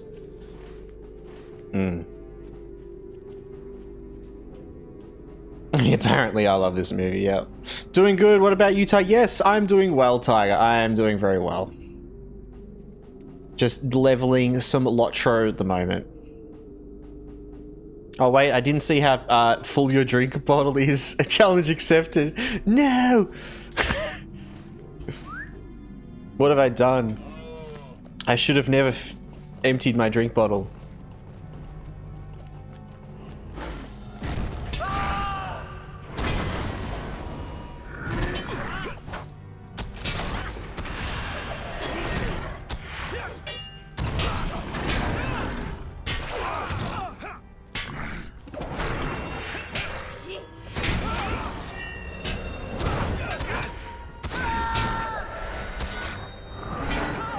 Alright, I don't know why I did that.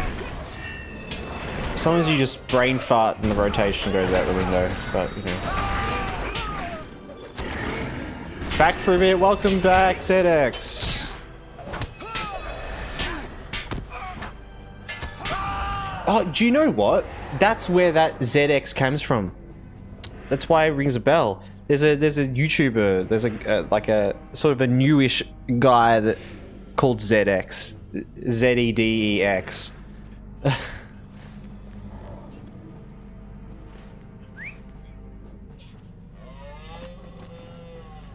was wondering where I thought came from.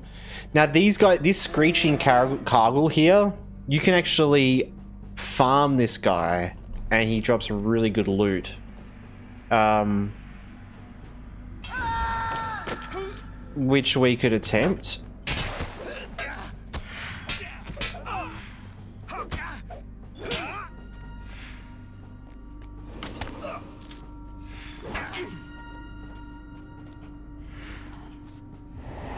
Alright.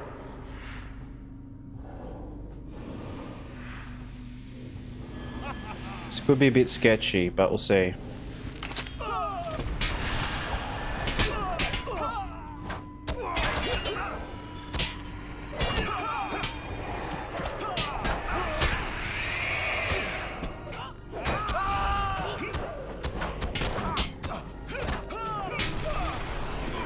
Oh, damn it, I was just about to click that heal.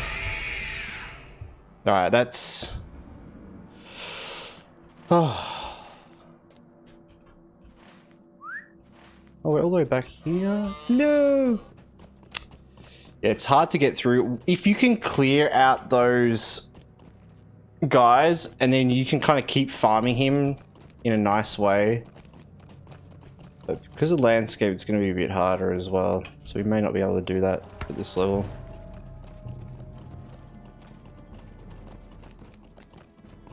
Maybe kite? We could kite, yeah, actually. Actually, you know what? Yeah, let's try that. Because if we can get... I don't want to spend too much time there, because you can honestly just spend hours here killing him over and over again. He drops so many bits of loot. But I want to do it a couple of times to show you guys what I mean.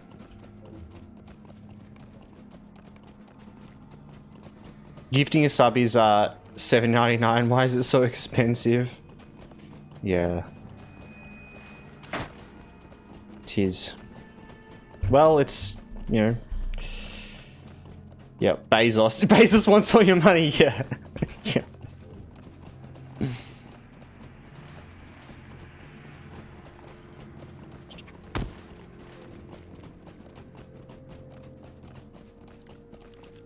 Sounds like FedEx, yeah. It's €5 for me. Yeah, I feel like the sub price. I thought it was a lot more than what it was. Oh, look who's here. Someone that's farming the mob. Alright guys, I'm going to show you how it works. So this mob here, this Screeching Caragul up in Angmar, is a special mob. He can actually drop some really good loot for you. So what we're going to do... I'm going to kill him. I'm going to take his loot.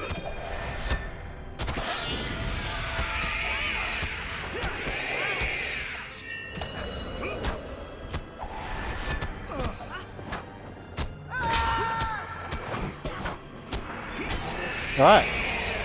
Killed him. And we got a level 50 ring. Another level 50 purple ring. Dagger and some Council of the North dispatches as well, which give you 700 rep. So yeah. There you go. And we can just keep doing this over and over again. Put on the helmet, alright. We're putting on the helmet while we're farming this guy.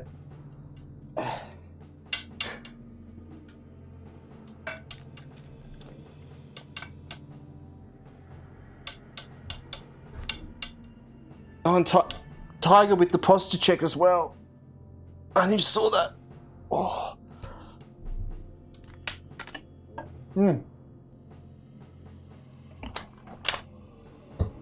Okay. Oh, and the hydrate check. More hydrate, more hydrate.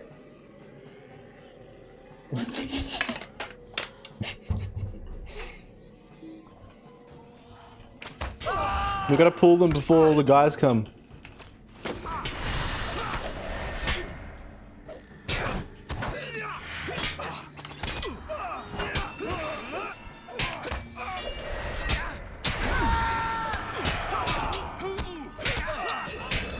Everything just happened, I know, right?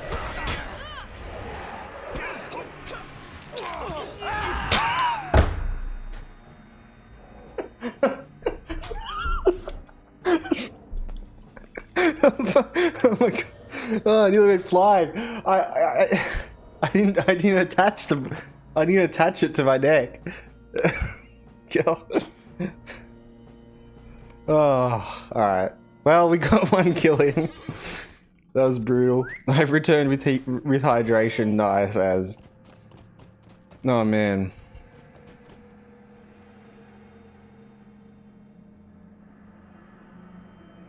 Apparently Bev likes Lord of the Rings, yeah. Clearly uncomfortable. No, it's just I just didn't have my strap on, so I just flung my head back and it came off.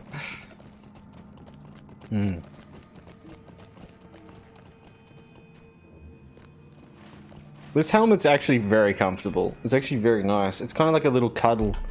Feels like my head's getting a little cuddle. It's nice having the beanie in it as well because it kind of helps with the sides, but it's actually very, very comforting.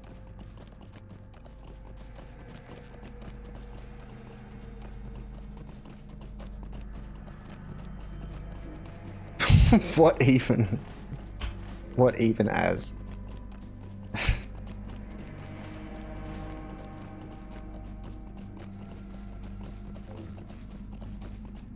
Oh yeah, you didn't have my strap. Alright, oh wow.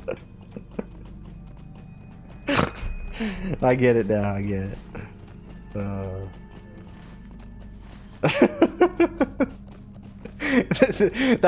It got auto modded and I saw it and I was like, what the fuck?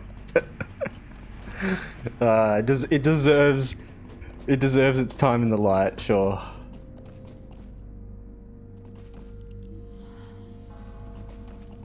Yeah, it told me. Yeah. Hmm.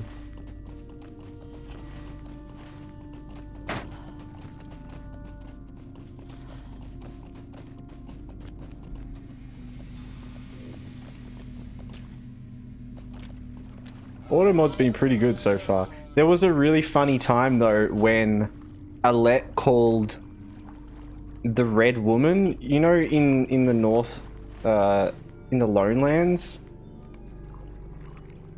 in Garwin, there's like it's like the Red Lady or the Red Woman or something there. There's a quest about it, and I think Alette like typed something in chat like, oh yeah, and we've got to go find the evil lady. And it's like the auto mod picked it up like evil lady as bad as like talking about a character in Lotro called the Red Evil Lady. Yeah.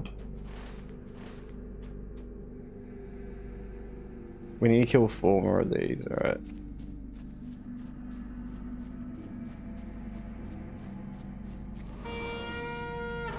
Oh!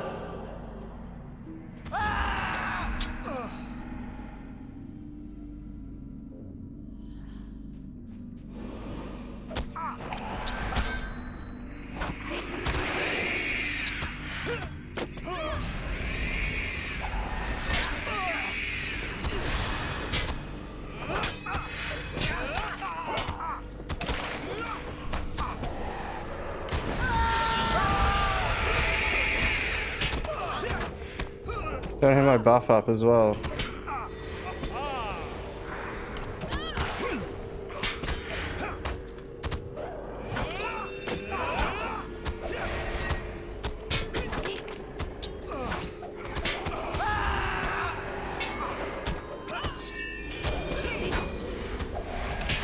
Maybe we should start fighting. Oh, there you go. Oh, he just helped me. Alright, and we killed another one, and we got mentoring the Theabo, a minstrel Theabo use item. We also got Runestone of the West, a good runestone. So yeah, every time you kill this guy, you pretty much get like 2 purple items. So yeah. Yeah, exactly. I mean, if just yeah, it just picks it up as misogyny, yeah. But it was just funny in the context of Alette. It was just saying that there's like, it was just in this big paragraph. It just happened that she said that. Is the helmet made of metal or is it some kind of plastic? It's a fully metal helmet. If you can hear that.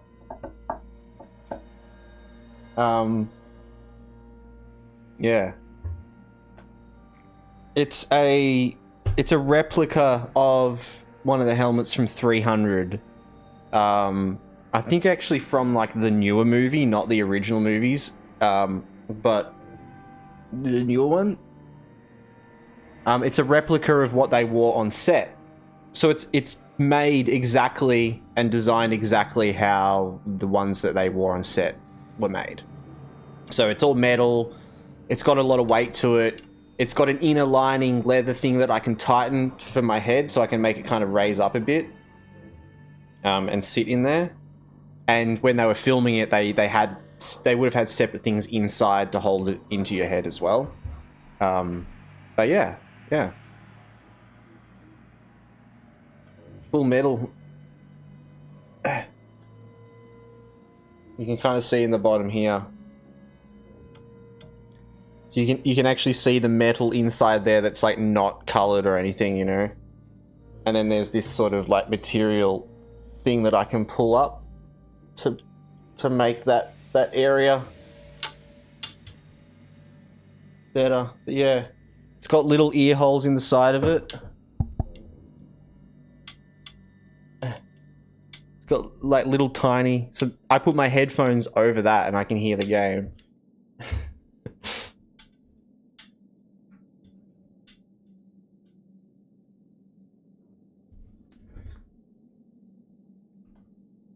Yeah, get the helmet to her, yo. If I suddenly came into a possession of a lot of monies, I'd buy a full set of plate. You gotta start simple though, as you gotta work it up, you know? You gotta get your helm, and then you get your pauldrons, and then you get your knees, and like you gotta get like each piece as you go. That's how you do it. From people that being around lots of LARPers that do that.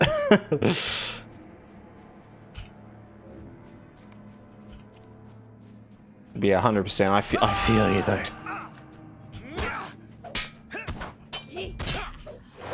I guess that's if you want it to fit you, though.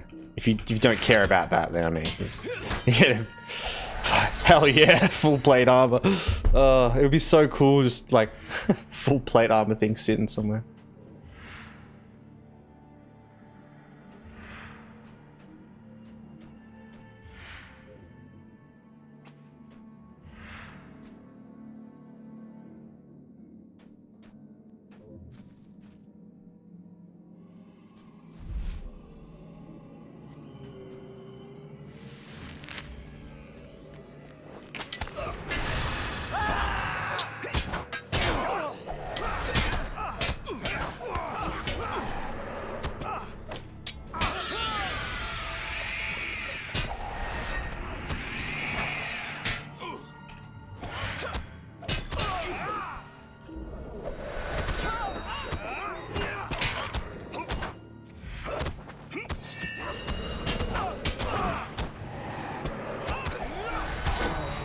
Oh, no, he just helped me. And on our third kill, we got a supple javelin and a ring of the dragon. Ooh. 17 might ring. That is nice. That is very nice. And look, we've got someone else here who's just farming him as well, I think. Or, I don't know, maybe just doing stuff around here, but...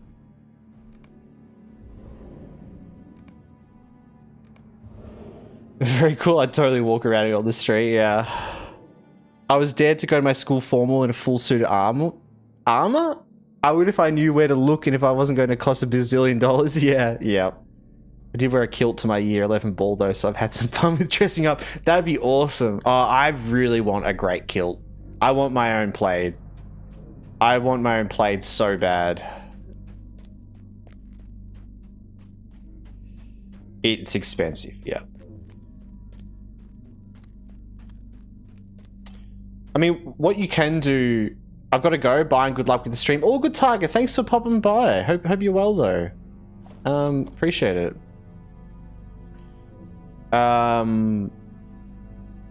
It's...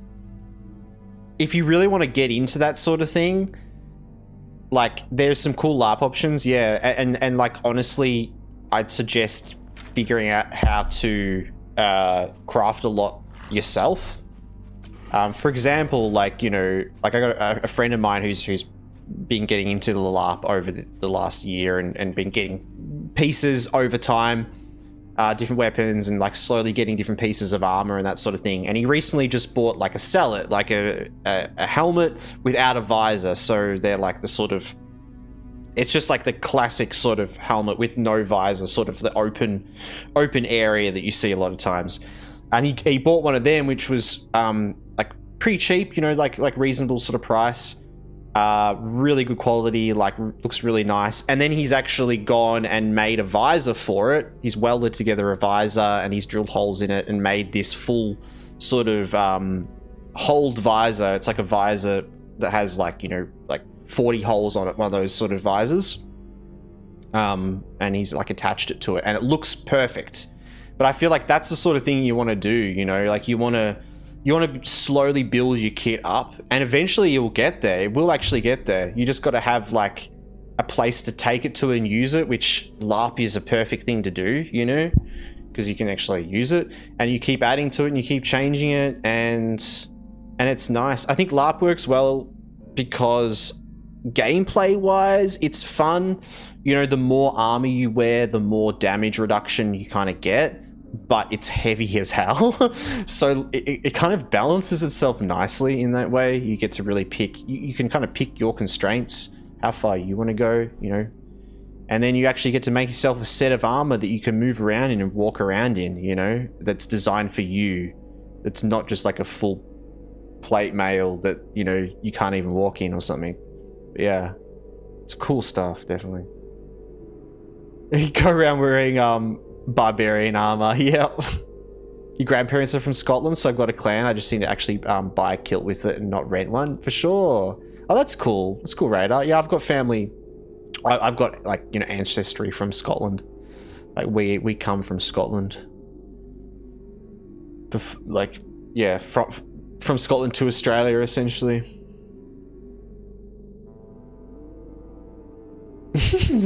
Barbarian and monk armor. Monkey. Yeah.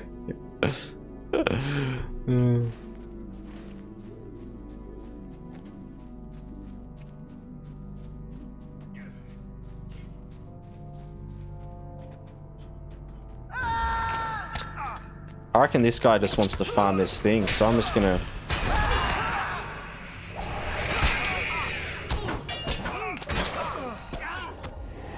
You wanna help, man? You can help. Don't mind if you help, buddy. I don't mind. You go for it, man. You help all you want. Is he like waiting so he doesn't tag the... like take the tag or something like that?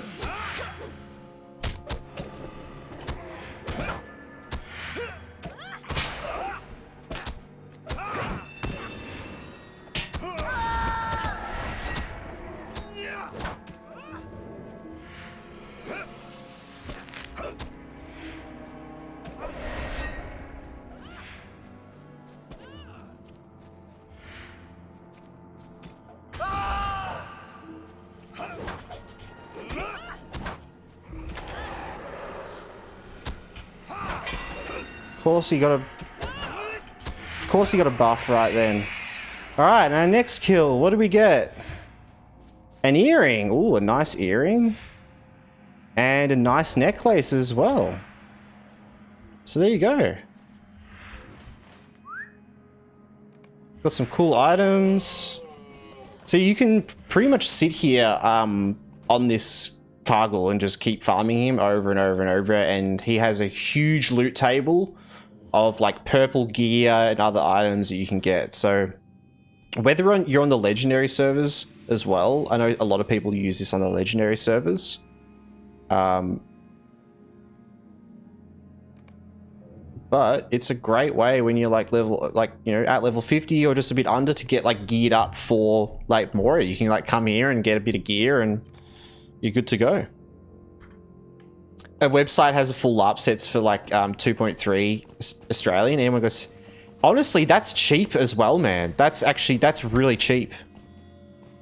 I mean, a helmet will cost you like $500. Like a helmet will cost you like $400, like a good helmet. And that's just your helmet. Yeah, would be pretty wild. It's one of those things as well. The pricing would range insanely depending on who's made it and like, you know, you might find someone who does a lot cheaper, you might find someone who does way more expensive. It's one of those markets that's like all over the place, right? There's, you know, because it's just craft, it's people's hobbies, and yeah, might not include the helmet. Oh, there you go. It's still kind of reasonably cheap, honestly. You see people that spend like $4,000 on a furry outfit.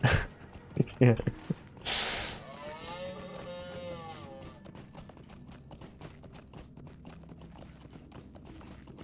Oh yeah, let me have a look.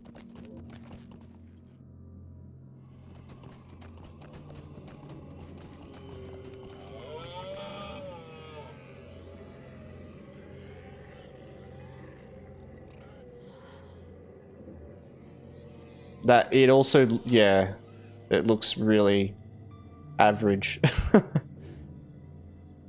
Yeah, so I reckon like you probably spend about like $4,000 or $5,000 on like a proper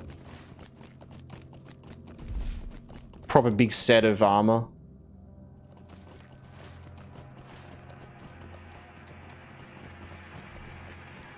Looks super. I don't know. It looks kind of pretty plasticky, that, to be honest, man.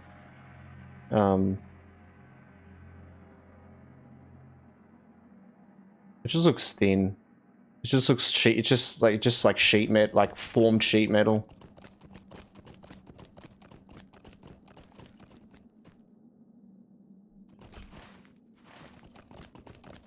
It doesn't look like it's actually. Yeah, I don't know.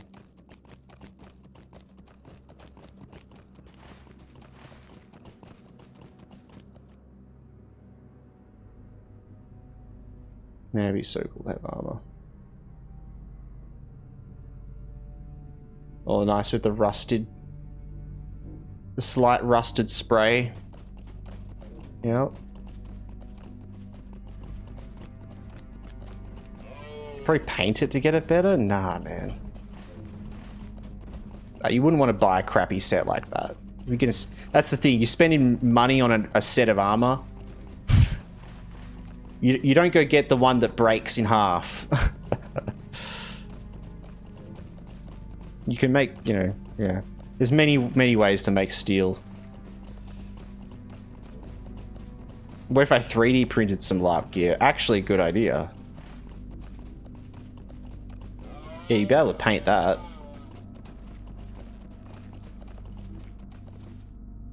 Yeah, paint on metal's weird. You kind of have to powder coat. So, I mean, what are you going to do? Powder coat your steel armor? Yeah.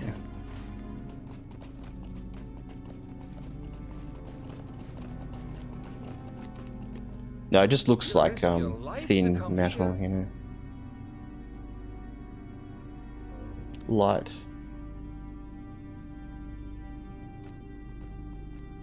I'll be here, but I'm just going to focus my character as well and take care of the snow again. True. Oh, that's not metal? Az, I thought that's what you were saying. That does look super realistic then.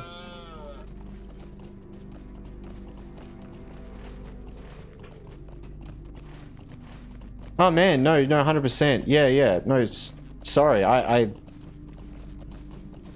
looked at it and I just assumed it was steel because it just looks like it. But I can see the foam, you know, the LARP foam plasticness to that now. I can, because when I looked at that, I was like, oh, it looks kind of like cheap metal, you know, it looks like aluminium or something like that.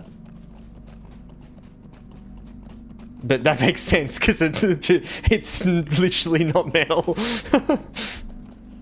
That's so cool. That makes way more sense. Like and that's, yeah.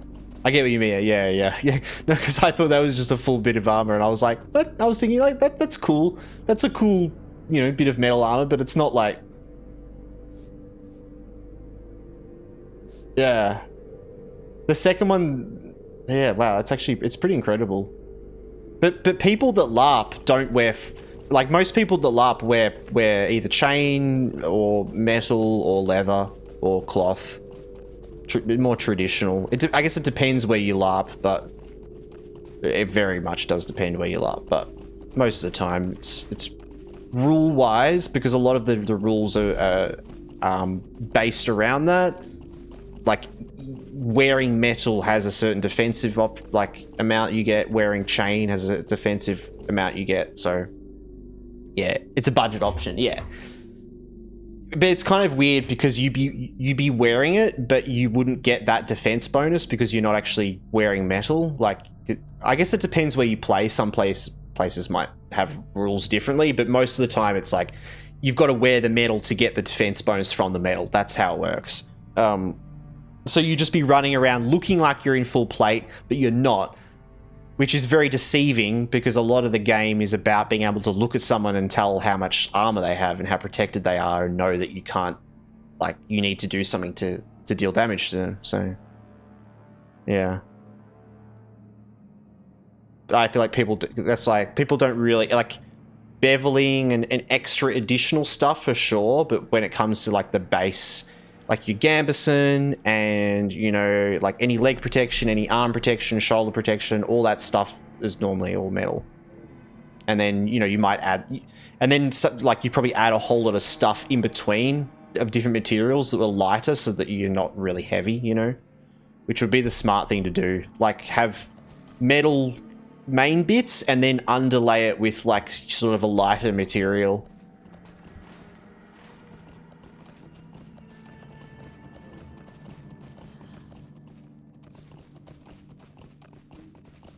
Telling you that's that barbarian or monk armor is where it's at. You know.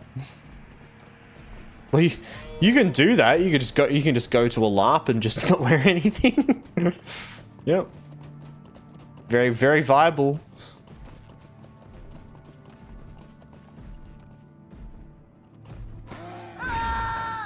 Okay.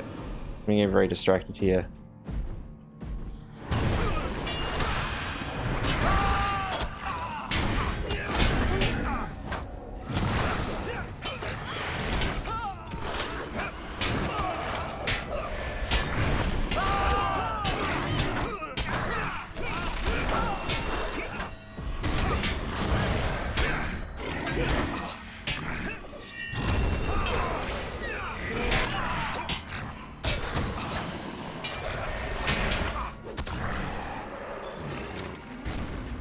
That one I sent is 14k. That's a proper metal suit. Yeah, yeah.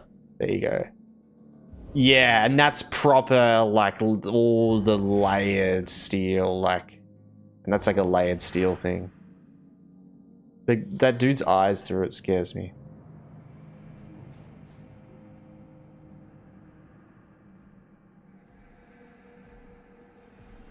I feel like I remember that armor, Ludo. It's been a while since I played Baldur's Gate. Since it came out.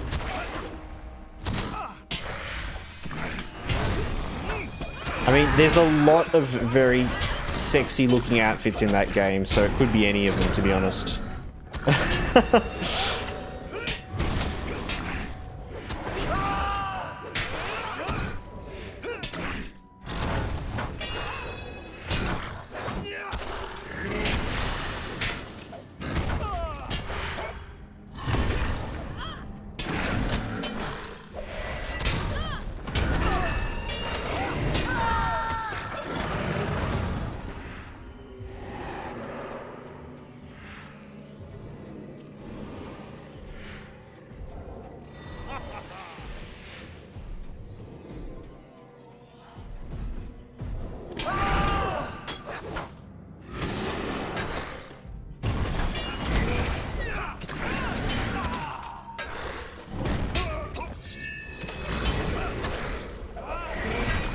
Stop that.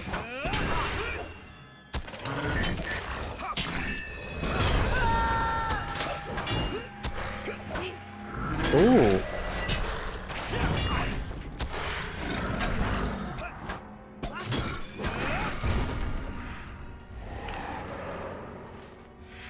Alright, one more. I've been getting very distracted out here. Here's me thinking I was going to focus in and get to level 50. Well, that's a fantasy.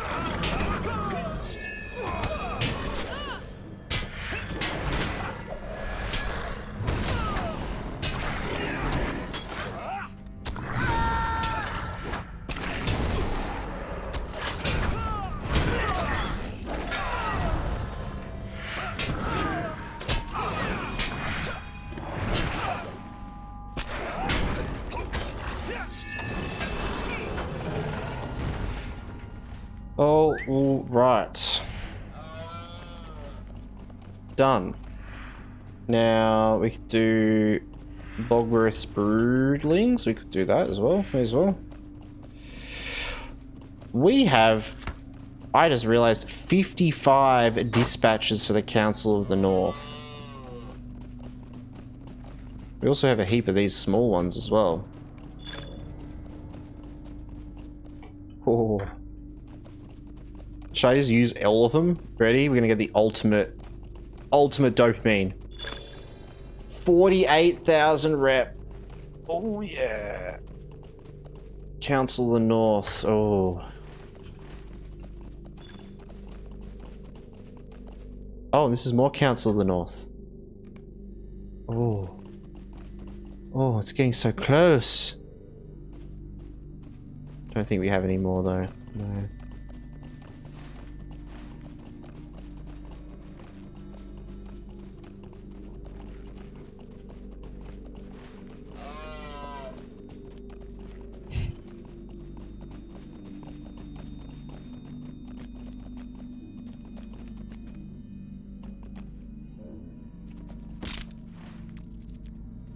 I set my milestone there, didn't I? Yeah.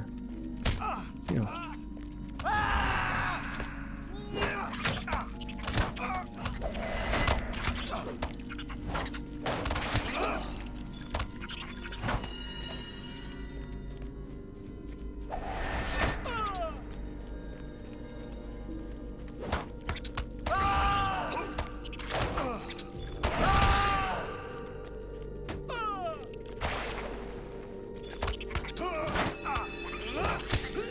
Just started battling my body for sleep. We'll see how long I can stay awake. Yeah, all good, Raider. I'm kind of feeling the same, actually.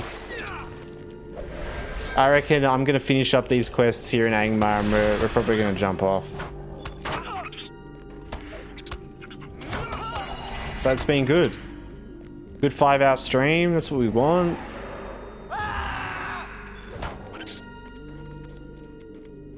And yeah, so we'll be back on, we'll actually be back on Friday. On the schedule I have on the Discord, it says we're going to be doing Dredge on Thursday, but I do have to move that.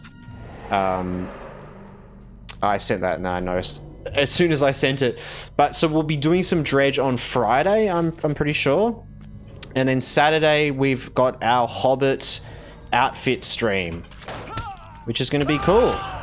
So which was one of our sub goals that we reached over the Christmas break.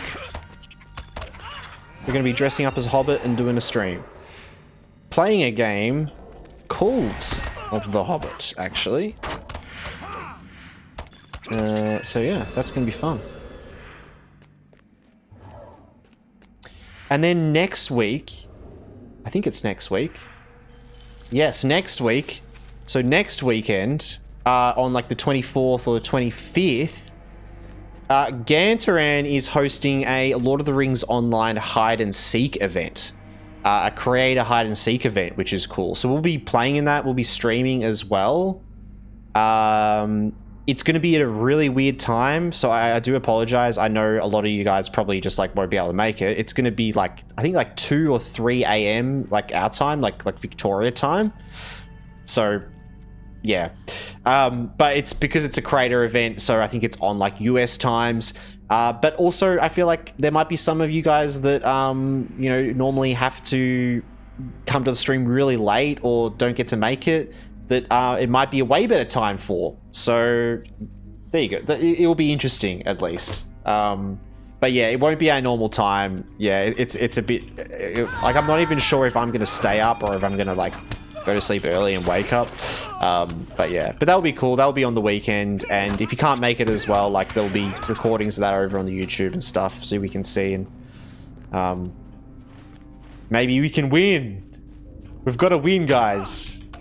I need you guys here cheering for me and helping me find the best hiding place.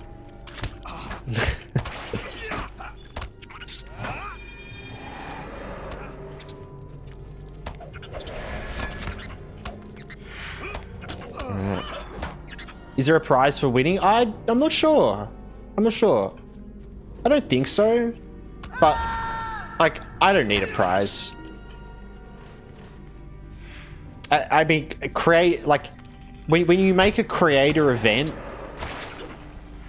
winning bragging rights is enough. I think for I think streamers as a whole are very happy with bragging rights as a reward from most things.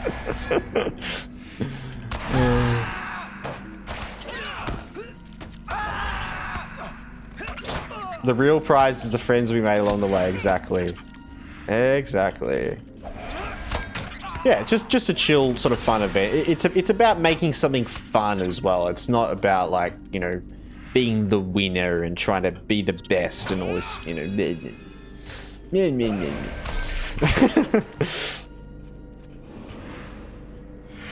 But yeah, it's I think a fun opportunity to connect.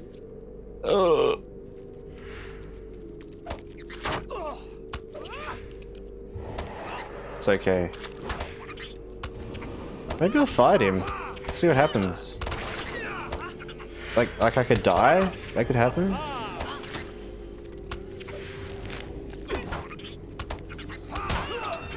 Yeah, we're just gonna take the it's called a tactical retreat actually. Yep.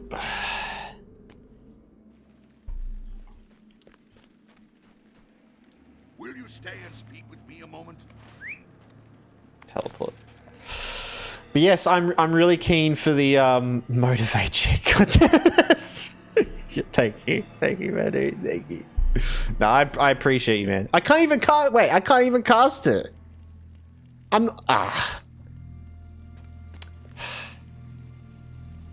Unbelievable. I can't believe you wouldn't take into account and have an internal timer for my own motivating speech to know that it's actually on cooldown.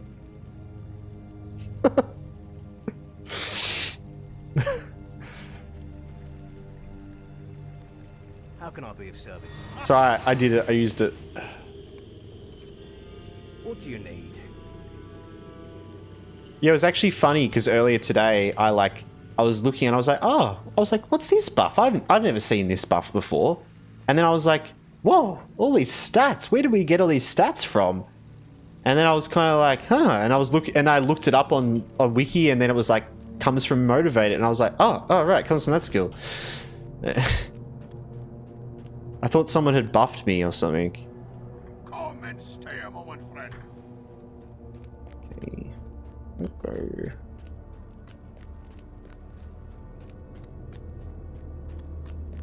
How can I be of service? Can I speak with you a moment? Hey, it's the raid quests. How can I be of service?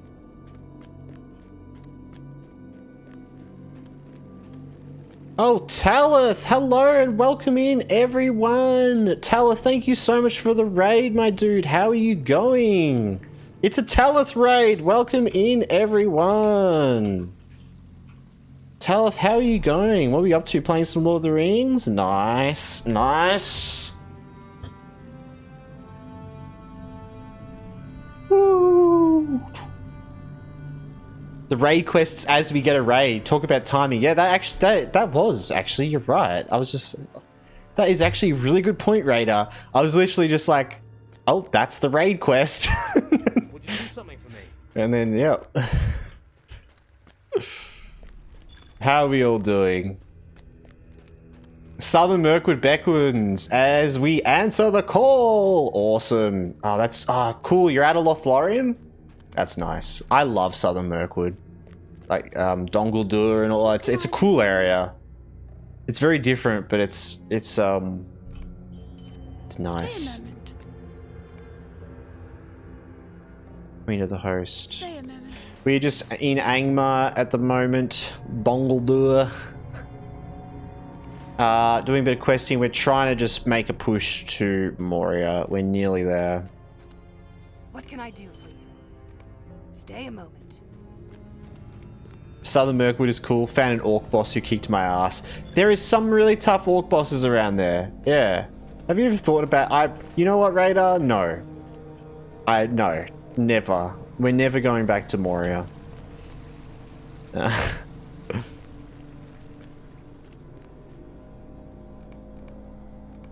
Now, you know how, Talith, you were saying how, you got out of Moria and you were so happy to get out of Moria, and then you got sent back straight away and you had to go back in and do quests and stuff. And how, I remember you were saying how crap that was. Well, what happened with us was we had a hardcore max landscape Bjorning, and we got to all the way to level 58 into Moria. with the character, playing on max landscape with 1 life. If we died, we couldn't play the character anymore. So we survived all the way till level 58, and then we died in Moria. And now I'm leveling a new character.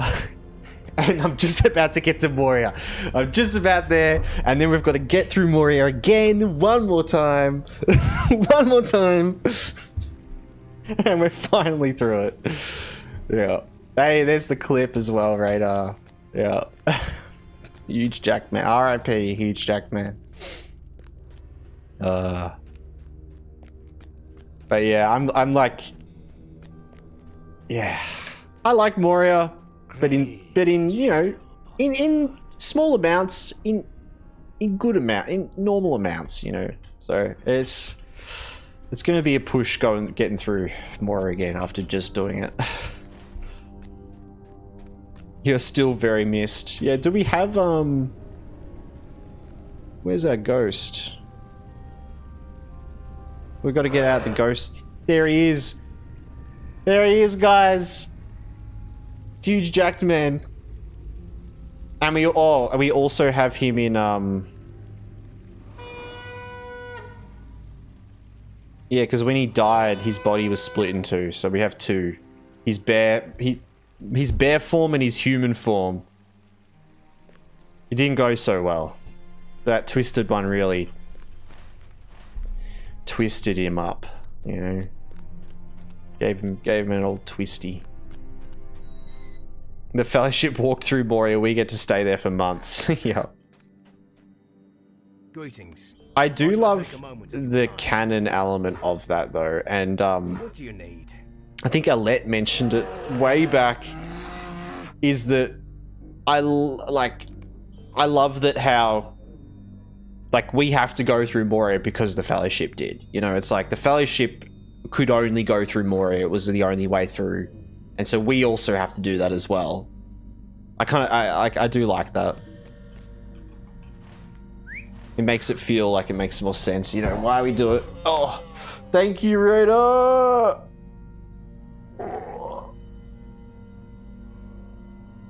Oh. Oh, and I was working on an outfit. I've got to edit it more, and I got to find some more pieces for it. But I was making some more outfits, and look at this. I've got to turn it into something cool. But this hood right here, how cool is this hood?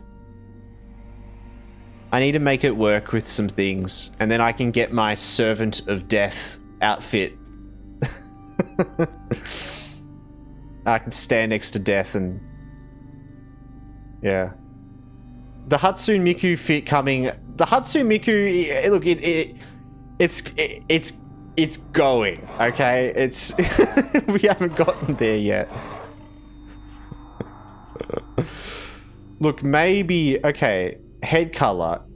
Right? She's like a blue, right? She's like a light blue. She's kind of like a...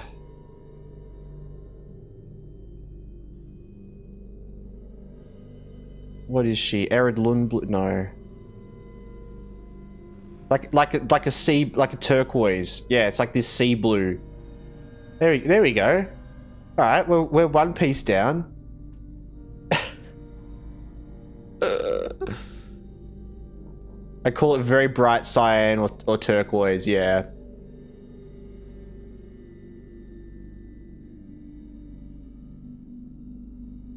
I saw you wriggling in your chair.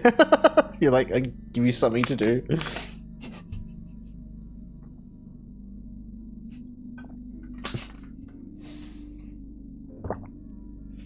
I love going through, but we spend so much time in there. We could start guided tours. Yeah, that is true. And it's kind of annoying because you don't really have. Once you're in there, you just got to push through. It can be a bit of a quit moment for people, I think, unless you get through. And it can be the opposite for other people. It can be the the moment that makes them go like, this game's awesome. And when I got to Moria for the first time, that was the feeling. It is very cool. It's just, I think it's because you're stuck. It can be a bit overwhelming like that, and it can get you. But yeah. All right, let's get back into what we're doing now. Cries of the Host, Pledge of Goblins.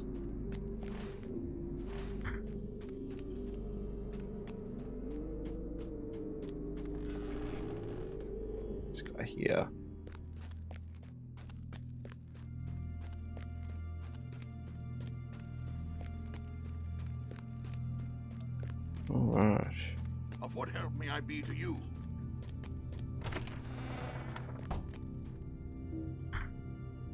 I am at your service. Pledge of Goblins. Someone around here's got this one. Oh, and Talith. Oh, you mentioned... Sorry, I think I missed your message earlier. You asked what server I was on as well. I am on Glamdring. I am on Glamdring. I don't know if you're also on Glamdring. Greetings. I feel like you are, right?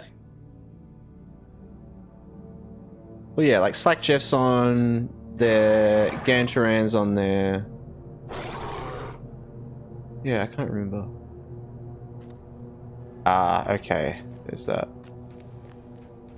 I only have a level 50 hunt on there, true, yes. Because you're from the UK, right? So I imagine you're on like Orcrist or one of the EU ones? Oh, Meriadoc and Peregrine. Oh, you're on the 2 RP ones. Right, okay. Okay.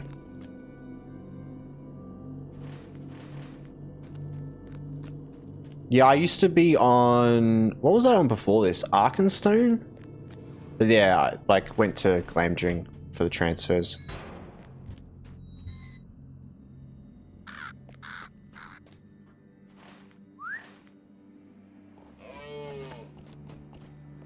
Might I take a moment of your time? Okay. I see a lot of streamers on Peregrine and it makes me sad. Yeah. It's how it is though, isn't it? You know. If only we could have layering of some kind. I was on Laurelin since server since launch. Right, okay, yeah. That's one of the OG ones. Yeah, what was I on before? I think I was on Landravel. Was it Landravel? Maybe? Before Arkenstone? Maybe that rings a bell? Yes. Yes. So we've done most of our stuff in Angmar. Oh, and I want to get these as well. Loot all them. Landravel was a good server. I found like all to be the same, to be honest. I haven't really known. I mean, I guess it matters what goes on. I never really engaged much with much of the community side of things, like throughout the years as I was playing. I was like a very casual player. Like I've been playing for about like 14, 15 years, but very casually, like on and off. Like I'll go and play for like a couple of months and then have like a year or so break and then come back and...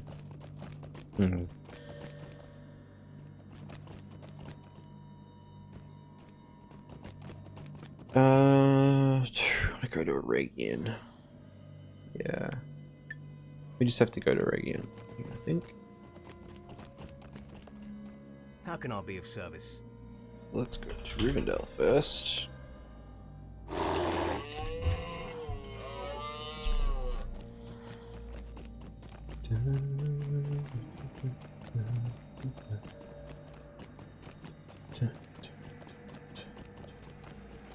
But yes, stream elements as well. I do multi-stream on Twitch and YouTube as well. Anyone that is more interested in watching YouTube is more than welcome. And I do upload all the videos over to YouTube as well. We have a channel growing there. If you want to support, I really appreciate all the support over there on the YouTube. That is our big goal this year, is to get to monetization on YouTube. And we will be reaching it by the end of the year. Pretty determined. I'm so tired I miss stream elements. No, you must be tired.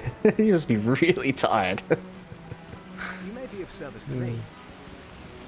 Oh, look at this one. Megovanen, might you spare a moment of your time? But yeah, for anyone that doesn't know me as well, I probably should have like introduced myself a bit better before. And to all you guys, I'm Beveridge. I stream Lord of the Rings online and a variety of other games as well. But yeah, we've been playing a lot of Lord of the Rings online and jumping between a couple different games as we go. Yeah.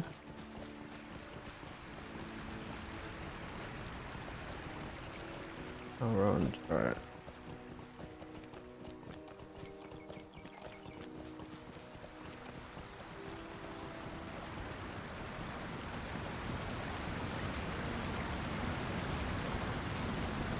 Oh, we've got some tokens of heroism to turn in. Oh, we should do that before we jump off. I'm gonna forget.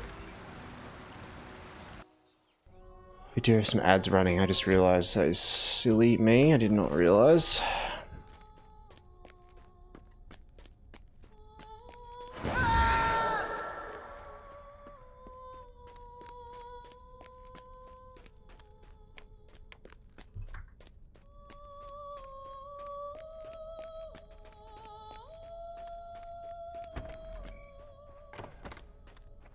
Ah, Rivendell, you're gonna put me to sleep.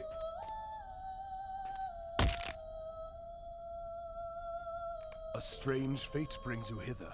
Dark days are coming. A strange fate brings you hither. So, Bulwark of the West is the Moria quests. Yeah. Actually, yeah, so let's teleport to Bree.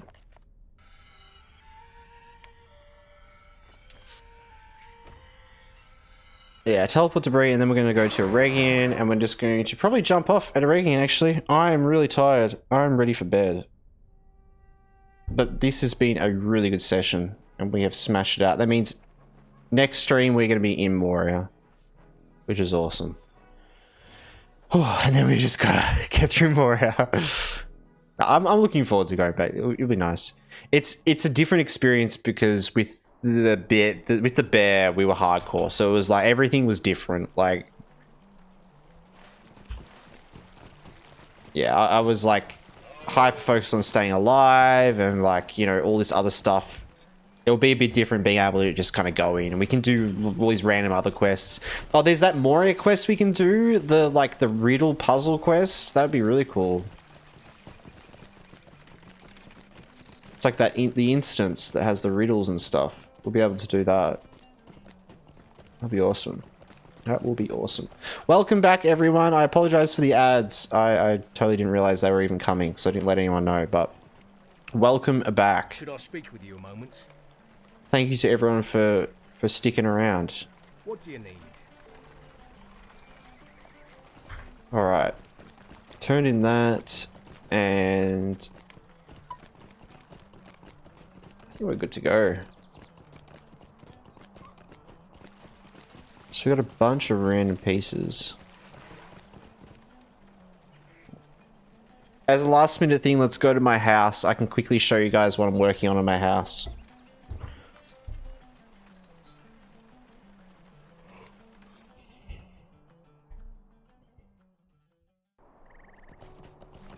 Now, I got a lot to do here, but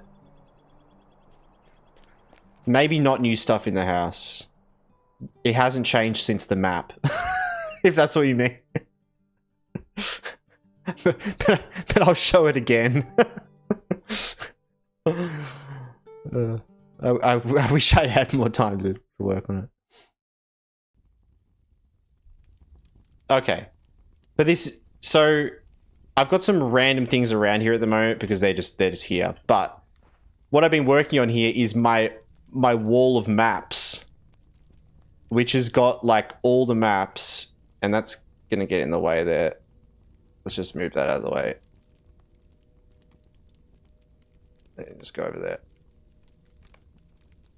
It's a bit laggy in here because things are all over the place. But I've blocked off this room in here, and I've used all the hooks, and I'm going to kind of go with a similar thing. Like, I'm going to use this room's hooks as well, I reckon. Oh, but that has the chest in it, doesn't it? Damn it. Can't move the chest. Okay, well, that's all right. But I've used all the space in this side room to kind of make all these like wall of maps. These are like the maps you can collect in the game, because you can... There's like a deed to collect all these different maps in Eriador, but they're all kind of laid out geologically where they would be for Eriador. It's pretty cool. A big Eriador map here. It's fun just like fiddling with stuff, and like for example these books here. Just sitting here and like with a book, you know, moving it around. I love that you can use the little arrow things, like you can do it one tile at a time and like rotate things around. It's very nice, very relaxing actually. I think after looking at Death's house, it kind of made me realize like the potential, you know, just to actually make things look good rather than just putting the thing down on a wall and then clicking save. I like moving things around onto this. I really like these two trolls and I want to do something with them. I want to put them like in the doorway or something like that. I'm not sure. I want to do that in my orbiter in Warframe, just decorate everything, yeah. Yeah, I remember we made a clan just to build stuff, and we made this huge hall and built this insane thing. It was like absurd.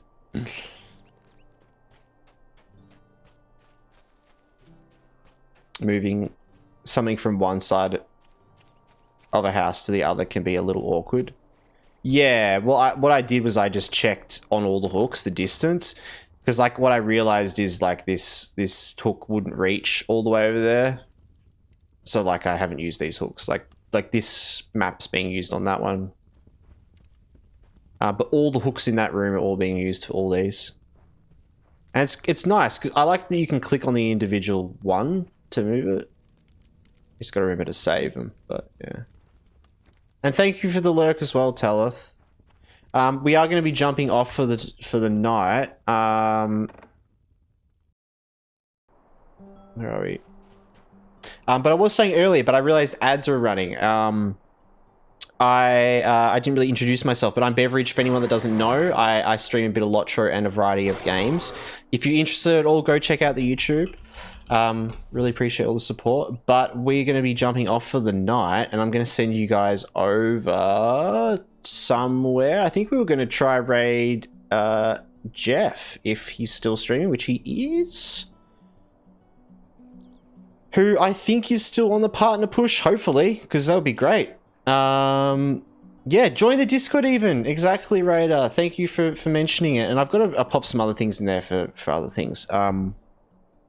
But yeah, if you want to join the Discord, see when we're streaming next, have a chat about anything, any game related, Lotcha related, share anything about hobbies, anything like that, you're more than welcome. Just a chill little environment we have there. But yeah, I'm going to send you guys over to Slack Jeff, who's playing some Lord of the Rings Online. Let's see here.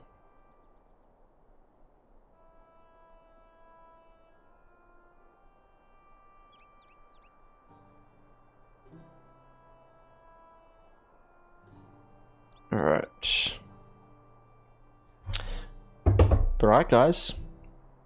Time to slack off before bed, my favorite. Hell yeah, right? That's it. All right, guys. You know what? Oh, I've been meaning to set up a raid message. I'll do that another time. But if anyone has any ideas, I want to set up like a copy and paste raid message for when we raid people with some of our emotes. I'll make like a sub one and I'll make a follow one. You know, so if you've subbed, you can copy and paste like the animated emotes and that sort of thing. I want to set up one of those for when we raid, but I'll do that another day. All right, guys. Well, I hope everyone is well and stays well, and I will see you guys all next time. We'll be back on Friday and then Saturday for our Hobbit stream. But I hope you all have a good one. All right then, guys. See you later. I'm going to send you over to Slack Jeff. Bye then. See you later, everyone. Bye-bye.